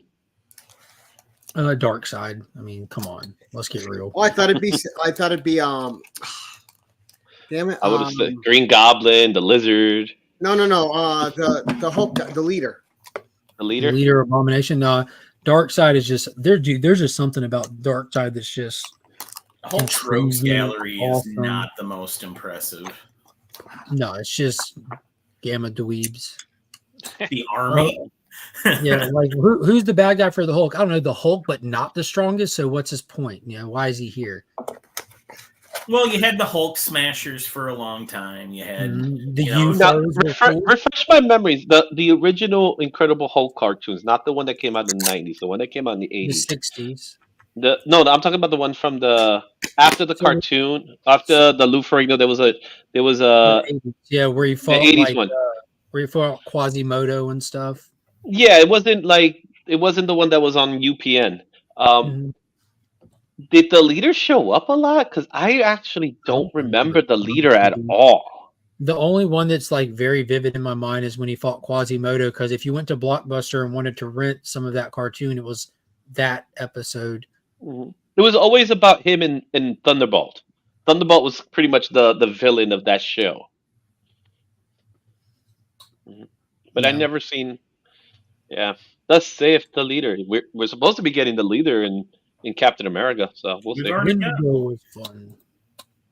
Yeah, we got the leader introduced. So let's see what they do. Teaser. Yeah, his brain was Tim Blake Nelson. I wonder if he'll be returning to reprise the role. The leader is good. The leader is he great. is. Surrender The to guy. the leader. The guy's coming back. The original guy's coming back. What'd you say, Becker? The leader is good. The leader is great. We surrender our will as of this date. Thus saith the leader? Nope. That is a Simpsons reference. I know. Did you? I didn't. Yeah, Wolverine has got to be the best Hulk villain that was invented. Indestructible, claws can cut through anything, regenerates, go. You know what I mean? That's perfect. Perfect. Becker, you remember that story? I forget what it was. Like, it was like when the first time Hulk and Wolverine crossed paths after Magneto removed his adamantium and Wolverine slashes the Hulk and he instinctively grabs his neck like he's concerned, like, and he looks down. What is that, bone? And then just beats the crap. Yeah, no sells it. Yes, sir. Yeah. He was like, what is that, bone? And then, like, kind of just gives him a coming-of-age beating. Yeah. Yeah, that was funny. Pops showed me that. He's like, I remember being little and my dad be like, hey, you got to see this. Then he it showed me the story. That's a golden run for me. Like, man, I really, really like Peter David's later part of his run too. Mm-hmm. I have a lot of fond memories of. This is a fair take right here. That the next Captain America movie will be a Hulk movie with Captain America instead of Hulk. Because we got the leader confirmed, and they're already doing the teases with Red Hulk. That'll be the introduction of Red Hulk and stuff to get him there for the Thunderbolts film. Yeah. There's two things I need them to do, man. I need the Hulk to be like a monstrous threat. Like with Hulk and Thor, there's two things that are missing right now. when either Hulk or Thor, when either Hulk or Thor show up, right? It should feel like an immediate threat. Like everyone that's on screen, everyone in the should be shitting their pants because of their power. Like it was like how they you know, did Hulk in Age of Ultron when Scarlet Witch got in his head, and then when Thor showed up in Infinity War, he comes down with a bolt of lightning, and even Banner's like, "Oh, y'all are so screwed now." Yeah, because I don't need Bro Thor. I need Thor just to come down and everyone's instantly scared because he could fuck all this shit up instantly. Because he's a god. Yeah, he's a god. Yeah. They totally neutered them. Yes. Like Did the you worst like thing. Grey Hulk, Mark, when he was Joe Fix-It? Yes, and no, I like the fact that he wore a pinstripe suit. I think it's more visually cool than the issues actually were. Yeah, it's really Like it's if really you not actually bad. read it, it wasn't very anything. Mm. Now I like when he becomes Professor Hulk or whatever we're calling. I used to call it New Hulk. When he becomes New Hulk and joins the Pantheon, and his old mob boss in Reno gets gunned down, and he goes back for a 2-issue story arc to set things right. That's like that. That's my shit right The there. best part of the Gray Hulk stuff is the ability to tone down the Hulk storytelling, because it's one of those things. By the time we get to Joe Fix-It, like we're almost 400 issues into the Hulk, so there's so many stories that have been done to establish just how powerful he is. So by Gray Hulking him, we're able to make human villains be a thing again. And he only comes out at night. And you get to have those cool, like, oh heck yeah moments, like that man's kind of storytelling again, like where this is the strongest guy in the room, but these other guys, you know what I mean? Like you don't have to have like a cosmic being or this or that to give you those massive feats of triumph that he's about to have, those tough guy moments. You're actually able to tell like keyed down stories. He's dealing with Vegas douchebags. You can have the Rhino come in and actually be like, oh, this is going to be a cool fight, which they did. Yeah. I was a fan of what was it? We called them Smart Hulk, didn't we? Smart Hulk. It was always Smart New Hulk. Hulk. Well, like when they first introduced him, they called him New Hulk. I don't know who they are. Are these the Marvel Zombies? No, I'm saying here on in the the cover of the book. I'm just saying, because here in the South, Becker, where intelligence reigns supreme, we called him Smart Hulk. Where did it say Smart Hulk on the cover? Oh no, it was more of a descriptive thing. SMRT Hulk. There you go. Another Simpsons joke. I would say I am so smart. SMRT.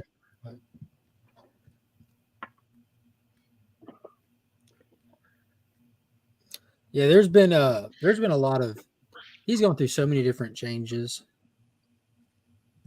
I remember when they did the Back to Gray and did the homage of the first issue, and then we got the cool art box transformation era. Yep.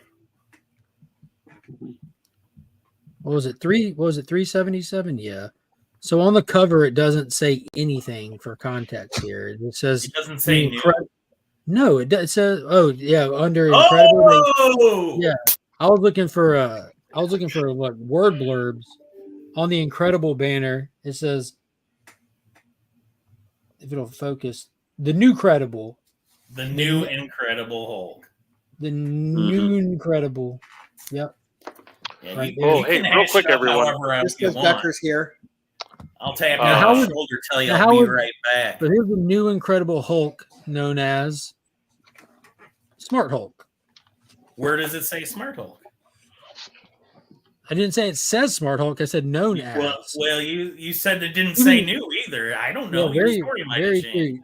I'm gonna say I heard the term. I'm gonna say I heard the term from Wizard. Well, then it's guaranteed to be wrong. What? No. Beckerman, did you must have this for yourself too, right? Yes.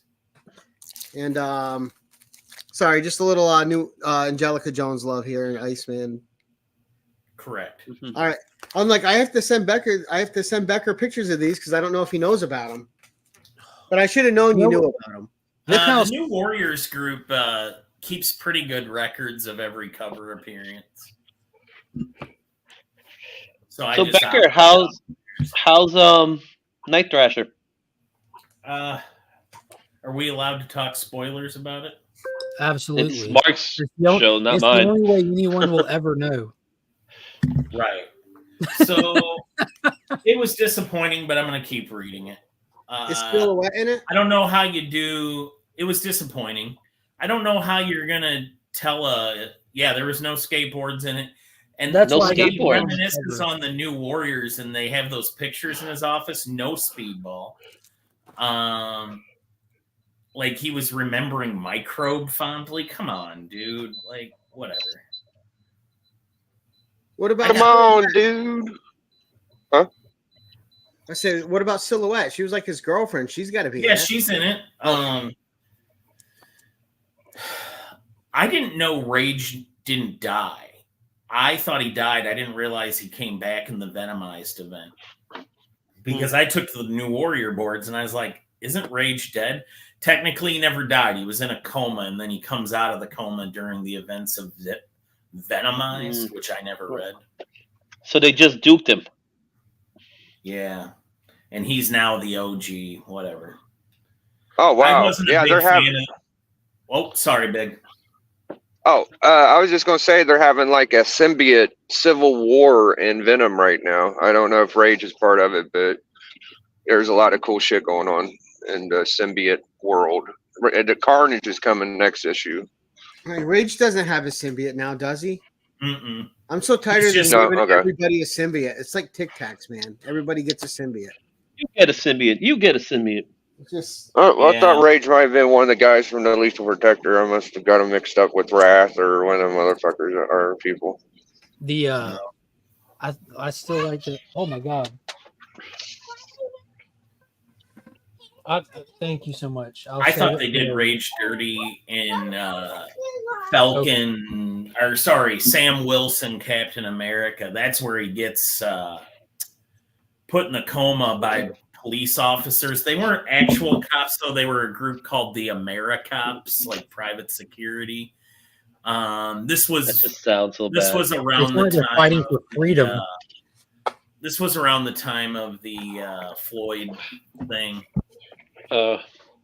And so Did you Rage got mistreated by some police officers. Then he got wrongfully imprisoned, and in prison, bad guys that he put away conspired to get at him, and the guards were lazy and didn't get involved, and Rage got put into a coma.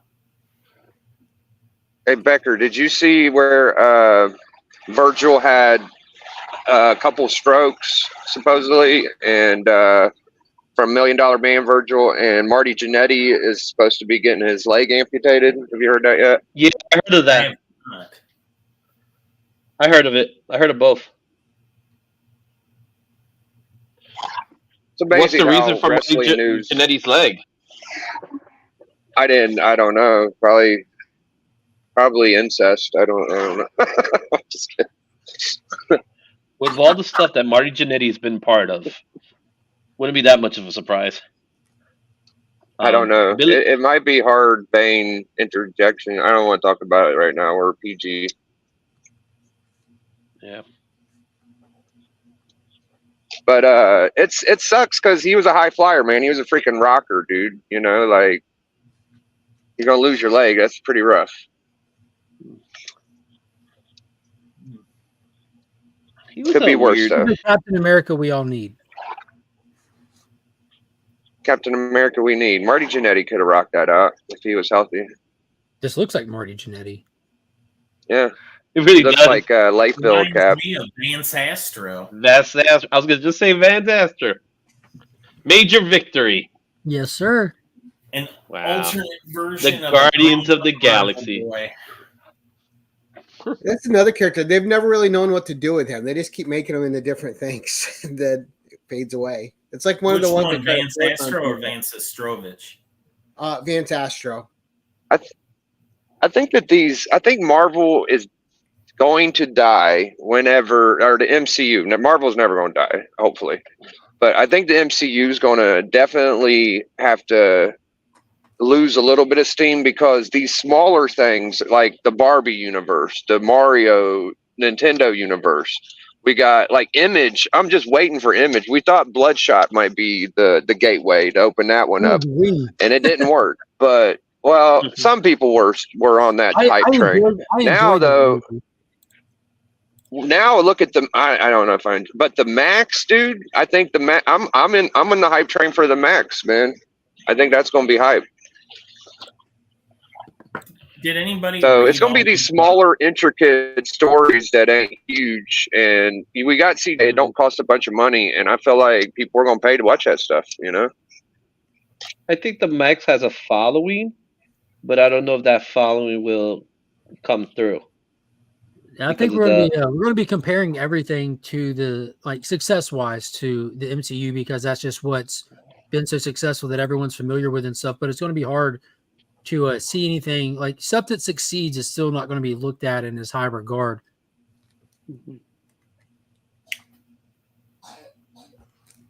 That's what a concept for the. I mean, this is actually a fan film from years ago. It was a love story, The Max. Wow. Dude, that comic is going to be hard to tell an accurate portrayal.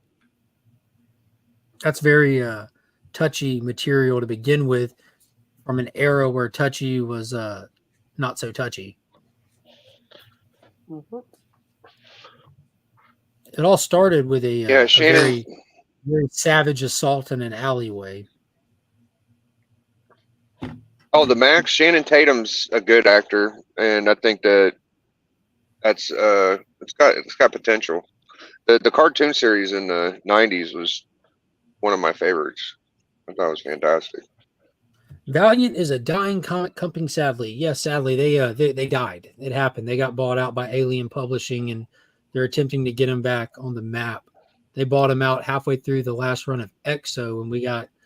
Since Alien took over, we've gotten, I think, 4 issues from Valiant on shelves with plans and stuff. They're about to try to do like a small little event, but they're focusing on like Exo, Ninjak. I think they have a Faith book coming and one other one. If they really want to get back on the map, they need to pump out some Turok.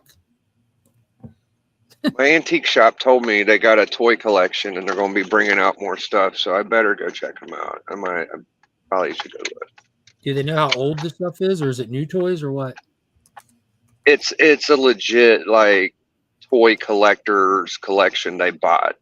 In box, bunch of older stuff, but it's retro too. Like they got retro box figures, and I would say around 2000 the guy started plucking and stuff. He's not much of a loose collector figure buyer, but he did have a lot of MIB stuff, so I gotta go look. I'll show y'all. If you got to get Valiant, you got to get all the old books back, all the old characters. Like I love Solar. You know, like you said, Exo was pretty cool. Give me all those characters back. Not some new characters or anything like that. Gents, I got a boot. These comic books ain't making enough money and just get rid of them. I just hope that don't happen. I appreciate you hopping on. I ain't going to be here much longer. I'm about to go run to Firehouse Subs and pick up lunch. Yeah, I'm going to go get some lunch, too. I'm thinking barbecue. Yeah, my wife wants a brisket sub. Ooh. I think I might just go get brisket. Here we go. Oh, is that your LCS or is that the antique shop, Biggie? This is the antique shop that I talk about all the time. I love this place. They got cool. Dracula. They got the original Wolfman, Star Wars. Yeah, it's like this guy's been buying everything. That's Superman's pod, isn't it? Oh yeah, Supermobile. Yeah, that's the mix. I love that unnecessary piece of technology. I love that. This ain't like no cheapo collection. This guy was buying. This all looks like new stuff though. Yeah, it's newer stuff. Where's that vintage stuff, or at least back to like the 90s or anything? Well, that's kind of cool. This Alien Queen back here. They're all brand new. It's a company that's doing knockoff Alien Predator toys. I don't know if that's retro. I don't think so. There's one retro figure you could tell because the box here's that might be. That's retro. Now that's a toilet. I don't. Oh, here it is. The Lost in Space. That's definitely old. That's pretty cool. He has an eBay shop back here. You used to be able to walk in there, and there's like loose figures. That's what I really like is the loose stuff. But I can't get to it right now. That's his eBay stuff. I'll never be able to get to it. Look at all that. I saw a Adventure comic. Oh man, this is my spot, man. This is how I've got where I'm at today, dude. I love this place. Are those all And they are individually priced or just like dollar bins? Oh no, we have a ongoing history, so I kind of just work my magic and I try to treat them good. In terms of how the store does it, not necessarily you. Usually, yeah, if it's marked like, okay, they're all 50% off. So like this book, for instance, that's a great looking book. It's marked $2, so it would be $1 or $2, unless you didn't know they were 50% off, right? And they were priced by the guy that owned the comics before they had it, probably in what 2000 something, 2012 or something. I got that one. Oh, Omega Man. Yeah, there's some good Jonah Hex, Nexus #1. They had Secret Wars 3 and 6, but I've already got all the Secret Wars you're just going through is the first appearance of Immortal Hulk. Really? Yeah, Secret Wars 2, the ones you were just going through, the new, I mean Civil War, I'm sorry. Civil War 2. Oh, Civil War. Yeah. His first appearance of Immortal Hulk. They got so much cool ass Joe Kubert here. Oh my god, I love it. I've got a cool ass Joe Kubert. Yeah, you Which do. one? Let me know. He's got a sketch.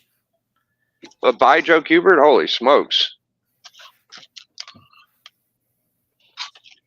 Yeah, I don't have enough money to buy anything today, but I had to come look anyways. Yeah, here you go, Biggie. If you can see the screen, it's Yeah, I'm looking. April 25th. Oh my god. He drew it for me and my brother. When you were just oh my god little kids, right? 4? No, I wasn't even 4 yet. No, I was 5 when he drew it. Yeah, I was 5.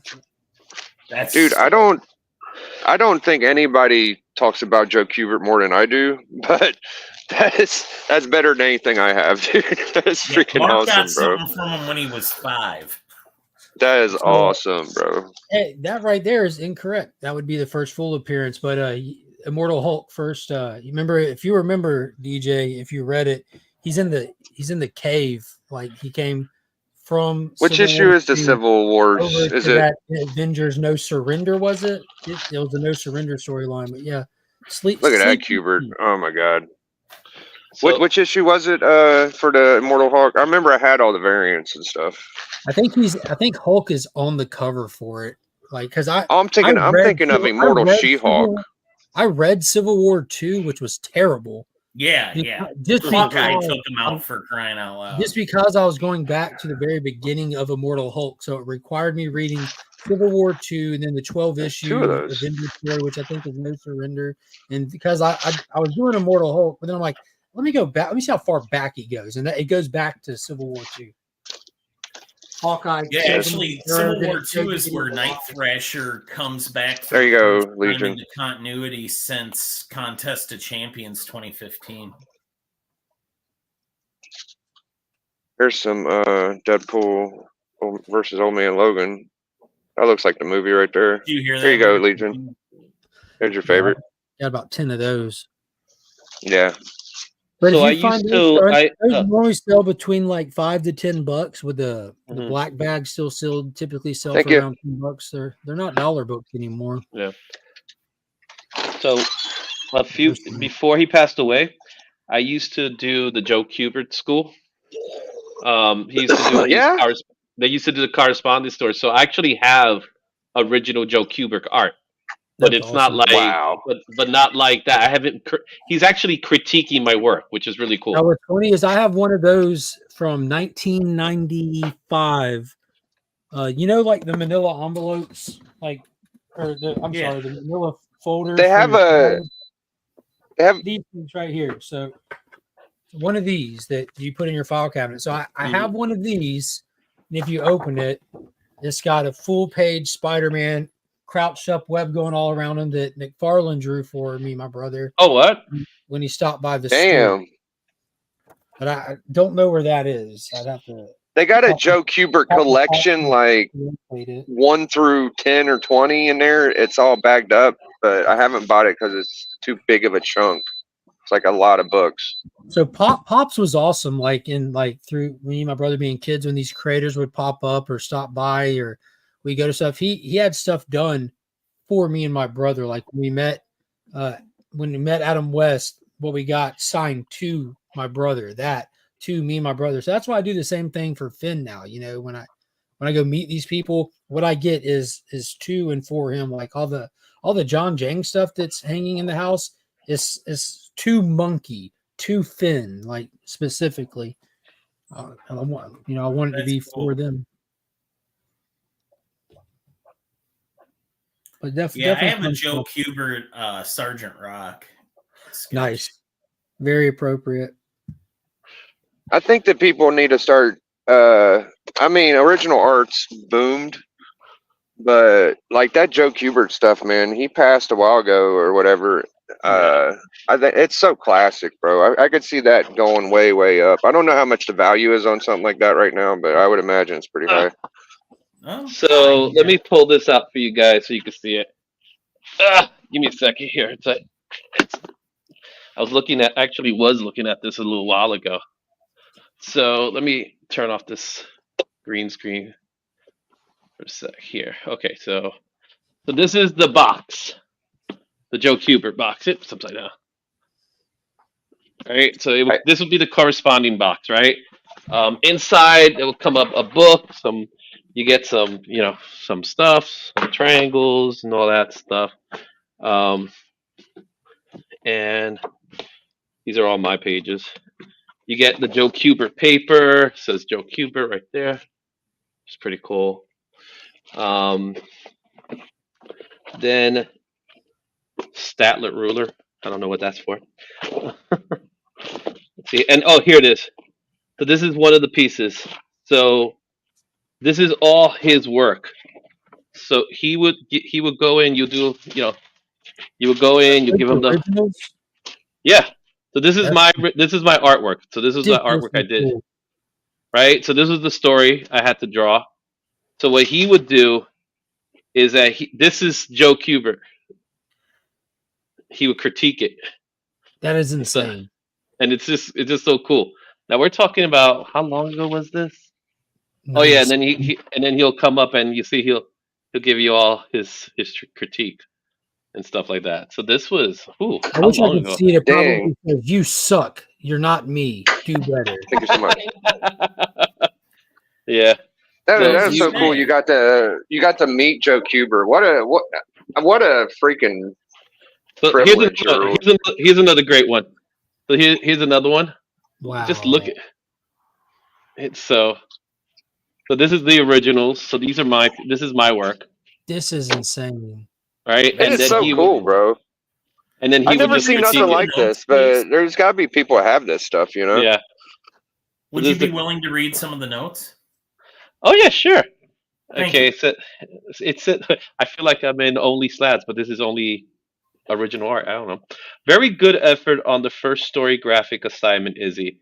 The following critiques will mainly focus on the storytelling aspects of the work. However, other areas that touch upon communication will also be included. So he will talk about the crown of hats. Like he went into details like this kind of stuff here. He'll give you the details on that one. He's like good character, a bit too much chin, jawline.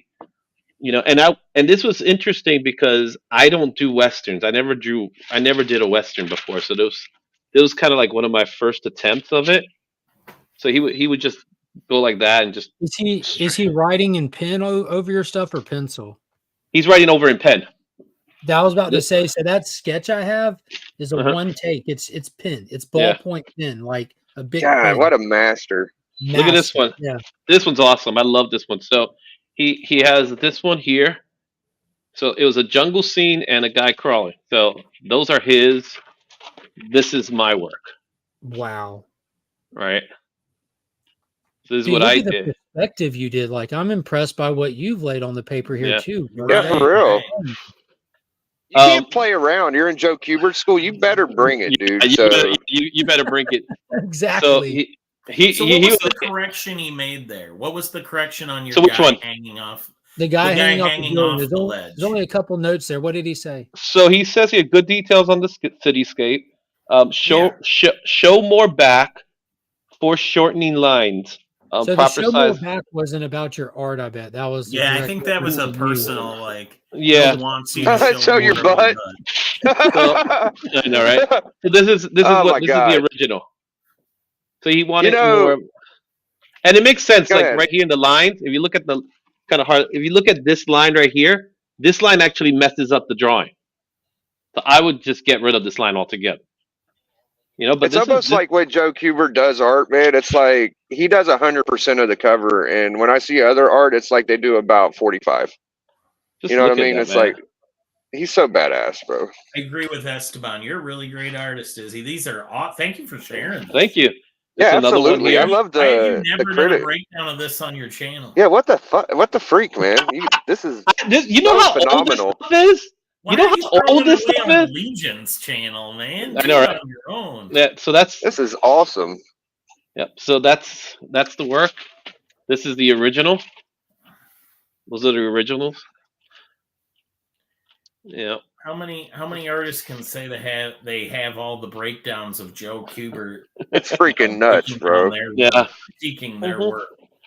Yeah. This is amazing. How much did this cost you to be in the school? Right. So the cost. Well, we're talking about the Yeah, I late get it for night. the I want to say it was the late '90s. So Okay. I want to say it was about $200. Oh my God. It wasn't. It really wasn't a lot. Like there was another cover. I did, and he put it. And then there's his critiques. That's his critique. So that it was. Oh my gosh. You did that? Yeah, I did this. Who did that header though? That must have been like something he gave to you, right? Oh, the header was just I just took some font from online and just put it up there to make a trade dress. And then Look at this stuff, man. It's crazy, bro. But just the little stuff that he was telling you was just amazing. Like the guy's mind was insane. Right? He's I like believe it it. says here in the bottom it says $200, you have a ton of original Joe Mhm. Kubert inking you. yeah. So it says here, Izzy, you have a unique style and commercially very feasible. You're doing well. Keep working at it. Wow. And he's that's- saying good things about you, dude. That's worth $1 Yeah. million by itself. Mhm. So all this is all my stuff. This is the actual book. Now, if you guys know anything about, so this is the book. Oh wow. That's one of the books. So it was multiple books, and in the book you have, it's just typical. How to do this, how to do. Like I said, I haven't looked at this stuff in a long time. All but right, since inside, you're into it for 200, I'll buy Well- it all for 300. so all this is like the book has pages that you could draw on. See? Dude. So you would draw the pages, and it'd be kind of like your sketch work, and just did that. So that was the thing with that. So he would draw heads, and then that's how you did the heads. It was an awesome course. I'm sure. How long was it? How long was you in this class, Izzy? So the course in itself was at your pace. So you could take 2 weeks on it, or you could take 3 years on it. It didn't matter. Wow. Here's another one that I was working on. So sometimes you were able to get like original pen. Wait till you see this. This is where you're gonna be like. There was an inking course.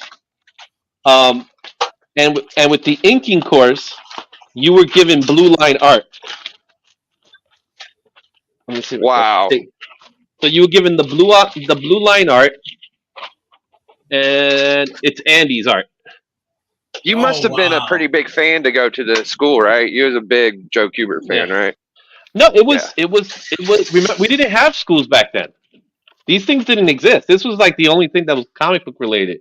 So this is me throwing in the inks on it. That's you over Andy Kubert. This is me over Andy Kubert. And Holy shit. The cool thing, smokes.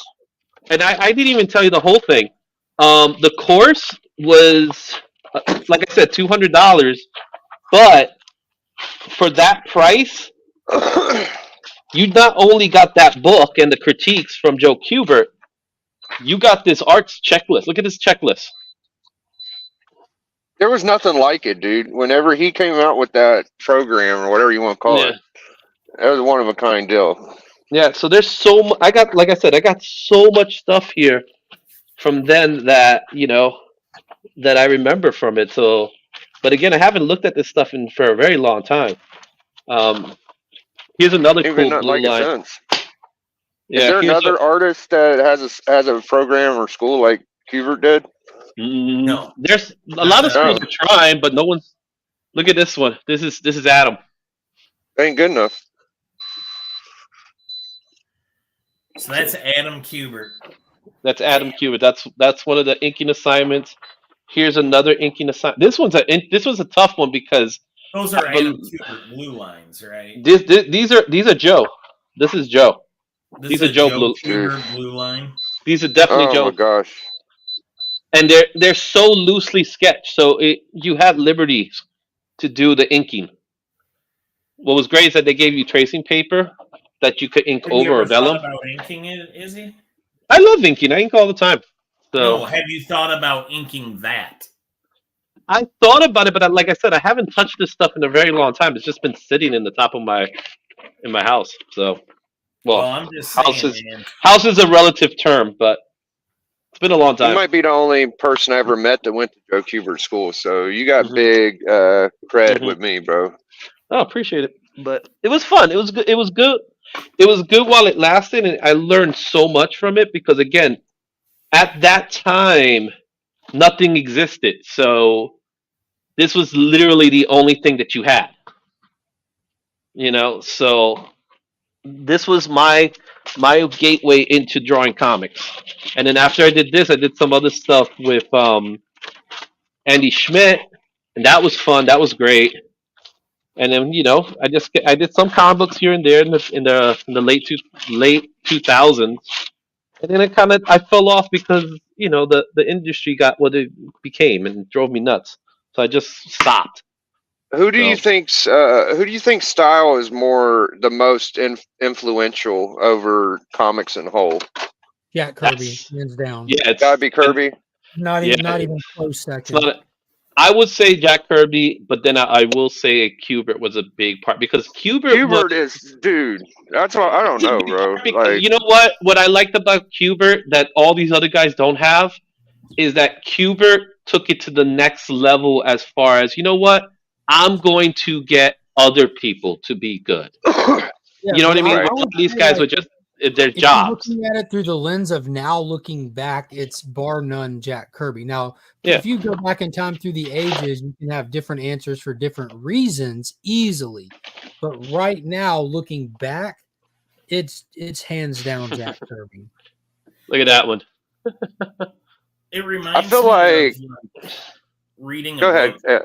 So sorry, Biggie. I'm just gonna real quick, without making this isn't a Ninja Turtles joke. This is real. Like within their lifetime, Leonardo and Michelangelo were legitimately competing against each other, and then you had other people that kind of competed alongside them, like the real life Raphael. This is again not a Ninja Turtle joke, but like why even?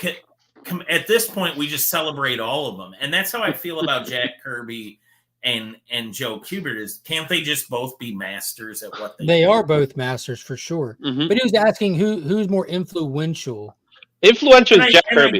I get it. Yeah. And I think the answer is also Jack Kirby. But I also don't think there needs to be It shouldn't be a competition. I think what you're saying is not a competition. Yeah, I don't think pointing that out about Jack Kirby has any positive or negative connotation toward any other artist. Yeah. I don't think that there's much influence now because all the artists now are kind of copying Alex Ross. Yo, but I don't know about that one. Up until around 98 or 99, it was Kirby and Kubert a lot. So that's kind of where my problems is coming these days, right? My problem with the industry today is that it stopped being a sequential art form and started being more about who did this cover. Like, and I've had this conversation with other people. It's like, I think John Jang, and I'm gonna use John Jang as the example. He is a phenomenal artist. Phenomenal. His artwork is amazing. His covers are great. But what I want to see is him do a story. I want to see that, and I don't get that. You know, even Alex Ross has done a story. You know what I mean? That's what I want to see. It's rare, but when we get it, my God. Exactly. So, yeah, when we get it, Fantastic Four Circle is the most recent one, I think. All right. Look at this. I'm gonna bounce out. I gotta go eat. Look at this beauty. This is gorgeous. That was an amazing book. This is Later, guys. just look at what the work he did here, man. You know what I'm saying? It's the color. He elevated beyond his own template as well with that one. This is I think look the at last him. 10, 20 years has been Ross influential. Yeah, I see more of his stuff stylistically. Like it's a beautiful book. Look at that work. Yeah, it's insane. It is absolutely insane. So I don't have a problem with anybody. I love a lot of these artists today, but I want to see interiors. That's why I gravitate more to like a Dan Mora or Jorge Jimenez, because you know what? They're doing the interiors. I want to see interiors. I like buying comic books for the interiors. I love the covers, but interiors are what sells for me. Yeah. Well, guys, I hate to cut it off abruptly, but I've got to go pick up lunch for the house and drop some stuff off at the mail. I appreciate everybody coming and hanging out today. Don't forget the Collectors Club is on tonight over at Biggie's channel. In the mix tonight. Thank you. Let's take the DJ Links. What's up, bud? Nothing. Sorry to interrupt you. Oh no, okay. I'm making sure I didn't cut you off. Yeah, Collectors Club over on Biggie's channel. In the mix tonight at 9 on DJ Links. And at Week's End, Sunday night at 8:30, every Sunday night for a spoiler-filled look at all the books and shows and news and movie stuff that came out that week right here on this channel. And be sure to tune into Sector 2815 for the weekly DC Comics deep dive, as well as Guess That Key. That's going to do it. Until next time, as always, we are Legion.